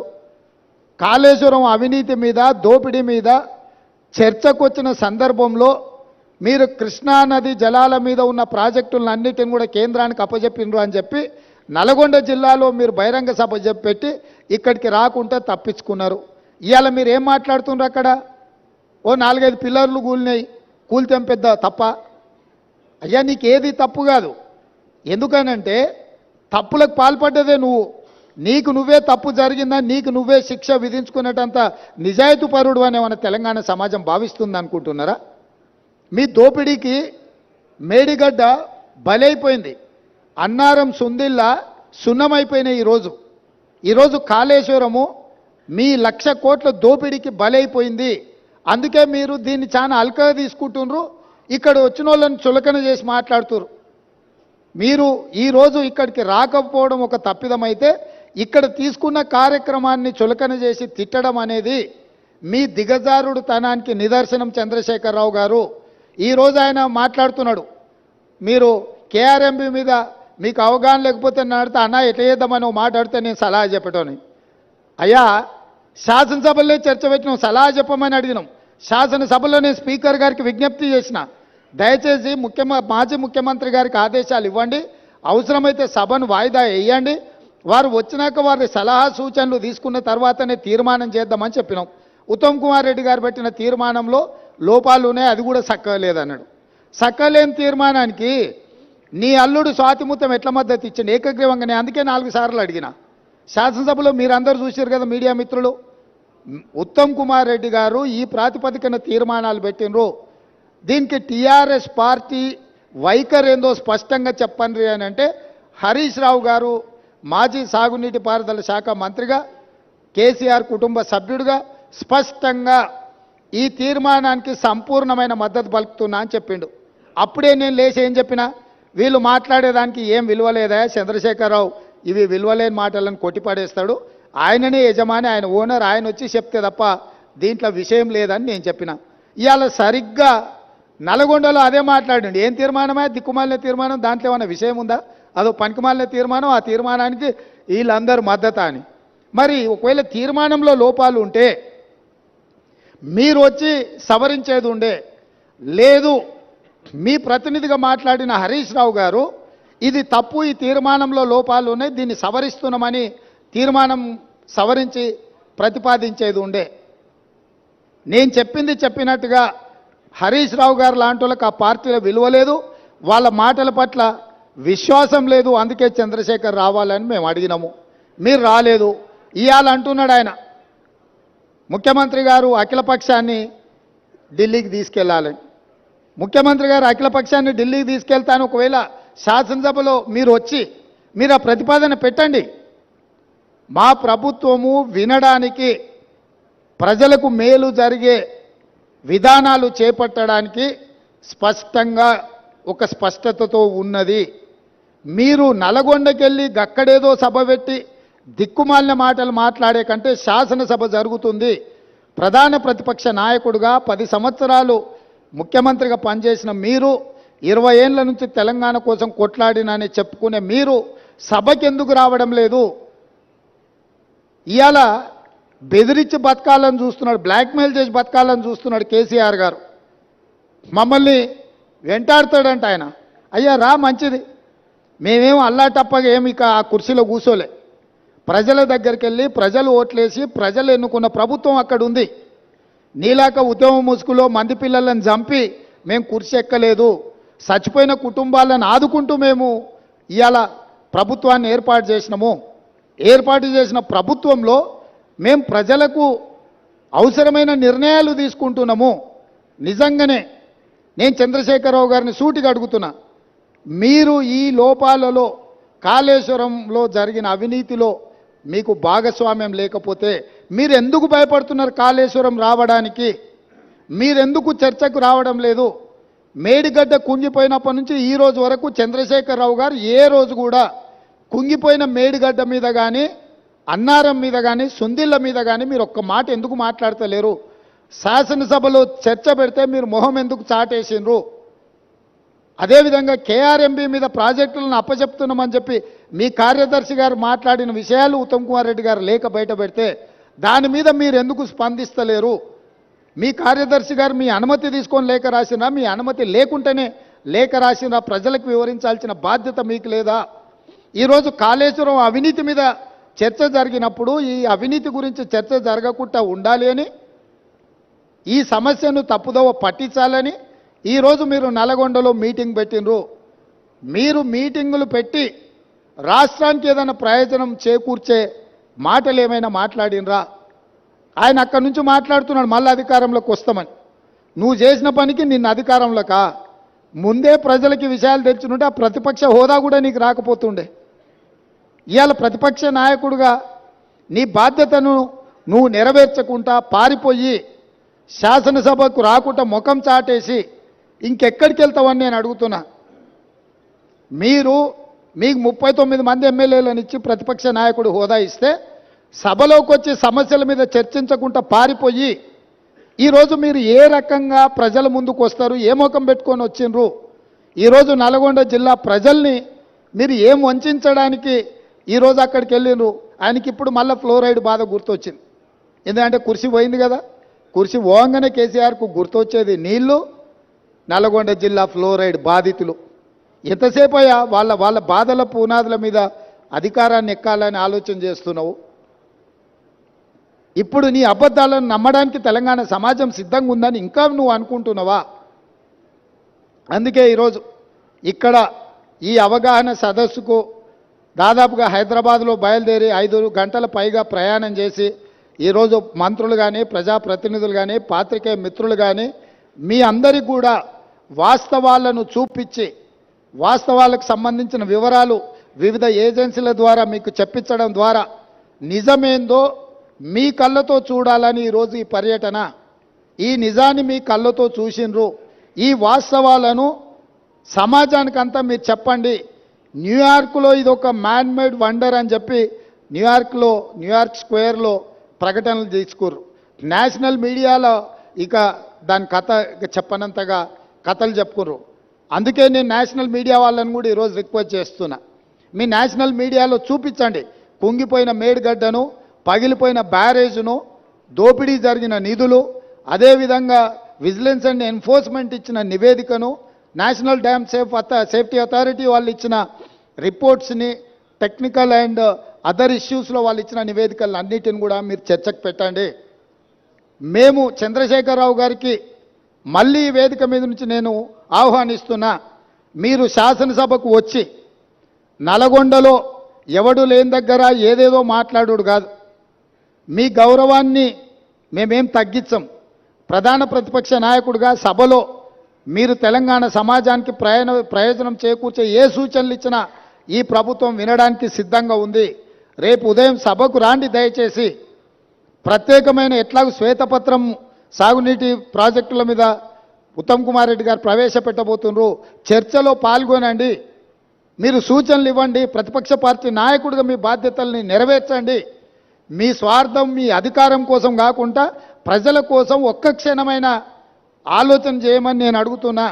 నేను మొన్న కూడా చెప్పిన, ఈరోజు చెప్తున్నా, కృష్ణానది జలాలు కేంద్ర ప్రభుత్వానికి అప్పచెప్పడంలో ఏనుగు పోయింది, తోక మాత్రమే మిగిలింది. ఇప్పుడు ఆ తోక పట్టుకొని ఏనుగును గుంజే ప్రయత్నం మా ప్రభుత్వం చేస్తుంది. అన్ని పాపాలకు నువ్వే కారణం. నువ్వే అప్పచెప్పినావు, అప్పచెప్పడానికి నిధులు పెట్టినావు, బడ్జెట్ ఆమోదింపజేసినావు, అప్పచెప్పడానికి అవసరమైన లేఖలు రాసినావు. ఇవాళ తోక మిగిలింది, ఆ తోక పట్టుకొని మేము గుంజే ప్రయత్నం చేస్తుంటే ఇక చూసిరా ఏనుగును కూడా టీఆర్ఎస్ కాపాడితే కాంగ్రెస్ వాళ్ళు కేంద్రానికి అప్పచెప్పారని. అదేవిధంగా కాళేశ్వరం అవినీతి మీద ఏదో ఆయన ఎంత అల్కగా మాట్లాడుతుండే, ఏముందా 4-5 పిల్లర్లు కుంగిపోయినాయని. అంటే ఆయన ఎంత బాధ్యతారహితంగా మాట్లాడుతుండు. ఈ తప్పిదాలల్లా ఆయనకు భాగస్వామ్యం లేకపోతే ఇంత అల్కగా మాట్లాడతాడా? ప్రతిపక్ష నాయకుడిగా ఇదేనా మీ వ్యవహారము? ఇవాళ నీళ్లు నింపలేదు కాబట్టి మిగిలినాయి. నీళ్లు నింపితే అది ఉంటుందా, ఊడుతుందా, ఏమైద్దో తెలుస్తుంది. నీళ్లు లేకుంటే మన ఇంటి మీద నీళ్ళ ట్యాంక్ ఉంటే అది ఒకవేళ కారుతుంటే పగిలేటట్టుంటే మనం నీళ్లు తీసేస్తే అది అట్లా కొంతకాలం కనిపిస్తుంది. నీళ్లు నింపితే 2 రోజులకు అది కూలిపోతుంది. సేమ్ ఈరోజు మేడిగడ్డ బ్యారేజ్ కానీ సుందిళ్ళ కానీ అన్నారంలో నీళ్లు నింపలేదు. నీళ్లు నింపితే పెను ప్రమాదం పొంచి ఉన్నది. నీళ్లు నింపినామంటే అంత కొట్టుకపోతుంది. ఈరోజు నీళ్లు లేకుంటే ఎండబెట్టినాం కాబట్టి అది అట్లా నిలబడి ఉన్నది. అది ఏ క్షణమైనా కుప్పగూలడానికి సిద్ధంగా ఉంది. మీరే కళ్ళతో చూసినారు. మేడిగడ్డ బ్యారేజు 1.5 మీటర్ దాదాపుగా 5 ఫీట్లు భూమిలోకి కుంగిపోయింది. ఇది మేం చెప్పడం లేదు, సాంకేతిక నిపుణులు చెప్తున్నారు. కళ్ళకు గట్టినట్టుగా పగుళ్ళు కనిపిస్తున్నాయి. కాంక్రీట్ స్ట్రక్చర్సు అంత వర్టికల్గా క్రాక్స్ వచ్చి ఉంటే దాని ఒక చిన్న సంఘటన కింద ముఖ్యమంత్రి గారు, మాజీ ముఖ్యమంత్రి గారు మాట్లాడుతున్నారు అని అంటే అసలు చంద్రశేఖరరావు గారి ఆలోచన, చేసిన తప్పిదాలను కప్పిపుచ్చుకోవడానికి చేస్తున్న ప్రయత్నము ఈరోజు తెలంగాణ సమాజం అంతా గమనించాల్సిన అవసరం ఉన్నది. అందుకే చంద్రశేఖరరావు గారు దయచేసి రేపటి శాసనసభ సమావేశాలకు మీరు హాజరు కండి. శాసనసభ సమావేశాలలో బడ్జెట్తో పాటు సాగునీటి పారుదల శాఖ మంత్రి ఉత్తమ్ కుమార్ రెడ్డి గారు ప్రవేశపెట్టే శ్వేతపత్రము సాగునీటి ప్రాజెక్టుల మీద మీరు చర్చలో పాల్గొనండి. మీరు ఆ చర్చలో శాసనసభలో మీ అనుభవాన్నంతా రంగరించి కృష్ణానది జలాల మీద నిర్మించిన ప్రాజెక్టులను ఏ విధంగా మనం కాపాడుకోవాలి, కేంద్ర ప్రభుత్వం కొట్లాడాలనో మీ అనుభవాన్నంతా ఉపయోగించి సూచనలు ఇవ్వండి. అదేవిధంగా 1000 కోట్ల దోపిడీ జరిగిన కాళేశ్వరం ప్రాజెక్టులు ఈరోజు ఎల్ఎన్టీ సంస్థను బ్లాక్ లిస్టు చేయాలనా వద్దా? ఎల్ఎన్టీ సంస్థ నిర్మాణం చేయకుంటేనే పూర్తయినట్టు సర్టిఫికెట్ పొందడాన్ని, సర్టిఫికెట్ ఇచ్చిన అధికారులను శిక్షించాలనా లేదా? మీ వైఖరి ఏంది? కాళేశ్వరం ప్రాజెక్టు మీద జరిగిన అవకతవకల మీద నీ పార్టీ వైఖరి, మాజీ ముఖ్యమంత్రిగా సాగునీటి పారుదల శాఖ మంత్రిగా మీది హరీష్ రావు గారి వైఖరి శాసనసభ ద్వారా తెలంగాణ సమాజానికి, దేశ ప్రజలకు చెప్పాల్సిన బాధ్యత మీ మీద ఉన్నది. ఈరోజు మీరు నల్గొండలో మాట్లాడిన మాటలు చూస్తే నాకు కాలు ఇరిగిపోయినా, చేత కాకపోయినా, నేను సభకు వచ్చినా, మీకోసం వచ్చినా అని అంటున్నావు. నువ్వు వాళ్ళ కోసం ఎన్నడూ రాలే. వాళ్ళ కోసం వచ్చే లక్షణమే నీకు లేదు. ఎందుకంటే ఎంతోమంది పిల్లలు చచ్చిపోతే, ఎంతోమంది ఆత్మహత్యలు చేసుకుంటే, ఎంతోమంది గొప్ప వ్యక్తులు చనిపోతే కూడా చూడని వ్యక్తివి నువ్వు. ఈరోజు నీ కుర్సీ పోయింది కాబట్టి ఆ కుర్సీని ఎత్తుక్కుంటా మళ్ళీ నల్గొండకి వెళ్ళావు. ఎందుకంటే ఖమ్మము, నల్గొండ, మహబూబ్నగర్లో 36 సీట్లు ఉన్నాయి. ఖమ్మంలో 10, నల్గొండలో 12, మహబూబ్నగర్లో 14. ఖమ్మంలో 1 సీటు గెలిచాడు, నల్గొండ 1 సీటు గెలిచాడు, మహబూబ్నగర్లో 2 సీట్లు గెలిచాడు. 36 సీట్లల్లో ఈ మొనగానికి వచ్చినాయి 4 సీట్లు. రేపు పార్లమెంట్లో పూర్తిగా కాంగ్రెస్ పార్టీ గెలవడానికి అవకాశం ఉంది కాబట్టి ఏదో రకంగా సానుభూతి పొందైనా నాకు కాలు లేదు, నేను అవుటివాడిని, నేను నడవలేకపోతున్నా అని అడుక్కోవడానికి, ఓట్లు అడుక్కోవడానికి వేసిన ఎత్తుగడ. ఈరోజు నువ్వు నల్గొండ జిల్లాకు నీ పట్ల సానుభూతి చూపించారు చంద్రశేఖరరావు. ఎందుకనంటే నువ్వు పచ్చిగా పట్టుబడ్డావు అవినీతి పరుడుగా. ఈ తెలంగాణను దోసుకున్నావు కాబట్టి నిన్న కుర్చీలకి వెళ్ళి దించిండ్రు. దించి 60 రోజులు కూడా కాలేదు, అప్పుడే అడుక్కునే పని మొదలుపెట్టిన అవతారం మార్చి. ఇప్పుడు ఎక్స్ట్రా ఏమొచ్చిందంటే వీల్ చైర్ వచ్చింది. ఒకప్పుడేమో మంచంలో వండుకున్న నిజాం హాస్పిటల్లో, దాంతో సానుభూతి పొందిండు. ఆ కథ 10 ఏళ్ళు అక్కడికి వచ్చింది ఆయనకు. ఇప్పుడు ఆ కథ పోయింది కాబట్టి వీల్ చైర్కి వచ్చిండు. నల్గొండకు పోగలిగినోనివి గా పక్కలున్న కూతవేటి దూరంలో ఉన్న శాసనసభకు రాలేవా? ఎందుకు వస్తలేవు? బండారం బయటపడుతుందనా? లేకపోతే పచ్చిగా పట్టుబడి నీ దోపిడీ ప్రజలకంత అర్థమవుతుందనా? ఆయన ఏదో మమ్మల్ని భయపెట్టాలని చూస్తుండు. భయపడనని ప్రగల్భాలు వాడుతూ, భయపడకు, రా సభకు రా. ఎవరొద్దంటారు నిన్ను? సభలో వచ్చి మాట్లాడు. నేను స్పీకర్ గారికి విజ్ఞప్తి చేసిన, చంద్రశేఖరరావు గారు వస్తే ఎంతసేపు మాట్లాడతాడో అధ్యక్ష, మీరు మైక్ ఇవ్వండి, వారి అనుభవం అంతా ఉపయోగించి ఏం మాట్లాడతారో మాట్లాడండి. మేము కూడా విజ్ఞప్తి చేసినాం స్పీకర్ గారికి. స్పీకర్ గారు కూడా మీకు స్వేచ్ఛగా మీ పార్టీకి మైక్ ఇస్తున్నాడు, ఎక్కడ మీ మైక్ కూడా కట్ చేయలేదు. కాబట్టి ఈరోజు ఈ కాళేశ్వరం యొక్క అవినీతి మీద ఇంతమంది పర్యటన ఉంది కాబట్టి ఈ అవినీతి మీద చర్చ జరగకుండా ఉండడానికి నల్గొండలో కేసీఆర్ గారు సభ ఏర్పాటు చేసుకున్నారు. నల్గొండ జిల్లాలో మనుషులు దొరక్కపోతే పాత ఉమ్మడి మహబూబ్నగర్ జిల్లాలో కల్వకుర్తి నుంచి బస్సులు పెట్టి జనాలను దొలకపోయారా? బస్సులు 100 ఉన్నాయి, మంది 10 మంది ఊరు. నీ ఏషం అట్లుంది చంద్రశేఖరరావు. కాబట్టి ఇంత ఓపికగా ఇక్కడికి వచ్చి ఈ వాస్తవాలను చూసి అధికారులు ఇచ్చిన వివరాలు కానీ, ప్రతిపక్ష పార్టీగా మేము చెబుతున్న విషయాలను కానీ మీరందరూ ఒక బేరీజు వేసుకొని చంద్రశేఖరరావు గారి యొక్క కుట్రలను, కుతంత్రాలను తిప్పికొట్టాల్సిన బాధ్యత తెలంగాణ సమాజం మీద ఉన్నది. కవులు, కళాకారులు, మేధావులు అందరూ కూడా కాళేశ్వరానికి రండి. ఒకప్పుడు కాళేశ్వరం ప్రాజెక్టు కట్టినప్పుడు ప్రారంభోత్సవానికి జగన్మోహన్ రెడ్డి గారిని పిలిచిండ్రు, ఫడ్నవీస్ గారిని పిలిచిండ్రు. గ్రామాల నుంచి బస్సులు పెట్టి వేలాది మందిని తరలించండి ఇక్కడికి. మరి ఇవాళ అదే కాళేశ్వరం చూడడానికి ప్రతిపక్షాలను తెస్తే ఒక్క టీఆర్ఎస్ ఆయన కూడా పత్తకలేడు. మీరు అద్భుతం కట్టినప్పుడు ఈ అద్భుతాన్ని చెప్పుకోవడానికి మీకు మంచి అవకాశం కదా. ఈ అద్భుతాన్ని చూడడానికి, చూపించడానికి మీరు రావచ్చు కదా. మర్చిపోయినా, కరెక్టే. పొద్దున వచ్చేటప్పుడు చెప్పినాం, అయ్యా మీకు ఏదైనా ఇబ్బంది ఉంటే హెలికాప్టర్ కూడా ఉన్నది, దాంట్లో రాని, మేము బై రోడ్ పోతున్నాం, మీకోసం హెలికాప్టర్ సిద్ధంగా పెట్టినామని. ఆయన ఇప్పుడు చెప్తున్నాం మేము కూడా పోతాం తర్వాత అని. ఏడుకోతావా? కాళేశ్వరం కాదు, కాశీకి పోవాలి నువ్వు. ఇంకా బిచ్చం ఎత్తుకోవడానికి ఇంకా నీకు మిగిలింది అది ఒకటే. కాశీకి పోయి సన్యాసం పుచ్చుకోవాల్సిందే చంద్రశేఖరరావు నువ్వు. సరే, ఇక ఆయన చీకటి మిత్రుడు. బీజేపీ వాళ్ళు కూడా ఎవరు రాలే ఇప్పటి వరకు. కేసీఆర్ అవినీతి మీద గొప్ప గొప్ప మాటలు మాట్లాడిన కిషన్ రెడ్డి గారు వాళ్ళ ఎమ్మెల్యేలు రాకుండా అడ్డుకున్నాడు. మీరు పొత్తు పెట్టుకుంటే పొత్తు పెట్టుకోండి, ఎవరొద్దన్నారు? ఎన్ని రోజులు చీకట్లో పొత్తు పెట్టుకుంటారు? రాబోయే పార్లమెంట్ ఎన్నికలలో మీ పొత్తు సంగతి ప్రజలకు ఎట్లాగో చెప్పాల్సే వస్తుంది. ఈరోజు ఎంతసేపు ఉన్నా జ్యుడిషియల్ ఎంక్వైరీ వద్దు, మా చేతికి రాని. ఎందుకంటే మీ చేతికి ఇస్తే మీరు వాళ్ళు కలిసి కూర్చొని మాట్లాడుకుంటారు చీకట్లో. బీజేపీ వాళ్ళు వస్తారని మేము ఆశించినాం. ఎందుకంటే ఇంతకాలం కేసీఆర్ అవినీతి మీద సిబిఐ కేసులు అప్పచెప్పారు, కేసీఆర్ అవినీతిని తేల్చాలి అని అన్నారు. మరి కేసీఆర్ అవినీతిని తేల్చే అవకాశం వస్తే బీజేపీ ఎమ్మెల్యేలు ఎందుకు రాలేదు? సిపిఐ వచ్చింది, ఎంఐఎం వచ్చింది, బీజేపీ వాళ్ళు ఎందుకు రాలే? ఇవాళ రానోళ్ళు ఇద్దరే, బీఆర్ఎస్, బీజేపీ. మీ ఇద్దరు వైఖరి ఒకటేనా? మీరిద్దరు ఒకే రకంగా ఆలోచన చేస్తురా? మీరిద్దరు కలిసే ఈ విషయంలో ఒకే రకమైన విధానంతో ఉన్నారా? ఈరోజు బీజేపీ ఇది ప్రభుత్వ అధికారిక కార్యక్రమం, శాసనసభలో స్పీకర్ అనుమతితో ఏర్పాటు చేసిన కార్యక్రమం. ఇది కాంగ్రెస్ పార్టీ కార్యక్రమం కాదు. మాతో భిన్నాభిప్రాయాలు ఉండేవాళ్ళు కూడా ఇక్కడికి రావచ్చు. మా అభిప్రాయాలతో ఏకీభవించే వాళ్ళనే పిలవలే మేము. మా అభిప్రాయాలతో విభేదించే వాళ్ళని కూడా వాస్తవాలను చూడడానికి ఈరోజు ఇక్కడికి ఆహ్వానించినాము. కాబట్టి ఇప్పటికైనా బీజేపీ తమ వైఖరిని స్పష్టం చేయాలి. మీరు చంద్రశేఖరరావు గారి అవినీతిని కాపాడడానికి ఏమైనా ప్రయత్నం చేస్తారా? లేకపోతే చంద్రశేఖరరావును శాసనసభలో నిలదీసి జరిగిన అవినీతి మీద చర్యలు తీసుకోవడానికి రాష్ట్ర ప్రభుత్వానికి సహకరిస్తారా? మీ వైఖరి కూడా స్పష్టంగా చెప్పాల్సిందిగా బీజేపీని మేము డిమాండ్ చేస్తున్నాం.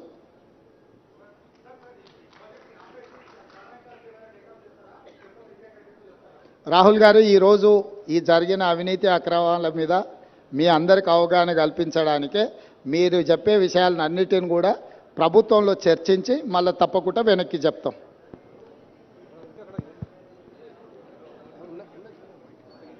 మైకే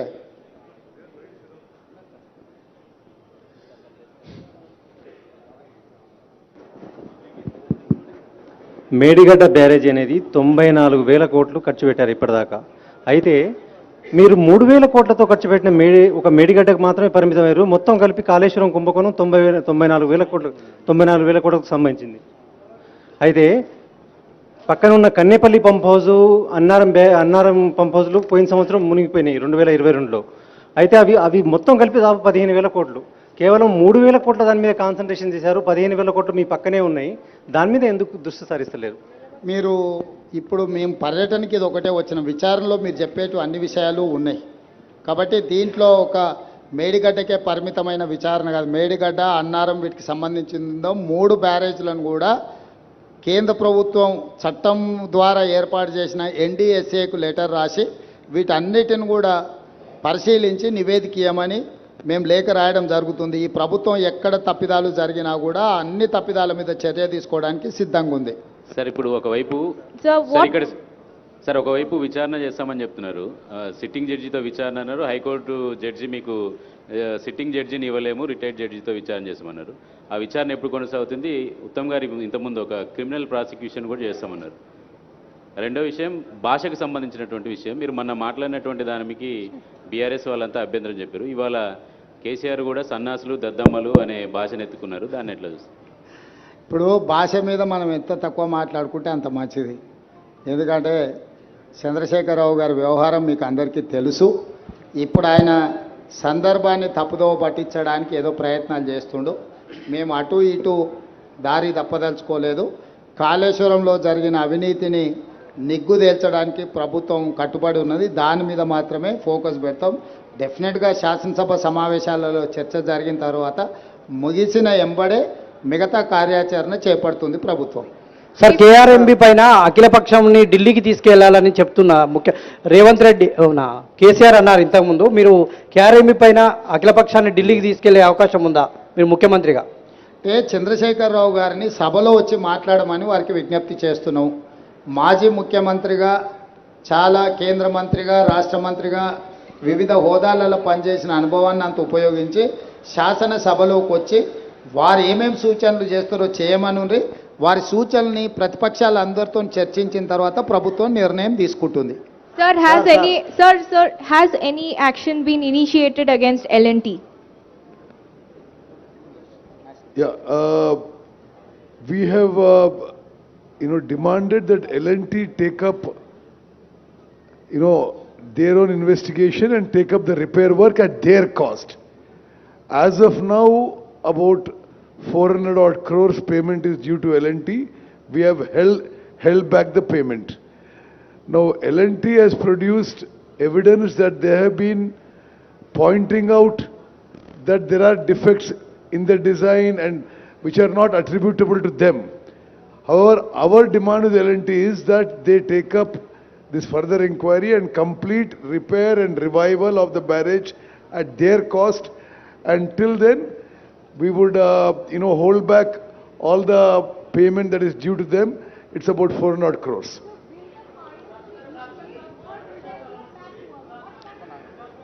See, at this stage, I cannot comment on this. Like the Chief Minister has said, the National Dam Safety Authority, which is a constitutional body, is being given the task of identifying the fault and the way forward. Sir మీ ముందు 4 months దాదాపు 3 months ఉంది. ఇంకా నివేదిక రావాలి. మీరు శాసనసభలో దీనికి సంబంధించినటువంటి ఎటువంటి విచారణ చేస్తారో తెలియాలి. 3 నెలలు గడిస్తే వర్షాకాలం వస్తుంది. ప్రాజెక్టు మరి ఆ లోపు అసలు ఏమి నిర్ణయం తీసుకుంటారు? అసలు ఈ వానాకాలం కాళేశ్వరం నీళ్లు తెలంగాణ ప్రజలకు మీరు పరిచయం చేసుకోండి. నేను లెనిన్ సార్, TV5 వరంగల్. సరే, ఒకటి మిత్రమా, ఇది October 21 సంఘటన జరిగింది. December 7 వరకు, December 7 మేము ప్రమాణ స్వీకారం చేసే వరకు కేసీఆర్ ముఖ్యమంత్రి. మేము ప్రమాణ స్వీకారం చేసి 2 నెలలు అయింది. ఈ 2 నెలల్లో దీని విషయంలో ఎంక్వైరీ ఇన్వెస్టిగేషన్ ముందుకు తీసుకుపోయినాం. అదేవిధంగా నేషనల్ డ్యామ్ సేఫ్టీ అథారిటీకి ఈ విషయం అప్పచెప్పినాం. అట్ దిస్ స్టేజ్ ఆ యొక్క బ్యారేజ్ల యొక్క విషయంలో ద వే ఫార్వర్డ్ అది మేము ఇప్పుడు నేషనల్ డ్యామ్ సేఫ్టీ అథారిటీ యొక్క అడ్వైస్ మీద పోబోతున్నారని చెప్పి ఆన్ రికార్డ్ మీకు తెలియజేస్తాం.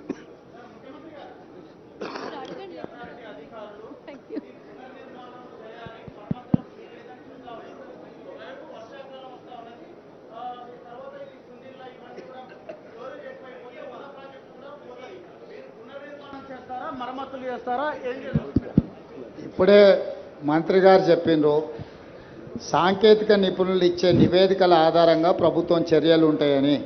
మీరే చెప్తున్నారు ఆ సాంకేతిక నిపుణులు ఇది పనికిరాదు, కొత్తది నిర్మించాలని చెప్పినని మీరే అంటున్నారు. ఇప్పుడు అది ఆపి దాంట్లో నీళ్లు నింపితే అది కొట్టుకపోతే జరిగే పరిణామాలను కూడా దృష్టిలో పెట్టుకోవాలి. అందుకే ఇంకా ఫర్దర్గా దీన్ని విశ్లేషించుకొని సాంకేతిక నిపుణుల సూచనల మేరకే ప్రభుత్వం ముందుకెళ్తుంది. హడావిడిగా ముందుకెళ్తే ఇప్పుడు కేసీఆర్ చేసినట్టే అవుద్ది. సో కేసీఆర్ చేసిన తప్పిదాలు ఈ ప్రభుత్వం కొనసాగించదలుచుకోలేదు. పూర్తి స్థాయిలో సాంకేతిక నిపుణులకు సూచన మేరకే ముందుకెళ్తాం. మేమెవరు ఇంజనీర్స్ కాదు, టెక్నికల్ ఎక్స్పర్ట్స్ మీ కాదు మేము. కాబట్టి సాంకేతిక నిపుణుల నివేదిక ప్రకారమే మా ప్రభుత్వం ముందుకెళ్తుంది. रेवंत जी, एक सवाल ये कि जिस तरीके से आपके विपक्षी पार्टी आप बीजेपी ये कह रही है कि सीबीआई की जांच हो, क्यों मीडिया को लेकर जाया जा रहा है, बीआरएस कहती है जैसे आपने भी कहा कि 3 या 4 ही तो पिलर टूटे हैं. क्या कहना चाहेंगे जब वो कहते हैं कि इसको राजनीतिक तौर पर कीचड़ उछालने की कोशिश की जा रही है? और दूसरा सवाल, ये जो पैसा जनता का पैसा है, आपकी तरफ से भी कहा गया है, पैसा वसूली कैसे होगी, क्या सरकार की रणनीति है इस पर? मैं सीधा एक सवाल आपसे पूछना चाहता हूं. आपके माध्यम से मैं केसीआर साहब को एक सवाल पूछना चाहता हूं. केसीआर साहब के लिए 2 टांगे हैं, एक टांगे टूटे हुए तो क्या फर्क पड़ता है? अभी इसमें भी पिलर 2-4 टूटा हुआ है, क्या हो रहा है बोल के केसीआर जो बात बोल रहे हैं ना, उनके लिए भी 2 टांगे हैं. एक टांगे अगर टूट गए तो भी कुछ नहीं होने वाले हैं. क्यों दवाखाने को गया उन्होंने, क्यों डॉक्टर का नहीं गए? ये कोई बात है क्या? कोई ईमानदार आदमी बोलने का भाषा है क्या ये? तो इसीलिए मैं साफ कहना चाहता हूं, हमारे तरफ से जो कार्रवाई करना है हम वो हिसाब से हम कार्रवाई करेंगे. आगे हमारे सरकार जो इसमें जिसने कल्प्रिट से सबको पनिशमेंट दिलवा देंगे. वो ये एक तरीका से हम लोग ये प्रोसेस इनिशिएट किए. हम कोई पर्सनल जज्बाती से हम कुछ कार्रवाई करना नहीं चाह रहा है. एक हिसाब से एक तरीका से हम कार्रवाई करेंगे. इसमें केसीआर है, एल&टी कंपनी है और कौन कौन है, सबके लिए हम एक सिस्टम से पनिशमेंट दिलवाएंगे. CM garu For national media, I just want to highlight one issue. Medigadda barrage, Sundilla and Annaram barrages are the heart of the Kaleshwaram project. How shameful of a former chief minister to say that these barrages which form the core, the heart of the whole Kaleshwaram project costing 94,000 crores, they are now, one has collapsed, the other 2 NDSA said may collapse. So we can't do any water storage. So we are not doing any water storage and the entire project is non-operational.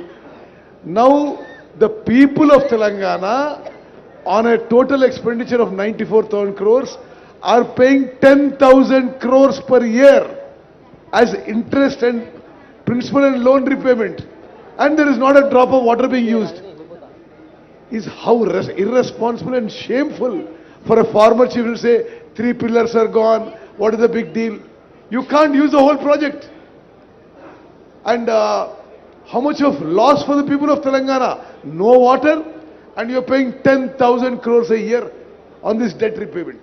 CM గారు కేంద్ర ప్రభుత్వము CBI ఎంక్వైరీకి లేఖ రాసింది. రాష్ట్ర ప్రభుత్వము గతంలో ఉన్న సీఎం గారు ఏమీ చెప్పలేరు. ఇప్పుడు రేవంత్ రెడ్డి గారు అంటే ఇప్పుడు ప్రభుత్వం కూడా ఏం డిమాండ్ చేయట్లేదు అనేది ఇంతకుముందు కిషన్ రెడ్డి గారు అన్నారు. దీనిపైన మీ స్పందన? ఇక ఆయన అతి తెలివితేటలకు నిదర్శనం. మేము ఆల్రెడీ జ్యుడిషియల్ ఎంక్వైరీకి ఇనిషియేట్ చేసినాం, క్యాబినెట్లో రెజల్యూషన్ పాస్ చేసినాం, అసెంబ్లీలో రెజల్యూషన్ పాస్ చేసినాం, సిట్టింగ్ జడ్జి కోసం అడిగినాము. సిబిఐ కంటే కూడా ఉన్నతమైన న్యాయ విచారణకు ఆదేశించినాము. ఎంతసేపు నా సిబిఐకి ఇస్తే ఆ కళ్ళెం మా చేతులకు వస్తుంది, కళ్ళెం మా చేతులుంటే కేసీఆర్ దగ్గర కొంత గిల్లుకోవచ్చు అనే ధ్యాస తప్ప జ్యుడిషియల్ ఎంక్వైరీ ఇచ్చి ఆర్డర్ చేసినందుకు వారికి ఉన్న కేంద్ర ప్రభుత్వం నుంచి కూడా ఒక లేఖ రాసి సిట్టింగ్ జడ్జిని కేటాయించడానికి సహకరించకుండా జ్యుడిషియల్ ఎంక్వైరీనే తప్పుపడుతున్నాడు కిషన్ రెడ్డి గారు లేకపోతే బీజేపీ వాళ్ళు. అంటే వాళ్ళకి జ్యుడిషియల్ ఎంక్వైరీ మీద న్యాయమూర్తుల మీద నమ్మకం లేదా? మేమేమో మా స్టేట్ గవర్నమెంట్లో ఉండే విచారణ సంస్థలతో విచారణ చేయిస్తామని మేము చెప్పలేదు. మేము న్యాయస్థానం ద్వారానే విచారణ చేయిస్తామని చెప్పినాము. బీజేపీ వాళ్లకు న్యాయస్థానం మీద నమ్మకం లేదు, సిబిఐ విచారణను అడుగుతుండ్రా. Point number 1. 10 సంవత్సరాలు మీరే 5 ఏళ్ళు మీరు కేంద్ర మంత్రిగా ఉన్నారు, 10 ఏళ్ళు మోడీ గారు ప్రధానమంత్రిగా ఉన్నారు. ఈ 10 సంవత్సరాలలో ఏ కేసులో కూడా సిబిఐ విచారణ కానీ, ఈడీ విచారణ కానీ, ఇన్కమ్ ట్యాక్స్ విచారణ కానీ గత ప్రభుత్వానికి వ్యతిరేకంగా మీరు చేపట్టలేదు. ఈరోజు కాంగ్రెస్ పార్టీ మాకు లేఖ రాయలేదు, కేసీఆర్ జుట్టు కాంగ్రెస్ మా చేతికి అందించలేదు. ఇవన్నీ కూడా వింటుంటే కిషన్ రెడ్డి గారి పట్ల జాలి కలుగుతుంది. ఈరోజు ఎందుకు ఎమ్మెల్యేలను పంపించలేదు? వారు నాకు తెలిసి వరంగల్లోనే ఉన్నట్టున్నారు. సగం దూరం ఆల్రెడీ వచ్చిండు, ఇక కొంచెంకంత దూరం వస్తే కాళేశ్వరం చూసిటోడు కదా. ఎందుకు రావడం లేదు? వాళ్ళ అవినీతిని బట్టబయలు చేద్దాము, అవినీతి పరుల బండారం బయట పెడదామని ప్రభుత్వం పిలిచింది. ఇప్పుడు ప్రధానమంత్రిగా నరేంద్ర మోడీ గారు సమావేశానికి పిలిస్తే మేము వెళ్తలేమా? నరేంద్ర మోడీ గారి దగ్గర జలశక్తి మంత్రి దగ్గరికి నేను ఉత్తమ్ కుమార్ రెడ్డి గారు వెళ్ళి ప్రభుత్వం చర్చలు చేపట్టలేదా? మేము పోయి నివేదికలు ఇవ్వలేదా? ఈరోజు రాష్ట్ర ప్రభుత్వంతో కలిసి రావడానికి మీకున్న సమస్య ఏంది? కేసీఆర్ అవినీతి బండారం బయట పెట్టడానికి ఈ కాళేశ్వరం పర్యటన, మేడిగడ్డ సందర్శన చాలా కీలకం. ఎందుకు రాలేదో ప్రజలకు ముందు కిషన్ రెడ్డి గారిని జవాబు చెప్పమన్నారు. విజిలెన్స్ కమిటీ రిపోర్టే అనుకోండి, అదేవిధంగా డ్యామ్ సేఫ్టీ అథారిటీ నిర్వహణ, డిజైన్, క్వాలిటీ అన్ని లోపాలు ఉన్నాయంటే ఇవన్నీ కమిషన్లతో వ్యవహారం జరిగిందని అనుకుంటున్నాం. మరి వీటన్నింటికి అనుమతులు ఇచ్చింది కేంద్ర ప్రభుత్వం. అంటే ఈ కమిషన్లు ఎక్కడి నుంచి స్టార్ట్ అయింది అనుకుంటున్నారు? ఒకటి. రెండోది, ఇప్పుడు ఈ 3 పునరుద్ధరణ అంటాలకే 1000 కోట్లతో కూడుకున్న అంశం. మరి వీటన్నిటిని పక్కన పెట్టి పాతది ఏదైతే తమిడియాటి నుంచి ఎల్లంపల్లికి గ్రావిటీ ద్వారా వచ్చేది దాన్ని ఏమన్నా ఏమంటున్నాను? ఇవన్నీ కూడా నిపుణులతో చర్చించి తీసుకోవాల్సిన నిర్ణయాలు. నేను కానీ, ఉత్తమ్ కుమార్ రెడ్డి గారు కానీ, శ్రీధర్ బాబు గారు 80,000 పుస్తకాలు మేము చదవలేదు. మాకంత గొప్ప విజ్ఞానం కూడా ఉందని మాకు మేము భావించడం లేదు. మేము పొలిటికల్ ఎగ్జిక్యూటివ్స్ మాత్రమే. టెక్నికల్ ఎక్స్పర్ట్స్తో కూర్చొని వీటిని తొలగించి కొత్తది నిర్మాణం చేస్తే ప్రయోజనమా, లేకపోతే తుమ్మిడియేటి దగ్గర ప్రాజెక్టు నిర్మించి గ్రావిటీతో నీళ్ళు ఇస్తే ప్రయోజనమా? సాంకేతిక నిపుణులతో చర్చించినాక మా ప్రభుత్వం ఒక నిర్దిష్టమైన నిర్ణయంతో ముందుకు వస్తుంది. ముందు మీకే వివరిస్తాం. మీ ప్రభుత్వ హయాంలో కొత్త ప్రాజెక్టులు కట్టే ఉద్దేశం ఏమైనా ఉందా సార్? ఏ కొత్త ప్రాజెక్టులే? ఇటు గోదావరి నది కావచ్చు, కృష్ణా నది మీద కావచ్చు, మీ ప్రభుత్వ హయాంలో కొత్త ప్రాజెక్టులు కట్టేటువంటి ఆలోచన ఏమైనా ఉందా? ఈ సమాధానమే మీకు సాంకేతిక నిపుణులు సలహాలు ఇస్తే డెఫినెట్ గా దాని పరిగణలోకి తీసుకుంటాం. Sir, I just want to ask, the Vigilance and Enforcement has given a scathing report. They said that there has been payments given, without even checking the completion and giving completion certificates. Now there is errors on the official side. What action are you taking on the officials? Already we have terminated that CE, and further we are going to recover that payments. If necessary, we are going to use R&R Act, Revenue Recovery Act. CM గారు, thank you. CM గారు right sir. గౌరవనీయులకి ముఖ్యమంత్రి గారు రేవంత్ రెడ్డి గారికి, సభ్యులకు అందరికీ నమస్కారం. ఈ కార్యక్రమంలో పాల్గొన్న అధికారులకు ఈ అవగాహన, ఈ పర్యటన గత కొంతకాలం నుంచి రాష్ట్రంలో జరుగుతున్న చర్చ. ఎన్నికల సందర్భంగా మీకు అందరికీ తెలుసు, మేడిగడ్డ బ్యారేజ్ కుంగినప్పుడు మేమందరం ఇక్కడికి రావాలనుకుంటే పోలీసు నిర్బంధాలతో రానివ్వలేదు. అయినా శ్రీ రాహుల్ గాంధీ గారు, నేను, మిత్రుడు శ్రీధర్ బాబు గారు ఎన్నో వ్యయ ప్రయాసాలు కోర్చి ఎన్నికల అధికారులను పట్టుబట్టి అనుమతి సాధించి మేడిగడ్డ బ్యారేజ్ సందర్శనకు ఆ రోజు మేము రావడం జరిగింది. అయితే ఆ రోజు ఎన్నికల ప్రణాళికలో భాగంగా పూర్తి స్థాయిలో ప్రాజెక్టు యొక్క కుంగుబాటు కానీ జరిగిన అవకతవకల మీద పూర్తిగా చూడడానికి సమయము సరిపోలేదు. అదేవిధంగా గత ప్రభుత్వము ఏమాత్రం ఇటువైపు ఎవరిని రానియకుండా వాళ్ళు చేసిన తప్పిదాలు, కుంగిపోయిన మేడిగడ్డ బ్యారేజ్ను ఎవరు చూడకుండా కప్పిపుచ్చి తమ తప్పిదాల నుంచి తప్పించుకోవాలనే ప్రయత్నం చేయడము, అదేవిధంగా మా ప్రభుత్వం అధికారంలోకి వచ్చిన తర్వాత నేషనల్ డ్యామ్ సేఫ్టీ అథారిటీ ఏదైనా ఇచ్చిన నివేదిక, ఈ ప్రాతిపదికన విజిలెన్స్ అండ్ ఎన్ఫోర్స్మెంట్ని ఉత్తమ్ కుమార్ రెడ్డి గారు ఆదేశాలు ఇచ్చి జరిగిన అవకతవకల మీద విచారణ చేపట్టి ప్రాథమికంగా ఒక నివేదికను ఇవ్వమని చెప్పడంతో వారు నివేదికను రాష్ట్ర ప్రభుత్వానికి ఇవ్వడం జరిగింది.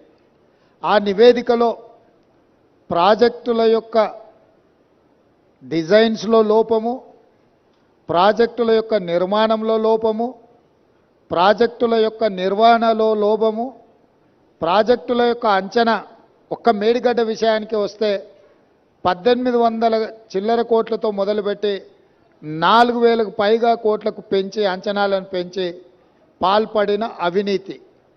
ఇదే కాకుండా ఈ మధ్యకాలంలో పత్రికలలో చూస్తున్నాం, కాగ్ నివేదిక ఇచ్చింది, పెద్ద ఎత్తున కాళేశ్వరం ప్రాజెక్టులో అవినీతి జరిగింది, 1000 కోట్ల రూపాయల దోపిడీ పాల్పడ్డారు అని చెప్పి ప్రతిపక్ష పార్టీలుగా మేము చేసిన ఆరోపణ కాదు, కాగ్ ఇచ్చిన నివేదిక, విజిలెన్స్ అండ్ ఎన్ఫోర్స్మెంట్ ఇచ్చిన నివేదిక.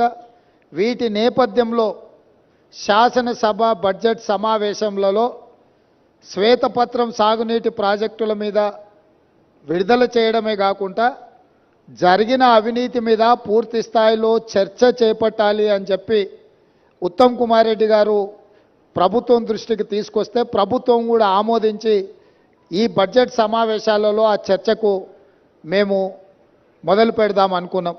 ఎప్పుడైతే గోదావరి జలాల మీద నిర్మించాలనుకున్న కాళేశ్వరం ప్రాజెక్టు రీడిజైనింగ్ పేరు మీద చంద్రశేఖరరావు కొల్లగొట్టిన 1000 కోట్ల రూపాయల మీద చర్చకు శాసనసభలో తెర లేపాలనుకున్నామో చంద్రశేఖరరావు గారికి పూర్తిగా అర్థమైపోయింది.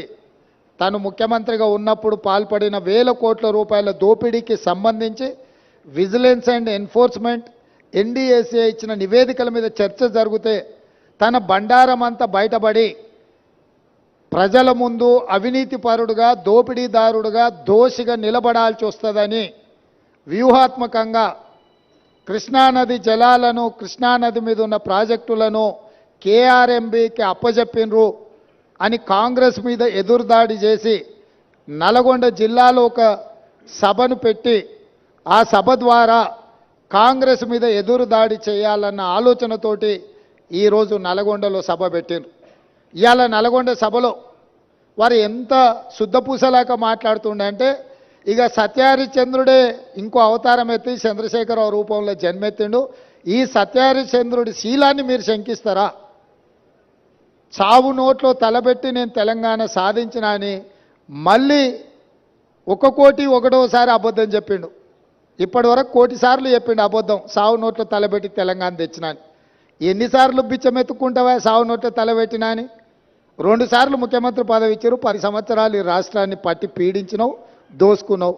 ఇంకా కూడా సావు నోట్ల తలకాయ పెట్టినా, సావు నోట్ల తలకాయ పెట్టినా అని మాటలు చెప్తున్నావు. సావు నోట్ల తలకాయ పెట్టిన చంద్రశేఖరరావు శాసనసభలో నీ అవినీతి మీద చర్చ పెడితే నువ్వు నిజంగా సత్యహరిశ్చంద్రునివే, సత్యహరిశ్చంద్రునికి మరో జన్మని ఎత్తినోడు అయితే అక్కడ వచ్చి కూర్చొని మాట్లాడేది ఉండే. మేమేమడిగినాము? అయ్యా, కృష్ణానది జలాల మీద శాసనసభలో ఏకగ్రీవ తీర్మానం చేసి కేంద్ర ప్రభుత్వం ప్రాజెక్టుల స్వాధీనానికి చేస్తున్న ప్రయత్నాన్ని అందరము తీర్మానం పాస్ చేసి కేంద్ర ప్రభుత్వ విధానాలను వ్యతిరేకిద్దాం రమ్మని మేము అడిగినాం. మీరు రాలేదు. కేంద్ర ప్రభుత్వానికి కాంగ్రెసే అప్పజెప్పిందని అబద్ధాలు నువ్వు చెప్తే వాస్తవాలను డిసెంబర్ 1, 2023 నాడు మీరు ముఖ్యమంత్రిగా మీ కార్యదర్శి స్మితా సబర్వాల్ గారు రాసిన లేఖను అప్పజెప్పడానికి పూర్తిగా మీరు చేసిన ప్రయత్నాన్ని ఆధారాలతో సహా శాసనసభలో ప్రభుత్వం బయటపెట్టింది. దాని తర్వాత నేనేమన్నా, కాళేశ్వరం మీద ఎంతోమందికి అపోహలు ఉన్నాయి, అనుమానాలు ఉన్నాయి. అక్కడికి ఎవరిని రాణిస్తలేరు. అక్కడికి ఎవరైనా వెళ్తే పోలీసులు అడ్డుకుంటున్నారని తెలంగాణ సమాజంలో ఎన్నో అనుమానాలు ఉన్నాయి. ఈ అనుమానాలను నివృత్తి చేయడానికి మంత్రులను, ప్రజాప్రతినిధులను, పత్రికా మిత్రులను అందరినీ తీసుకొని వెళ్ళి వాళ్ళకి చూపిద్దాము, అందరం కలిసికట్టుగా వెళ్దామని మా మంత్రి గారు మీకు లేఖ రాయడం జరిగింది. లేఖతో పాటు 13 తారీఖు నాడు వెళ్దామని మేము అన్నాము. ఒకవేళ మీకు ఏవైనా ఇతరత్ర కార్యక్రమాలు ఉంటే మీరు తారీఖు మార్చమన్నా మారుస్తామని చెప్పి శాసనసభలోనే స్వయంగా నేనే మీకు చెప్పడం జరిగింది. ఒకవేళ బీఆర్ఎస్ నాయకులకు 13 తారీఖు నాడు ఇతర కార్యక్రమాలు ఉంటే మీరు నిర్ణయించిన తారీఖు నాడు అఖిలపక్షం అందరము అక్కడికి వెళ్దాము, పత్రికల వాళ్ళని తీసుకెళ్దాము, అక్కడ జరుగుతున్న పరిణామాలు, నిర్మాణంలో లోపాలను, దాని మీద తీసుకోవాల్సిన చర్యల్ని ప్రజల సమక్షంలోనే ప్రజా కోర్టులోనే చర్చించుకుందామని రమ్మని చెప్పినాము. మీరు రాలేదు, రాకపోను. శాసనసభలో చర్చకు కూడా మీరు రాలేదు. శాసనసభలో జరిగిన చర్చలో మీరు పాల్గొనలేదు. శాసనసభకే మీరు రావడానికి కాలు విరిగిందనే ఒక నెపాన్ని అడ్డం పెట్టుకున్నారు. కాలు ఇరిగిన చంద్రశేఖరరావు ఈరోజు నల్గొండకు పోయిండు. నేను అడుగుతున్నాయా, శాసనసభ దగ్గరుందా, నల్గొండ జిల్లా దగ్గరుందా? నల్గొండకి వెళ్ళి బహిరంగ సభలో సానుభూతి పొందాలనే ప్రయత్నం చేస్తున్నాడు చంద్రశేఖరరావు. సానుభూతి పొందడానికి మీరు దవాఖానలు ఉన్నప్పుడు మేమందరం వచ్చినాం, సానుభూతి చూపించినాం. సానుభూతి చూపించాల్సిన సందర్భంలో ప్రజలు కానీ ప్రతిపక్షాలు కానీ మేమందరం సానుభూతి చూపించినాం. ఈరోజు కేవలం కాళేశ్వరం అవినీతి మీద చర్చ జరగకుండా, కాళేశ్వరంలో మీ దోపిడీని ప్రజల దృష్టిలో పడకుండా ఉండడానికే ఈరోజు మీరు నల్గొండ ప్రజా అక్కడ ఏదో పెద్ద సభ పెట్టినా అని మీరు మాట్లాడుతున్నారు. ప్రజలకి ఈ మాత్రము అవగాహన లేదని మీరు అనుకుంటున్నారా చంద్రశేఖరరావు గారు? కాళేశ్వరం అవినీతి మీద, దోపిడీ మీద చర్చకు వచ్చిన సందర్భంలో మీరు కృష్ణానది జలాల మీద ఉన్న ప్రాజెక్టులను అన్నిటిని కూడా కేంద్రానికి అప్పజెప్పినరు అని చెప్పి నల్గొండ జిల్లాలో మీరు బహిరంగ సభ పెట్టి ఇక్కడికి రాకుండా తప్పించుకున్నారు. ఇవాళ మీరు ఏం మాట్లాడుతున్నారు? అక్కడ ఓ 4-5 పిల్లర్లు కూలినాయి, కూలితే పెద్ద తప్ప? అయ్యా, నీకేది తప్పు కాదు. ఎందుకనంటే తప్పులకు పాల్పడ్డదే నువ్వు. నీకు నువ్వే తప్పు జరిగిందని నీకు నువ్వే శిక్ష విధించుకునేటంత నిజాయితీ పరుడు అని మన తెలంగాణ సమాజం భావిస్తుంది అనుకుంటున్నారా? మీ దోపిడీకి మేడిగడ్డ బలైపోయింది, అన్నారం సుందిల్లా సున్నమైపోయినాయి. ఈరోజు కాళేశ్వరము మీ 1,00,000 కోట్ల దోపిడీకి బలైపోయింది. అందుకే మీరు దీన్ని చాలా అల్కగా తీసుకుంటున్నారు. ఇక్కడ వచ్చిన వాళ్ళని చులకన చేసి మాట్లాడుతున్నారు. మీరు ఈరోజు ఇక్కడికి రాకపోవడం ఒక తప్పిదమైతే ఇక్కడ తీసుకున్న కార్యక్రమాన్ని చులకన చేసి తిట్టడం అనేది మీ దిగజారుడు తనానికి నిదర్శనం. చంద్రశేఖరరావు గారు ఈరోజు ఆయన మాట్లాడుతున్నాడు, మీరు కేఆర్ఎంబి మీద మీకు అవగాహన లేకపోతే నడితే అన్న ఎట్లా చేద్దామని మాట్లాడితే నేను సలహా చెప్పటోని. అయ్యా, శాసనసభలో చర్చ పెట్టినాం, సలహా చెప్పమని అడిగినాం.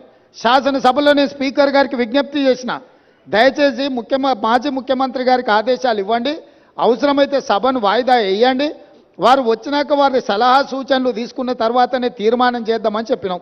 ఉత్తమ్ కుమార్ రెడ్డి గారు పెట్టిన తీర్మానంలో లోపాలు ఉన్నాయి, అది కూడా సక్కలేదన్నాడు. సక్కలేని తీర్మానానికి నీ అల్లుడు స్వాతిముత్యం ఎట్లా మద్దతు ఇచ్చింది ఏకగ్రీవంగానే? అందుకే 4 సార్లు అడిగిన. శాసనసభలో మీరందరూ చూశారు కదా మీడియా మిత్రులు. ఉత్తమ్ కుమార్ రెడ్డి గారు ఈ ప్రాతిపదికన తీర్మానాలు పెట్టినరు. దీనికి టీఆర్ఎస్ పార్టీ వైఖరి ఏందో స్పష్టంగా చెప్పండి అని అంటే హరీష్ రావు గారు మాజీ సాగునీటి పారుదల శాఖ మంత్రిగా, కేసీఆర్ కుటుంబ సభ్యుడిగా స్పష్టంగా ఈ తీర్మానానికి సంపూర్ణమైన మద్దతు పలుకుతున్నా అని చెప్పిండు. అప్పుడే నేను లేచి ఏం చెప్పినా, వీళ్ళు మాట్లాడేదానికి ఏం విలువలేదా చంద్రశేఖరరావు, ఇవి విలువలేని మాటలను కొట్టిపడేస్తాడు, ఆయననే యజమాని, ఆయన ఓనర్, ఆయన వచ్చి చెప్తే తప్ప దీంట్లో విషయం లేదని నేను చెప్పిన. ఇవాళ సరిగ్గా నల్గొండలో అదే మాట్లాడండి. ఏం తీర్మానమా? దిక్కుమాలిన తీర్మానం, దాంట్లో ఏమైనా విషయం ఉందా? అదో పనికిమాలిన తీర్మానం, ఆ తీర్మానానికి వీళ్ళందరూ మద్దతు అని. మరి ఒకవేళ తీర్మానంలో లోపాలు ఉంటే మీరు వచ్చి సవరించేది ఉండే. లేదు, మీ ప్రతినిధిగా మాట్లాడిన హరీష్ రావు గారు ఇది తప్పు, ఈ తీర్మానంలో లోపాలు ఉన్నాయి, దీన్ని సవరిస్తున్నామని తీర్మానం సవరించి ప్రతిపాదించేది ఉండే. నేను చెప్పింది చెప్పినట్టుగా హరీష్ రావు గారు లాంటి వాళ్ళకి ఆ పార్టీలో విలువ లేదు, వాళ్ళ మాటల పట్ల విశ్వాసం లేదు. అందుకే చంద్రశేఖర్ రావాలని మేము అడిగినాము, మీరు రాలేదు. ఇవాళ అంటున్నాడు ఆయన, ముఖ్యమంత్రి గారు అఖిలపక్షాన్ని ఢిల్లీకి తీసుకెళ్లాలని. ముఖ్యమంత్రి గారు అఖిలపక్షాన్ని ఢిల్లీకి తీసుకెళ్తాను, ఒకవేళ శాసనసభలో మీరు వచ్చి మీరు ఆ ప్రతిపాదన పెట్టండి. మా ప్రభుత్వము వినడానికి, ప్రజలకు మేలు జరిగే విధానాలు చేపట్టడానికి స్పష్టంగా ఒక స్పష్టతతో ఉన్నది. మీరు నల్గొండకెళ్ళి గక్కడేదో సభ పెట్టి దిక్కుమాలిన మాటలు మాట్లాడే కంటే శాసనసభ జరుగుతుంది. ప్రధాన ప్రతిపక్ష నాయకుడిగా 10 సంవత్సరాలు ముఖ్యమంత్రిగా పనిచేసిన మీరు, 20 ఏళ్ల నుంచి తెలంగాణ కోసం కొట్లాడినని చెప్పుకునే మీరు సభకి ఎందుకు రావడం లేదు? ఇవాళ బెదిరించి బతకాలని చూస్తున్నాడు, బ్లాక్మెయిల్ చేసి బతకాలని చూస్తున్నాడు కేసీఆర్ గారు. మమ్మల్ని వెంటాడుతాడంట ఆయన.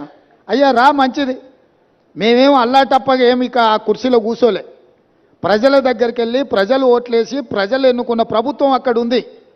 నీలాక ఉద్యమ ముసుగులో మంది పిల్లలను చంపి మేము కుర్చీ ఎక్కలేదు. చచ్చిపోయిన కుటుంబాలను ఆదుకుంటూ మేము ఇవాళ ప్రభుత్వాన్ని ఏర్పాటు చేసినాము. ఏర్పాటు చేసిన ప్రభుత్వంలో మేము ప్రజలకు అవసరమైన నిర్ణయాలు తీసుకుంటున్నాము.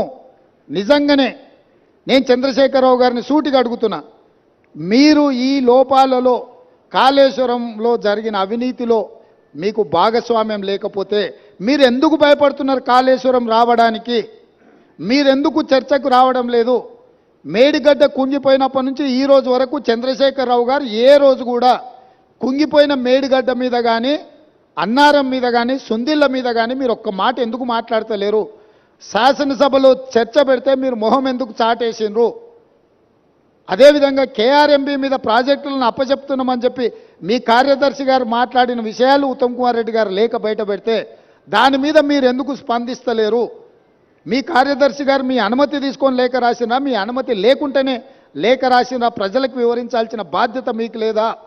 ఈరోజు కాళేశ్వరం అవినీతి మీద చర్చ జరిగినప్పుడు ఈ అవినీతి గురించి చర్చ జరగకుండా ఉండాలి అని, ఈ సమస్యను తప్పుదోవ పట్టించాలని ఈరోజు మీరు నల్గొండలో మీటింగ్ పెట్టినరు. మీరు మీటింగులు పెట్టి రాష్ట్రానికి ఏదైనా ప్రయోజనం చేకూర్చే మాటలు ఏమైనా మాట్లాడినరా? ఆయన అక్కడి నుంచి మాట్లాడుతున్నాడు మళ్ళీ అధికారంలోకి వస్తామని. నువ్వు చేసిన పనికి నిన్న అధికారంలోకా? ముందే ప్రజలకి విషయాలు తెచ్చుంటే ఆ ప్రతిపక్ష హోదా కూడా నీకు రాకపోతుండే. ఇవాళ ప్రతిపక్ష నాయకుడిగా నీ బాధ్యతను నువ్వు నెరవేర్చకుండా పారిపోయి శాసనసభకు రాకుండా ముఖం చాటేసి ఇంకెక్కడికి వెళ్తావని నేను అడుగుతున్నా. మీకు 39 మంది ఎమ్మెల్యేలను ఇచ్చి ప్రతిపక్ష నాయకుడు హోదా ఇస్తే సభలోకి వచ్చి సమస్యల మీద చర్చించకుండా పారిపోయి ఈరోజు మీరు ఏ రకంగా ప్రజల ముందుకు వస్తారు? ఏ ముఖం పెట్టుకొని వచ్చిండ్రు? ఈరోజు నల్గొండ జిల్లా ప్రజల్ని మీరు ఏం వంచడానికి ఈరోజు అక్కడికి వెళ్ళిండ్రు? ఆయనకి ఇప్పుడు మళ్ళీ ఫ్లోరైడ్ బాధ గుర్తొచ్చింది. ఎందుకంటే కుర్చీ పోయింది కదా, కుర్చీ పోగానే కేసీఆర్కు గుర్తొచ్చేది నీళ్లు, నల్గొండ జిల్లా ఫ్లోరైడ్ బాధితులు. ఎంతసేపు అయ్యా వాళ్ళ బాధల పునాదుల మీద అధికారాన్ని ఎక్కాలని ఆలోచన చేస్తున్నావు? ఇప్పుడు నీ అబద్ధాలను నమ్మడానికి తెలంగాణ సమాజం సిద్ధంగా ఉందని ఇంకా నువ్వు అనుకుంటున్నావా? అందుకే ఈరోజు ఇక్కడ ఈ అవగాహన సదస్సుకు దాదాపుగా హైదరాబాద్లో బయలుదేరి 5 గంటల పైగా ప్రయాణం చేసి ఈరోజు మంత్రులు కానీ, ప్రజాప్రతినిధులు కానీ, పాత్రికేయ మిత్రులు కానీ మీ అందరికీ కూడా వాస్తవాలను చూపించి వాస్తవాలకు సంబంధించిన వివరాలు వివిధ ఏజెన్సీల ద్వారా మీకు చెప్పించడం ద్వారా నిజమేందో మీ కళ్ళతో చూడాలని ఈరోజు ఈ పర్యటన. ఈ నిజాన్ని మీ కళ్ళతో చూసిండ్రు. ఈ వాస్తవాలను సమాజానికంతా మీరు చెప్పండి. న్యూయార్క్లో ఇది ఒక మ్యాన్ మేడ్ వండర్ అని చెప్పి న్యూయార్క్ స్క్వేర్లో ప్రకటనలు తీసుకుర్రు. నేషనల్ మీడియాలో ఇక దాని కథ చెప్పనంతగా కథలు చెప్పుకుర్రు. అందుకే నేను నేషనల్ మీడియా వాళ్ళని కూడా ఈరోజు రిక్వెస్ట్ చేస్తున్నా, మీ నేషనల్ మీడియాలో చూపించండి కుంగిపోయిన మేడిగడ్డను, పగిలిపోయిన బ్యారేజ్ను, దోపిడీ జరిగిన నిధులు, అదేవిధంగా విజిలెన్స్ అండ్ ఎన్ఫోర్స్మెంట్ ఇచ్చిన నివేదికను, నేషనల్ డ్యామ్ సేఫ్టీ అథారిటీ వాళ్ళు ఇచ్చిన రిపోర్ట్స్ని, టెక్నికల్ అండ్ అదర్ ఇష్యూస్లో వాళ్ళు ఇచ్చిన నివేదికలను అన్నిటిని కూడా మీరు చర్చకు పెట్టండి. మేము చంద్రశేఖరరావు గారికి మళ్ళీ ఈ వేదిక మీద నుంచి నేను ఆహ్వానిస్తున్నా, మీరు శాసనసభకు వచ్చి నల్గొండలో ఎవడు లేని దగ్గర ఏదేదో మాట్లాడు కాదు. మీ గౌరవాన్ని మేమేం తగ్గించం. ప్రధాన ప్రతిపక్ష నాయకుడిగా సభలో మీరు తెలంగాణ సమాజానికి ప్రయోజనం చేకూర్చే ఏ సూచనలు ఇచ్చినా ఈ ప్రభుత్వం వినడానికి సిద్ధంగా ఉంది. రేపు ఉదయం సభకు రాండి దయచేసి. ప్రత్యేకమైన ఎట్లాగూ శ్వేతపత్రం సాగునీటి ప్రాజెక్టుల మీద ఉత్తమ్ కుమార్ రెడ్డి గారు ప్రవేశపెట్టబోతున్నారు.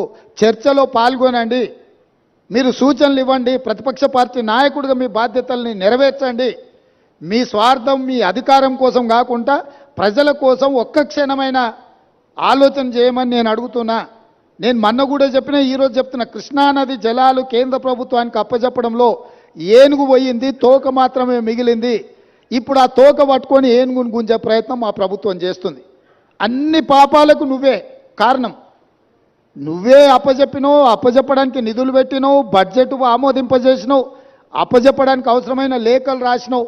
ఇవాళ తోక మిగిలింది, ఆ తోక పట్టుకొని మేము గుంజే ప్రయత్నం చేస్తుంటే ఇక చూసిరా ఏనుగును కూడా టీఆర్ఎస్ కాపాడితే కాంగ్రెస్ వాళ్ళు కేంద్రానికి అప్పచెప్పారు. అదేవిధంగా కాళేశ్వరం అవినీతి మీద ఏదో ఆయన ఎంత అల్కగా మాట్లాడుతుండే, ఏముందా 4-5 పిల్లర్లు కుంగిపోయినాయని. అంటే ఆయన ఎంత బాధ్యతారహితంగా మాట్లాడుతుండు. ఈ తప్పిదాలల్లా ఆయనకు భాగస్వామ్యం లేకపోతే ఇంత అల్కగా మాట్లాడతాడా?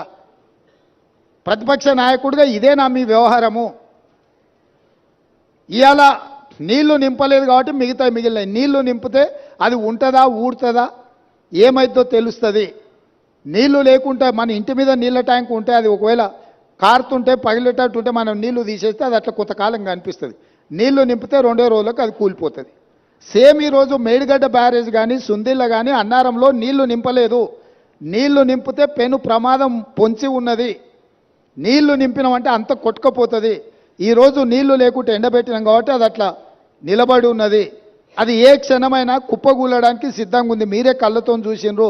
మేడిగడ్డ బ్యారేజు 1.5 మీటర్ దాదాపుగా 5 ఫీట్లు భూమిలోకి కుంగిపోయింది. ఇది మేం చెప్పడం లేదు, సాంకేతిక నిపుణులు చెప్తున్నారు. కళ్ళకు కట్టినట్టుగా పగుళ్ళు కనిపిస్తున్నాయి. కాంక్రీట్ స్ట్రక్చర్సు అంత వర్టికల్గా క్రాక్స్ వచ్చి ఉంటే దాని ఒక చిన్న సంఘటన కింద ముఖ్యమంత్రి గారు, మాజీ ముఖ్యమంత్రి గారు మాట్లాడుతున్నారు అని అంటే అసలు చంద్రశేఖరరావు గారి ఆలోచన, చేసిన తప్పిదాలను కప్పిపుచ్చుకోవడానికి చేస్తున్న ప్రయత్నము ఈరోజు తెలంగాణ సమాజం అంతా గమనించాల్సిన అవసరం ఉన్నది. అందుకే చంద్రశేఖరరావు గారు దయచేసి రేపటి శాసనసభ సమావేశాలకు మీరు హాజరు కండి. శాసనసభ సమావేశాలలో బడ్జెట్తో పాటు సాగునీటి పారుదల శాఖ మంత్రి ఉత్తమ్ కుమార్ రెడ్డి గారు ప్రవేశపెట్టే శ్వేతపత్రము సాగునీటి ప్రాజెక్టుల మీద మీరు చర్చలో పాల్గొనండి. మీరు ఆ చర్చలో శాసనసభలో మీ అనుభవాన్నంతా రంగరించి కృష్ణానది జలాల మీద నిర్మించిన ప్రాజెక్టులను ఏ విధంగా మనం కాపాడుకోవాలి, కేంద్ర ప్రభుత్వం కొట్లాడాలనో మీ అనుభవాన్ని అంతా ఉపయోగించి సూచనలు ఇవ్వండి. అదేవిధంగా 1000 కోట్ల దోపిడీ జరిగిన కాళేశ్వరం ప్రాజెక్టులు ఈరోజు ఎల్ఎన్టీ సంస్థను బ్లాక్ లిస్టు చేయాలన్నా వద్దా? ఎల్ఎన్టీ సంస్థ నిర్మాణం చేయకుంటేనే పూర్తయినట్టు సర్టిఫికెట్ పొందడాన్ని, సర్టిఫికెట్ ఇచ్చిన అధికారులను శిక్షించాలన్నా లేదా? మీ వైఖరి ఏంది? కాళేశ్వరం ప్రాజెక్టు మీద జరిగిన అవకతవకల మీద నీ పార్టీ వైఖరి, మాజీ ముఖ్యమంత్రిగా సాగునీటి పారుదల శాఖ మంత్రిగా మీది హరీష్ రావు గారి వైఖరి శాసనసభ ద్వారా తెలంగాణ సమాజానికి, దేశ ప్రజలకు చెప్పాల్సిన బాధ్యత మీ మీద ఉన్నది. ఈరోజు మీరు నల్గొండలో మాట్లాడిన మాటలు చూస్తే నాకు కాలు ఇరిగిపోయినా, చేత కాకపోయినా, నేను సభకు వచ్చినా, మీకోసం వచ్చినా అని అంటున్నావు. నువ్వు వాళ్ళ కోసం ఎన్నడూ రాలే. వాళ్ళ కోసం వచ్చే లక్షణమే నీకు లేదు. ఎందుకంటే ఎంతోమంది పిల్లలు చచ్చిపోతే, ఎంతోమంది ఆత్మహత్యలు చేసుకుంటే, ఎంతోమంది గొప్ప వ్యక్తులు చనిపోతే కూడా చూడని వ్యక్తివి నువ్వు. ఈరోజు నీ కుర్సీ పోయింది కాబట్టి ఆ కుర్సీని ఎత్తుక్కుంటా మళ్ళీ నల్గొండకి వెళ్ళావు. ఎందుకంటే ఖమ్మము, నల్గొండ, మహబూబ్నగర్లో 36 సీట్లు ఉన్నాయి. ఖమ్మంలో 10, నల్గొండలో 12, మహబూబ్నగర్లో 14. ఖమ్మంలో 1 సీటు గెలిచాడు, నల్గొండ 1 సీటు గెలిచాడు, మహబూబ్నగర్లో 2 సీట్లు గెలిచాడు. 36 సీట్లల్లో ఈ మొనగానికి వచ్చినాయి 4 సీట్లు. రేపు పార్లమెంట్లో పూర్తిగా కాంగ్రెస్ పార్టీ గెలవడానికి అవకాశం ఉంది కాబట్టి ఏదో రకంగా సానుభూతి పొందేనా, నాకు కాలు లేదు, నేను అవుటివాడిని, నేను నడవలేకపోతున్నా అని అడుక్కోవడానికి, ఓట్లు అడుక్కోవడానికి వేసిన ఎత్తుగడ. ఈరోజు నువ్వు నల్గొండ జిల్లాకు నీ పట్ల సానుభూతి చూపించారు చంద్రశేఖరరావు. ఎందుకనంటే నువ్వు పచ్చిగా పట్టుబడ్డావు అవినీతి పరుడుగా. ఈ తెలంగాణను దోసుకున్నావు కాబట్టి నిన్న కుర్చీలకెళ్ళి దించిండ్రు. దించి 60 రోజులు కూడా కాలేదు, అప్పుడే అడుక్కునే పని మొదలుపెట్టిన అవతారం మార్చి. ఇప్పుడు ఎక్స్ట్రా ఏమొచ్చిందంటే వీల్ చైర్ వచ్చింది. ఒకప్పుడేమో మంచంలో వండుకున్నాడు నిజాం హాస్పిటల్లో, దాంతో సానుభూతి పొందిండు. ఆ కథ 10 ఏళ్ళు అక్కడికి వచ్చింది ఆయనకు.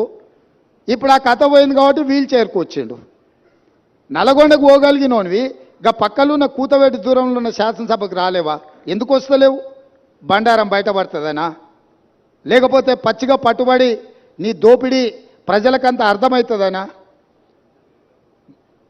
ఆయన ఏదో మమ్మల్ని భయపెట్టాలని చూస్తుండు. భయపడనని ప్రగల్భాలు పడుతూ, భయపడకు, రా సభకు రా. ఎవరొద్దంటారు నిన్ను? సభలో వచ్చి మాట్లాడు.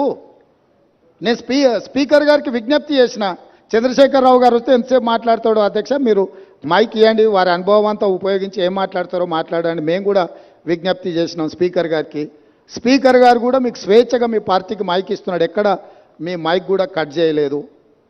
కాబట్టి ఈరోజు ఈ కాళేశ్వరం యొక్క అవినీతి మీద ఇంతమంది పర్యటన ఉంది కాబట్టి ఈ అవినీతి మీద చర్చ జరగకుండా ఉండడానికి నల్గొండలో కేసీఆర్ గారు సభ ఏర్పాటు చేసుకున్నారు. నల్గొండ జిల్లాలో మనుషులు దొరక్కపోతే పాత ఉమ్మడి మహబూబ్నగర్ జిల్లాలో కల్వకుర్తి నుంచి బస్సులు పెట్టి జనాలను దొరకపోయారా? బస్సులు 100 ఉన్నాయి, మంది 10 మంది ఊరు. నీ ఏషం అట్లుంది చంద్రశేఖరరావు.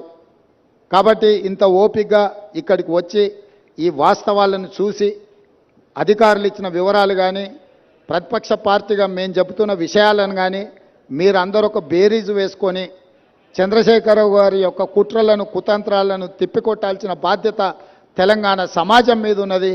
కవులు, కళాకారులు, మేధావులు అందరూ కూడా కాళేశ్వరానికి రండి. ఒకప్పుడు కాళేశ్వరం ప్రాజెక్టు కట్టినప్పుడు ప్రారంభోత్సవానికి జగన్మోహన్ రెడ్డి గారిని పిలిచిండ్రు, ఫడ్నవీస్ గారిని పిలిచిండ్రు. గ్రామాల నుంచి బస్సులు పెట్టి వేలాది మందిని తరలించండి ఇక్కడికి. మరి ఇవాళ అదే కాళేశ్వరం చూడడానికి ప్రతిపక్షాలను తెస్తే ఒక్క టీఆర్ఎస్ ఆయన కూడా పత్తకలేడు. మీరు అద్భుతం కట్టినప్పుడు ఈ అద్భుతాన్ని చెప్పుకోవడానికి మీకు మంచి అవకాశం కదా. ఈ అద్భుతాన్ని చూడడానికి, చూపించడానికి మీరు రావచ్చు కదా. మర్చిపోయినా, కరెక్టే. పొద్దున వచ్చేటప్పుడు చెప్పినాం, అయ్యా మీకు ఏదైనా ఇబ్బంది ఉంటే హెలికాప్టర్ కూడా ఉన్నది, దాంట్లో రాండి, మేము బై రోడ్ పోతున్నాం, మీకోసం హెలికాప్టర్ సిద్ధంగా పెట్టినామని. ఆయన ఇప్పుడు చెప్తున్నాం మేము కూడా పోతాం తర్వాత అని. ఏడుకోతావా? కాళేశ్వరం కాదు, కాశీకి పోవాలి నువ్వు. ఇంకా బిచ్చం ఎత్తుకోవడానికి ఇంకా నీకు మిగిలింది అది ఒకటే. కాశీకి పోయి సన్యాసం పుచ్చుకోవాల్సిందే చంద్రశేఖరరావు నువ్వు. సరే, ఇక ఆయన చీకటి మిత్రుడు. బీజేపీ వాళ్ళు కూడా ఎవరు రాలే ఇప్పటి వరకు. కేసీఆర్ అవినీతి మీద గొప్ప గొప్ప మాటలు మాట్లాడిన కిషన్ రెడ్డి గారు వాళ్ళ ఎమ్మెల్యేలు రాకుండా అడ్డుకున్నాడు. మీరు పొత్తు పెట్టుకుంటే పొత్తు పెట్టుకోండి, ఎవరొద్దన్నారు? ఎన్ని రోజులు చీకట్లో పొత్తు పెట్టుకుంటారు? రాబోయే పార్లమెంట్ ఎన్నికలలో మీ పొత్తు సంగతి ప్రజలకు ఎట్లాగో చెప్పాల్సే వస్తుంది. ఈరోజు ఎంతసేపు ఉన్న జ్యుడిషియల్ ఎంక్వైరీ వద్దు, మా చేతికి రాని. ఎందుకంటే మీ చేతికి ఇస్తే మీరు వాళ్ళు కలిసి కూర్చొని మాట్లాడుకుంటారు చీకట్లో. బీజేపీ వాళ్ళు వస్తారని మేము ఆశించినాం. ఎందుకంటే ఇంతకాలం కేసీఆర్ అవినీతి మీద సిబిఐ కేసులు అప్పచెప్పారు, కేసీఆర్ అవినీతిని తేల్చాలి అని అన్నారు. మరి కేసీఆర్ అవినీతిని తేల్చే అవకాశం వస్తే బీజేపీ ఎమ్మెల్యేలు ఎందుకు రాలేదు? సిపిఐ వచ్చింది, ఎంఐఎం వచ్చింది, బీజేపీ వాళ్ళు ఎందుకు రాలే? ఇవాళ రానోళ్ళు ఇద్దరే, బీఆర్ఎస్, బీజేపీ. మీ ఇద్దరు వైఖరి ఒకటేనా? మీరిద్దరు ఒకే రకంగా ఆలోచన చేస్తురా? మీరిద్దరు కలిసే ఈ విషయంలో ఒకే రకమైన విధానంతో ఉన్నారా? ఈరోజు బీజేపీ ఇది ప్రభుత్వ అధికారిక కార్యక్రమం, శాసనసభలో స్పీకర్ అనుమతితో ఏర్పాటు చేసిన కార్యక్రమం. ఇది కాంగ్రెస్ పార్టీ కార్యక్రమం కాదు. మాతో భిన్నాభిప్రాయాలు ఉండేవాళ్ళు కూడా ఇక్కడికి రావచ్చు. మా అభిప్రాయాలతో ఏకీభవించే వాళ్ళనే పిలవలే మేము. మా అభిప్రాయాలతో విభేదించే వాళ్ళని కూడా వాస్తవాలను చూడడానికి ఈరోజు ఇక్కడికి ఆహ్వానించినాము. కాబట్టి ఇప్పటికైనా బీజేపీ తమ వైఖరిని స్పష్టం చేయాలి. మీరు చంద్రశేఖరరావు గారి అవినీతిని కాపాడడానికి ఏమైనా ప్రయత్నం చేస్తారా? లేకపోతే చంద్రశేఖరరావును శాసనసభలో నిలదీసి జరిగిన అవినీతి మీద చర్యలు తీసుకోవడానికి రాష్ట్ర ప్రభుత్వానికి సహకరిస్తారా? మీ వైఖరి కూడా స్పష్టంగా చెప్పాల్సిందిగా బీజేపీని మేము డిమాండ్ చేస్తున్నాం.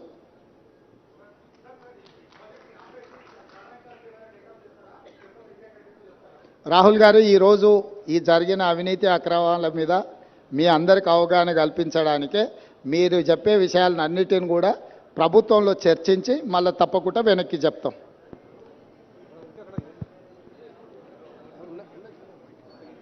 మైకే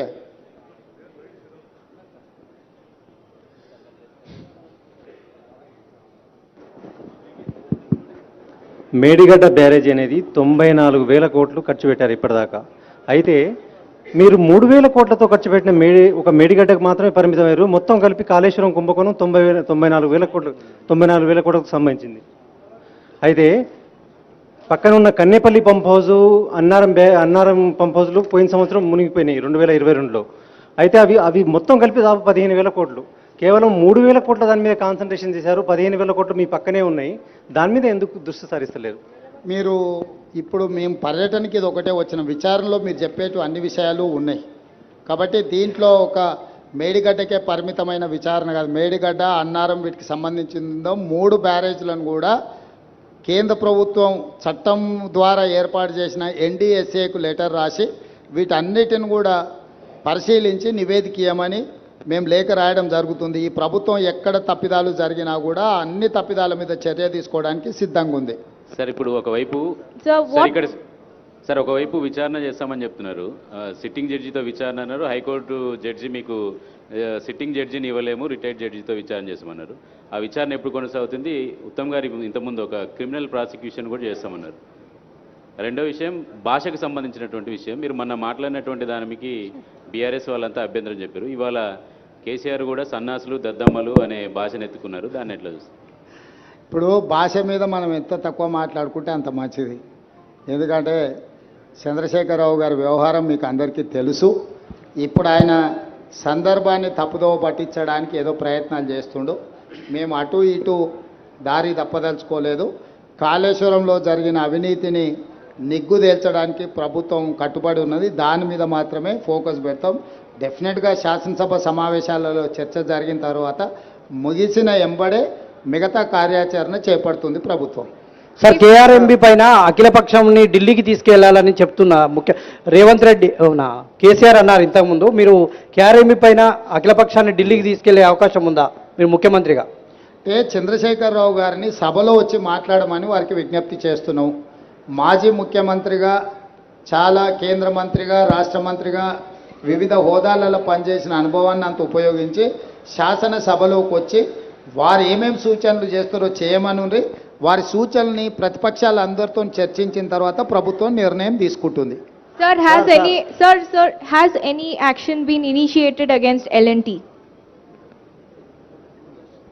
Yeah, we have demanded that L&T take up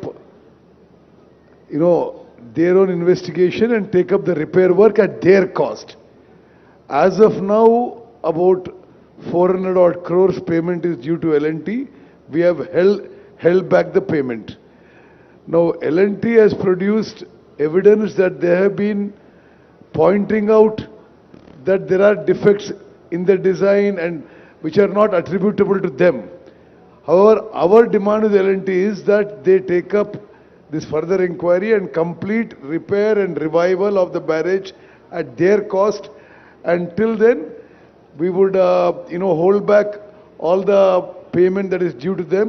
It's about 400 crores.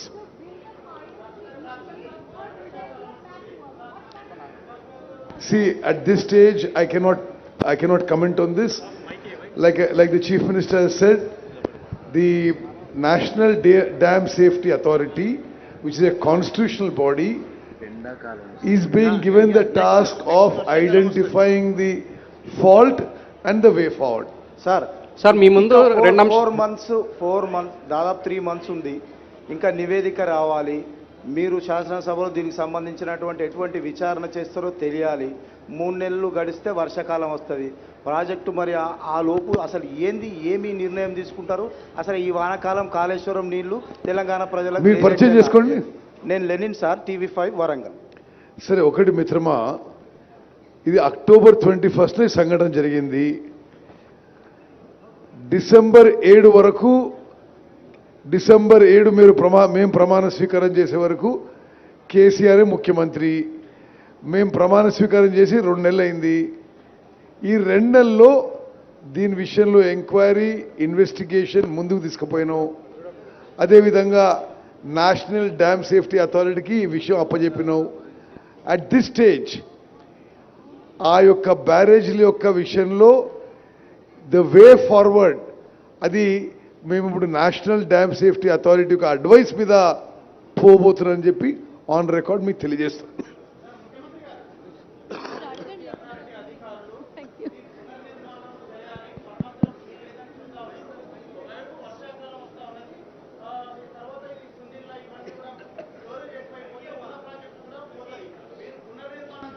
మరమ్మతులు చేస్తారా? ఇప్పుడే మంత్రి గారు చెప్పిండ్రు, సాంకేతిక నిపుణులు ఇచ్చే నివేదికల ఆధారంగా ప్రభుత్వం చర్యలు ఉంటాయని. మీరే చెప్తున్నారు ఆ సాంకేతిక నిపుణులు ఇది పనికిరాదు, కొత్తది నిర్మించాలని చెప్పినని మీరే అంటున్నారు. ఇప్పుడు అది ఆపి దాంట్లో నీళ్లు నింపితే అది కొట్టుకపోతే జరిగే పరిణామాలను కూడా దృష్టిలో పెట్టుకోవాలి. అందుకే ఇంకా ఫర్దర్గా దీన్ని విశ్లేషించుకొని సాంకేతిక నిపుణుల సూచనల మేరకే ప్రభుత్వం ముందుకెళ్తుంది. హడావిడిగా ముందుకెళ్తే ఇప్పుడు కేసీఆర్ చేసినట్టే అవుతాయి. సో కేసీఆర్ చేసిన తప్పిదాలు ఈ ప్రభుత్వం కొనసాగించదలుచుకోలేదు. పూర్తి స్థాయిలో సాంకేతిక నిపుణులకు సూచన మేరకే ముందుకెళ్తాం. మేమెవరు ఇంజనీర్స్ కాదు, టెక్నికల్ ఎక్స్పర్ట్స్ మీ కాదు మేము. కాబట్టి సాంకేతిక నిపుణుల నివేదిక ప్రకారమే మా ప్రభుత్వం ముందుకెళ్తుంది. रेवंत जी, एक सवाल ये कि जिस तरीके से आपके विपक्षी पार्टी आप बीजेपी ये कह रही है कि सीबीआई की जांच हो, क्यों मीडिया को लेकर जाया जा रहा है? बीआरएस कहती है, जैसे आपने भी कहा, कि 3 या 4 ही तो पिलर टूटे हैं. क्या कहना चाहेंगे जब वो ये कहते हैं कि इसको राजनीतिक तौर पर कीचड़ उछालने की कोशिश की जा रही है? और दूसरा सवाल, ये जो पैसा जनता का पैसा है, आपकी तरफ से भी कहा गया है, पैसा वसूली कैसे होगी? क्या सरकार की रणनीति है इस पर? मैं सीधा एक सवाल आपसे पूछना चाहता हूं, आपके माध्यम से मैं केसीआर साहब को एक सवाल पूछना चाहता हूं. केसीआर साहब के लिए 2 टांगे हैं, एक टांगे टूटे हुए तो क्या फर्क पड़ता है? अभी इसमें भी पिलर 2-4 टूटा हुआ है, क्या हो रहा है बोल के केसीआर जो बात बोल रहे हैं ना, उनके लिए भी 2 टांगे हैं. एक टांगे अगर टूट गए तो भी कुछ नहीं होने वाले हैं. क्यों दवाखाने को गया उन्होंने, क्यों डॉक्टर का नहीं गए? ये कोई बात है क्या? कोई ईमानदार आदमी बोलने का भाषा है क्या ये? तो इसीलिए मैं साफ कहना चाहता हूं, हमारे तरफ से जो कार्रवाई करना है हम वो हिसाब से हम कार्रवाई करेंगे. आगे हमारे सरकार जो इसमें जिसने कल्प्रिट से सबको पनिशमेंट दिलवा देंगे. वो ये एक तरीका से हम लोग ये प्रोसेस इनिशिएट किए. हम कोई पर्सनल जज्बाती से हम कुछ कार्रवाई करना नहीं चाह रहा है. एक हिसाब से एक तरीका से हम कार्रवाई करेंगे. इसमें केसीआर है, एल&टी कंपनी है और कौन कौन है, सबके लिए हम एक सिस्टम से पनिशमेंट दिलवाएंगे. CM garu For national media, I just want to highlight one issue. Medigadda barrage, Sundilla and Annaram barrages are the heart of the Kaleshwaram project. How shameful of a former chief minister to say that these barrages which form the core, the heart of the whole Kaleshwaram project costing 94,000 crores, they are now, one has collapsed, the other 2 NDSA said may collapse. So we can't do any water storage. So we are not doing any water storage and the entire project is non-operational. Now the people of Telangana on a total expenditure of 94,000 crores are paying 10,000 crores per year as interest and principal and loan repayment, and there is not a drop of water being used. Is how irresponsible and shameful for a former chief to say 3 pillars are gone, what is the big deal? You can't use the whole project. And how much of loss for the people of Telangana? No water, and you're paying 10,000 crores a year on this debt repayment. CM గారు కేంద్ర ప్రభుత్వము CBI ఎంక్వైరీకి లేఖ రాసింది. రాష్ట్ర ప్రభుత్వము గతంలో ఉన్న సీఎం గారు ఏమీ చెప్పలేరు. ఇప్పుడు రేవంత్ రెడ్డి గారు అంటే ఇప్పుడు ప్రభుత్వం కూడా ఏం డిమాండ్ చేయట్లేదు అనేది ఇంతకుముందు కిషన్ రెడ్డి గారు అన్నారు. దీనిపైన మీ స్పందన? ఇక ఆయన అతి తెలివితేటలకు నిదర్శనం. మేము ఆల్రెడీ జ్యుడిషియల్ ఎంక్వైరీకి ఇనిషియేట్ చేసినాం, క్యాబినెట్లో రెజల్యూషన్ పాస్ చేసినాం, అసెంబ్లీలో రెజల్యూషన్ పాస్ చేసినాం, సిట్టింగ్ జడ్జి కోసం అడిగినాము. సిబిఐ కంటే కూడా ఉన్నతమైన న్యాయ విచారణకు ఆదేశించినాము. ఎంతసేపు నా సిబిఐకి ఇస్తే ఆ కళ్ళెం మా చేతులకు వస్తుంది, కళ్ళెం మా చేతులుంటే కేసీఆర్ దగ్గర కొంత గిల్లుకోవచ్చు అనే ధ్యాస తప్ప జ్యుడిషియల్ ఎంక్వైరీ ఇచ్చి ఆర్డర్ చేసినందుకు వారికి ఉన్న కేంద్ర ప్రభుత్వం నుంచి కూడా ఒక లేఖ రాసి సిట్టింగ్ జడ్జిని కేటాయించడానికి సహకరించకుండా జ్యుడిషియల్ ఎంక్వైరీనే తప్పుపడుతున్నాడు కిషన్ రెడ్డి గారు లేకపోతే బీజేపీ వాళ్ళు. అంటే వాళ్ళకి జ్యుడిషియల్ ఎంక్వైరీ మీద న్యాయమూర్తుల మీద నమ్మకం లేదా? మేమేమో మా స్టేట్ గవర్నమెంట్లో ఉండే విచారణ సంస్థలతో విచారణ చేయిస్తామని మేము చెప్పలేదు.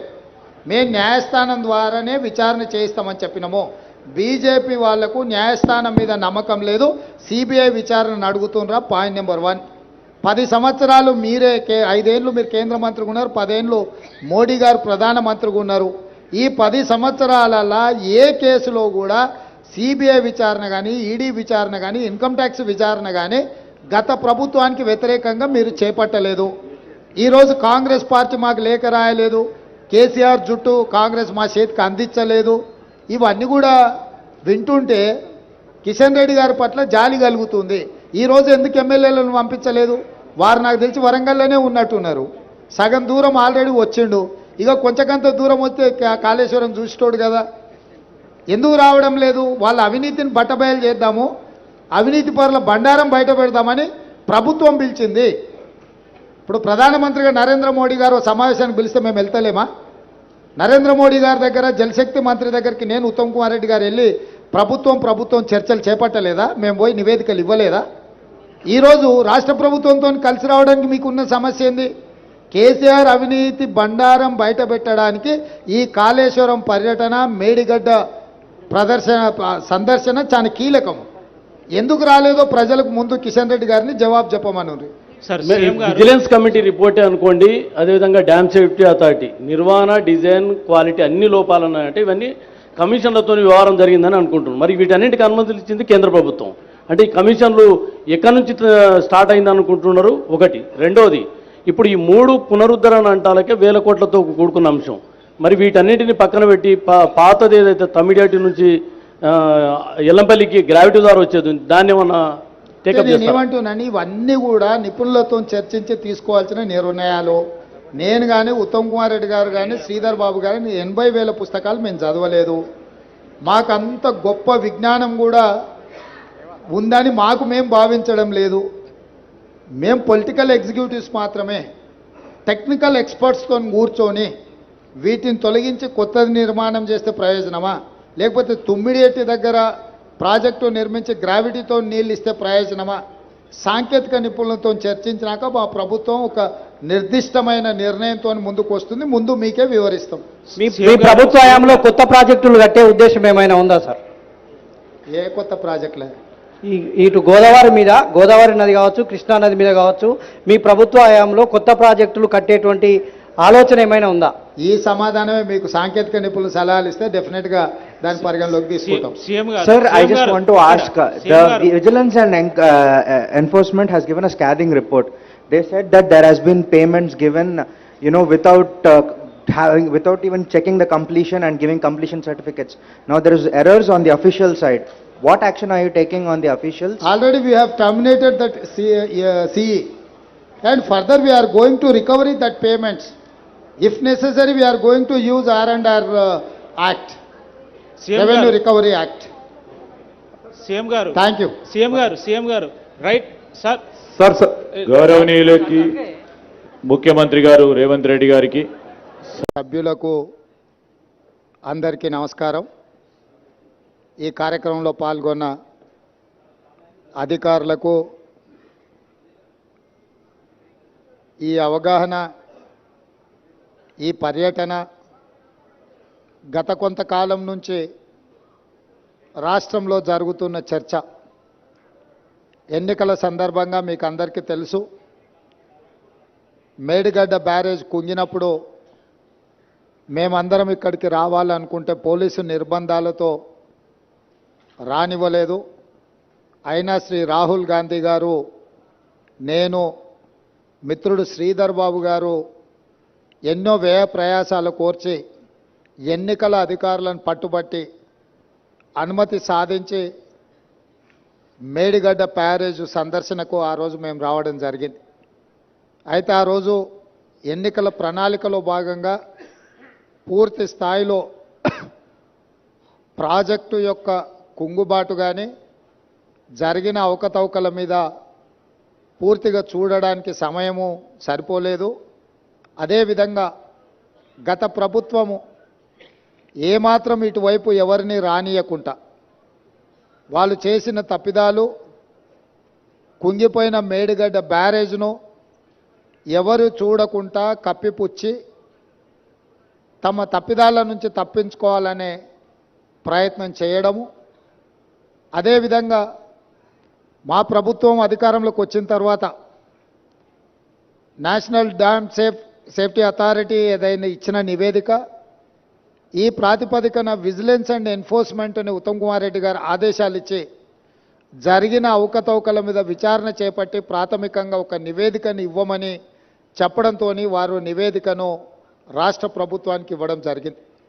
ఆ నివేదికలో ప్రాజెక్టుల యొక్క డిజైన్స్లో లోపము, ప్రాజెక్టుల యొక్క నిర్మాణంలో లోపము, ప్రాజెక్టుల యొక్క నిర్వహణలో లోపము, ప్రాజెక్టుల యొక్క అంచనా, ఒక్క మేడిగడ్డ విషయానికి వస్తే 1800 చిల్లర కోట్లతో మొదలుపెట్టి 4000కు పైగా కోట్లకు పెంచి అంచనాలను పెంచి పాల్పడిన అవినీతి. ఇదే కాకుండా ఈ మధ్యకాలంలో పత్రికలలో చూస్తున్నాం, కాగ్ నివేదిక ఇచ్చింది, పెద్ద ఎత్తున కాళేశ్వరం ప్రాజెక్టులో అవినీతి జరిగింది, 1000 కోట్ల రూపాయల దోపిడీ పాల్పడ్డారు అని చెప్పి ప్రతిపక్ష పార్టీలుగా మేము చేసిన ఆరోపణ కాదు, కాగ్ ఇచ్చిన నివేదిక, విజిలెన్స్ అండ్ ఎన్ఫోర్స్మెంట్ ఇచ్చిన నివేదిక. వీటి నేపథ్యంలో శాసనసభ బడ్జెట్ సమావేశంలో శ్వేతపత్రం సాగునీటి ప్రాజెక్టుల మీద విడుదల చేయడమే కాకుండా జరిగిన అవినీతి మీద పూర్తి స్థాయిలో చర్చ చేపట్టాలి అని చెప్పి ఉత్తమ్ కుమార్ రెడ్డి గారు ప్రభుత్వం దృష్టికి తీసుకొస్తే ప్రభుత్వం కూడా ఆమోదించి ఈ బడ్జెట్ సమావేశాలలో ఆ చర్చకు మేము మొదలు పెడదాం అనుకున్నాం.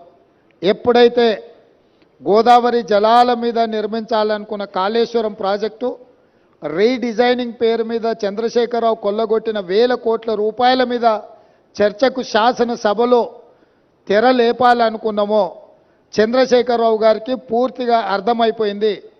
తను ముఖ్యమంత్రిగా ఉన్నప్పుడు పాల్పడిన 1000 కోట్ల రూపాయల దోపిడీకి సంబంధించి విజిలెన్స్ అండ్ ఎన్ఫోర్స్మెంట్ ఎన్డీఏసీ ఇచ్చిన నివేదికల మీద చర్చ జరిగితే తన బండారం అంతా బయటపడి ప్రజల ముందు అవినీతిపరుడుగా, దోపిడీదారుడుగా, దోషిగా నిలబడాల్సి వస్తుందని వ్యూహాత్మకంగా కృష్ణానది జలాలను, కృష్ణానది మీద ఉన్న ప్రాజెక్టులను కేఆర్ఎంబీకి అప్పజెప్పినరు అని కాంగ్రెస్ మీద ఎదురుదాడి చేసి నల్గొండ జిల్లాలో ఒక సభను పెట్టి ఆ సభ ద్వారా కాంగ్రెస్ మీద ఎదురుదాడి చేయాలన్న ఆలోచనతోటి ఈరోజు నల్గొండలో సభ పెట్టిండ్రు.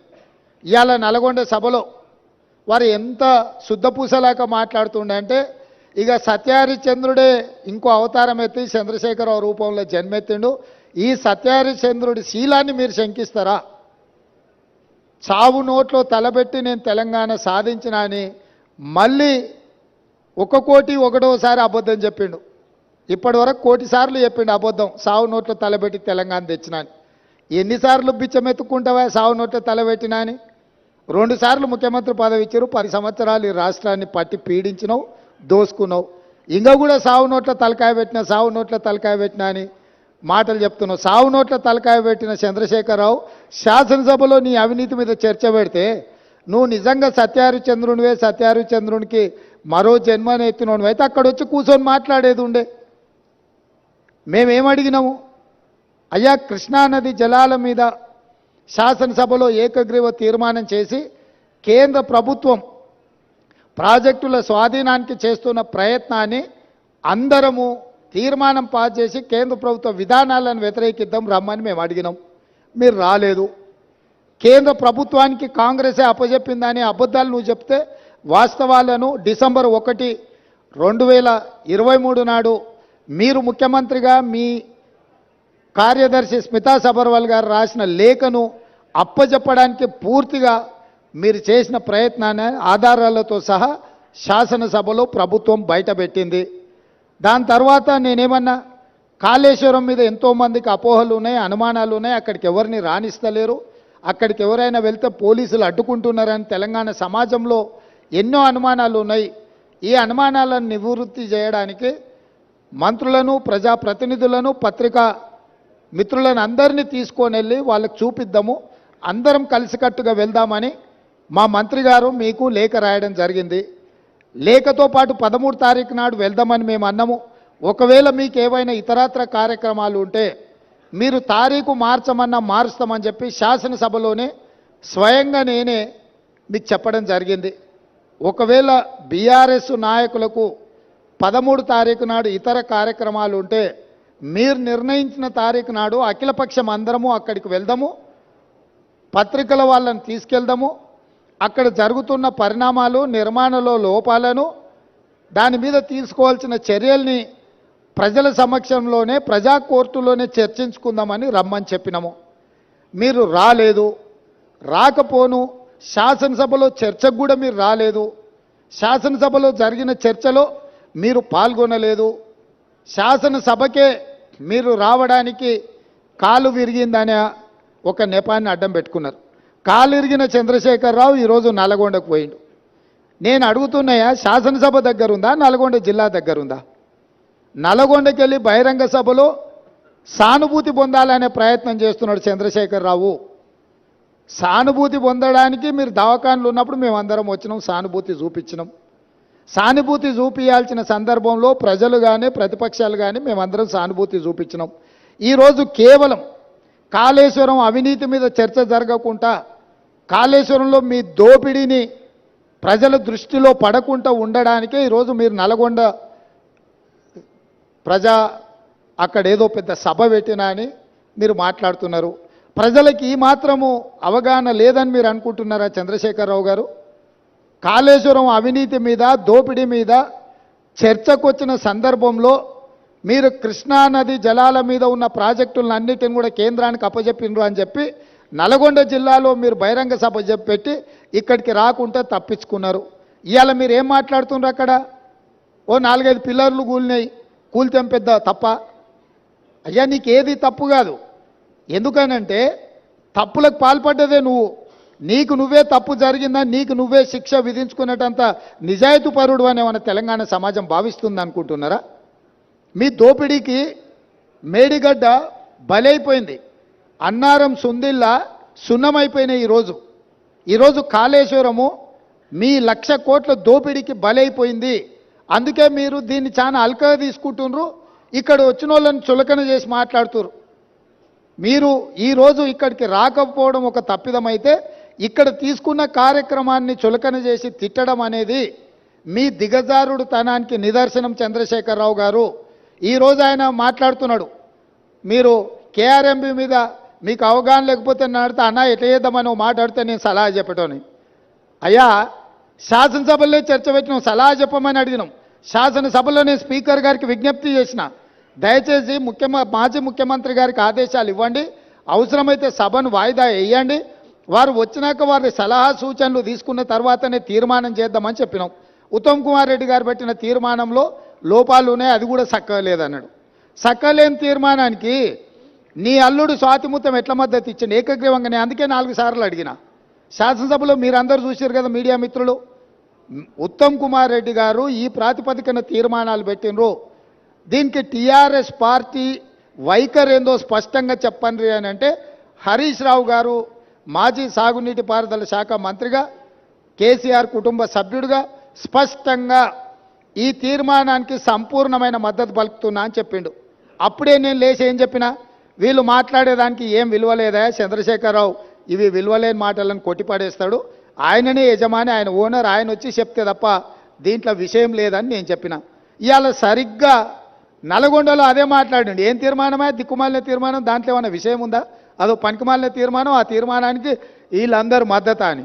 మరి ఒకవేళ తీర్మానంలో లోపాలు ఉంటే మీరు వచ్చి సవరించేది ఉండే. లేదు, మీ ప్రతినిధిగా మాట్లాడిన హరీష్ రావు గారు ఇది తప్పు, ఈ తీర్మానంలో లోపాలు ఉన్నాయి, దీన్ని సవరిస్తున్నామని తీర్మానం సవరించి ప్రతిపాదించేది ఉండే. నేను చెప్పింది చెప్పినట్టుగా హరీష్ రావు గారు లాంటి వాళ్ళకి ఆ పార్టీలో విలువ లేదు, వాళ్ళ మాటల పట్ల విశ్వాసం లేదు. అందుకే చంద్రశేఖర్ రావాలని మేము అడిగినాము, మీరు రాలేదు. ఇవాళ అంటున్నాడు ఆయన, ముఖ్యమంత్రి గారు అఖిలపక్షాన్ని ఢిల్లీకి తీసుకెళ్లాలని. ముఖ్యమంత్రి గారు అఖిలపక్షాన్ని ఢిల్లీకి తీసుకెళ్తాను, ఒకవేళ శాసనసభలో మీరు వచ్చి మీరు ఆ ప్రతిపాదన పెట్టండి. మా ప్రభుత్వము వినడానికి, ప్రజలకు మేలు జరిగే విధానాలు చేపట్టడానికి స్పష్టంగా ఒక స్పష్టతతో ఉన్నది. మీరు నల్గొండకెళ్ళి గక్కడేదో సభ పెట్టి దిక్కుమాలిన మాటలు మాట్లాడే కంటే శాసనసభ జరుగుతుంది. ప్రధాన ప్రతిపక్ష నాయకుడిగా 10 సంవత్సరాలు ముఖ్యమంత్రిగా పనిచేసిన మీరు, 20 ఏళ్ల నుంచి తెలంగాణ కోసం కొట్లాడినని చెప్పుకునే మీరు సభకి ఎందుకు రావడం లేదు? ఇవాళ బెదిరించి బతకాలని చూస్తున్నాడు, బ్లాక్మెయిల్ చేసి బతకాలని చూస్తున్నాడు కేసీఆర్ గారు. మమ్మల్ని వెంటాడుతాడంట ఆయన. అయ్యా రా, మంచిది, మేమేం అల్లాటప్పగా ఏమి ఇక ఆ కుర్చీలో కూర్చోలే. ప్రజల దగ్గరికి వెళ్ళి ప్రజలు ఓట్లేసి ప్రజలు ఎన్నుకున్న ప్రభుత్వం అక్కడ ఉంది. నీలాక ఉద్యమ ముసుగులో మంది పిల్లలను చంపి మేము కుర్చీ ఎక్కలేదు. చచ్చిపోయిన కుటుంబాలను ఆదుకుంటూ మేము ఇవాళ ప్రభుత్వాన్ని ఏర్పాటు చేసినాము. ఏర్పాటు చేసిన ప్రభుత్వంలో మేము ప్రజలకు అవసరమైన నిర్ణయాలు తీసుకుంటున్నాము. నిజంగానే నేను చంద్రశేఖరరావు గారిని సూటిగా అడుగుతున్నా, మీరు ఈ లోపాలలో కాళేశ్వరంలో జరిగిన అవినీతిలో మీకు భాగస్వామ్యం లేకపోతే మీరు ఎందుకు భయపడుతున్నారు కాళేశ్వరం రావడానికి? మీరెందుకు చర్చకు రావడం లేదు? మేడిగడ్డ కుంగిపోయినప్పటి నుంచి ఈ రోజు వరకు చంద్రశేఖరరావు గారు ఏ రోజు కూడా కుంగిపోయిన మేడిగడ్డ మీద కానీ, అన్నారం మీద కానీ, సుందిళ్ళ మీద కానీ మీరు ఒక్క మాట ఎందుకు మాట్లాడతలేరు? శాసనసభలో చర్చ పెడితే మీరు మొహం ఎందుకు చాటేసిండ్రు? అదేవిధంగా కేఆర్ఎంబీ మీద ప్రాజెక్టులను అప్పచెప్తున్నామని చెప్పి మీ కార్యదర్శి గారు మాట్లాడిన విషయాలు ఉత్తమ్ కుమార్ రెడ్డి గారు లేఖ బయట పెడితే దాని మీద మీరు ఎందుకు స్పందిస్తలేరు? మీ కార్యదర్శి గారు మీ అనుమతి తీసుకొని లేఖ రాసినా, మీ అనుమతి లేకుంటేనే లేఖ రాసినా ప్రజలకు వివరించాల్సిన బాధ్యత మీకు లేదా? ఈరోజు కాళేశ్వరం అవినీతి మీద చర్చ జరిగినప్పుడు ఈ అవినీతి గురించి చర్చ జరగకుండా ఉండాలి అని, ఈ సమస్యను తప్పుదోవ పట్టించాలని ఈరోజు మీరు నల్గొండలో మీటింగ్ పెట్టినరు. మీరు మీటింగులు పెట్టి రాష్ట్రానికి ఏదైనా ప్రయోజనం చేకూర్చే మాటలు ఏమైనా మాట్లాడినరా?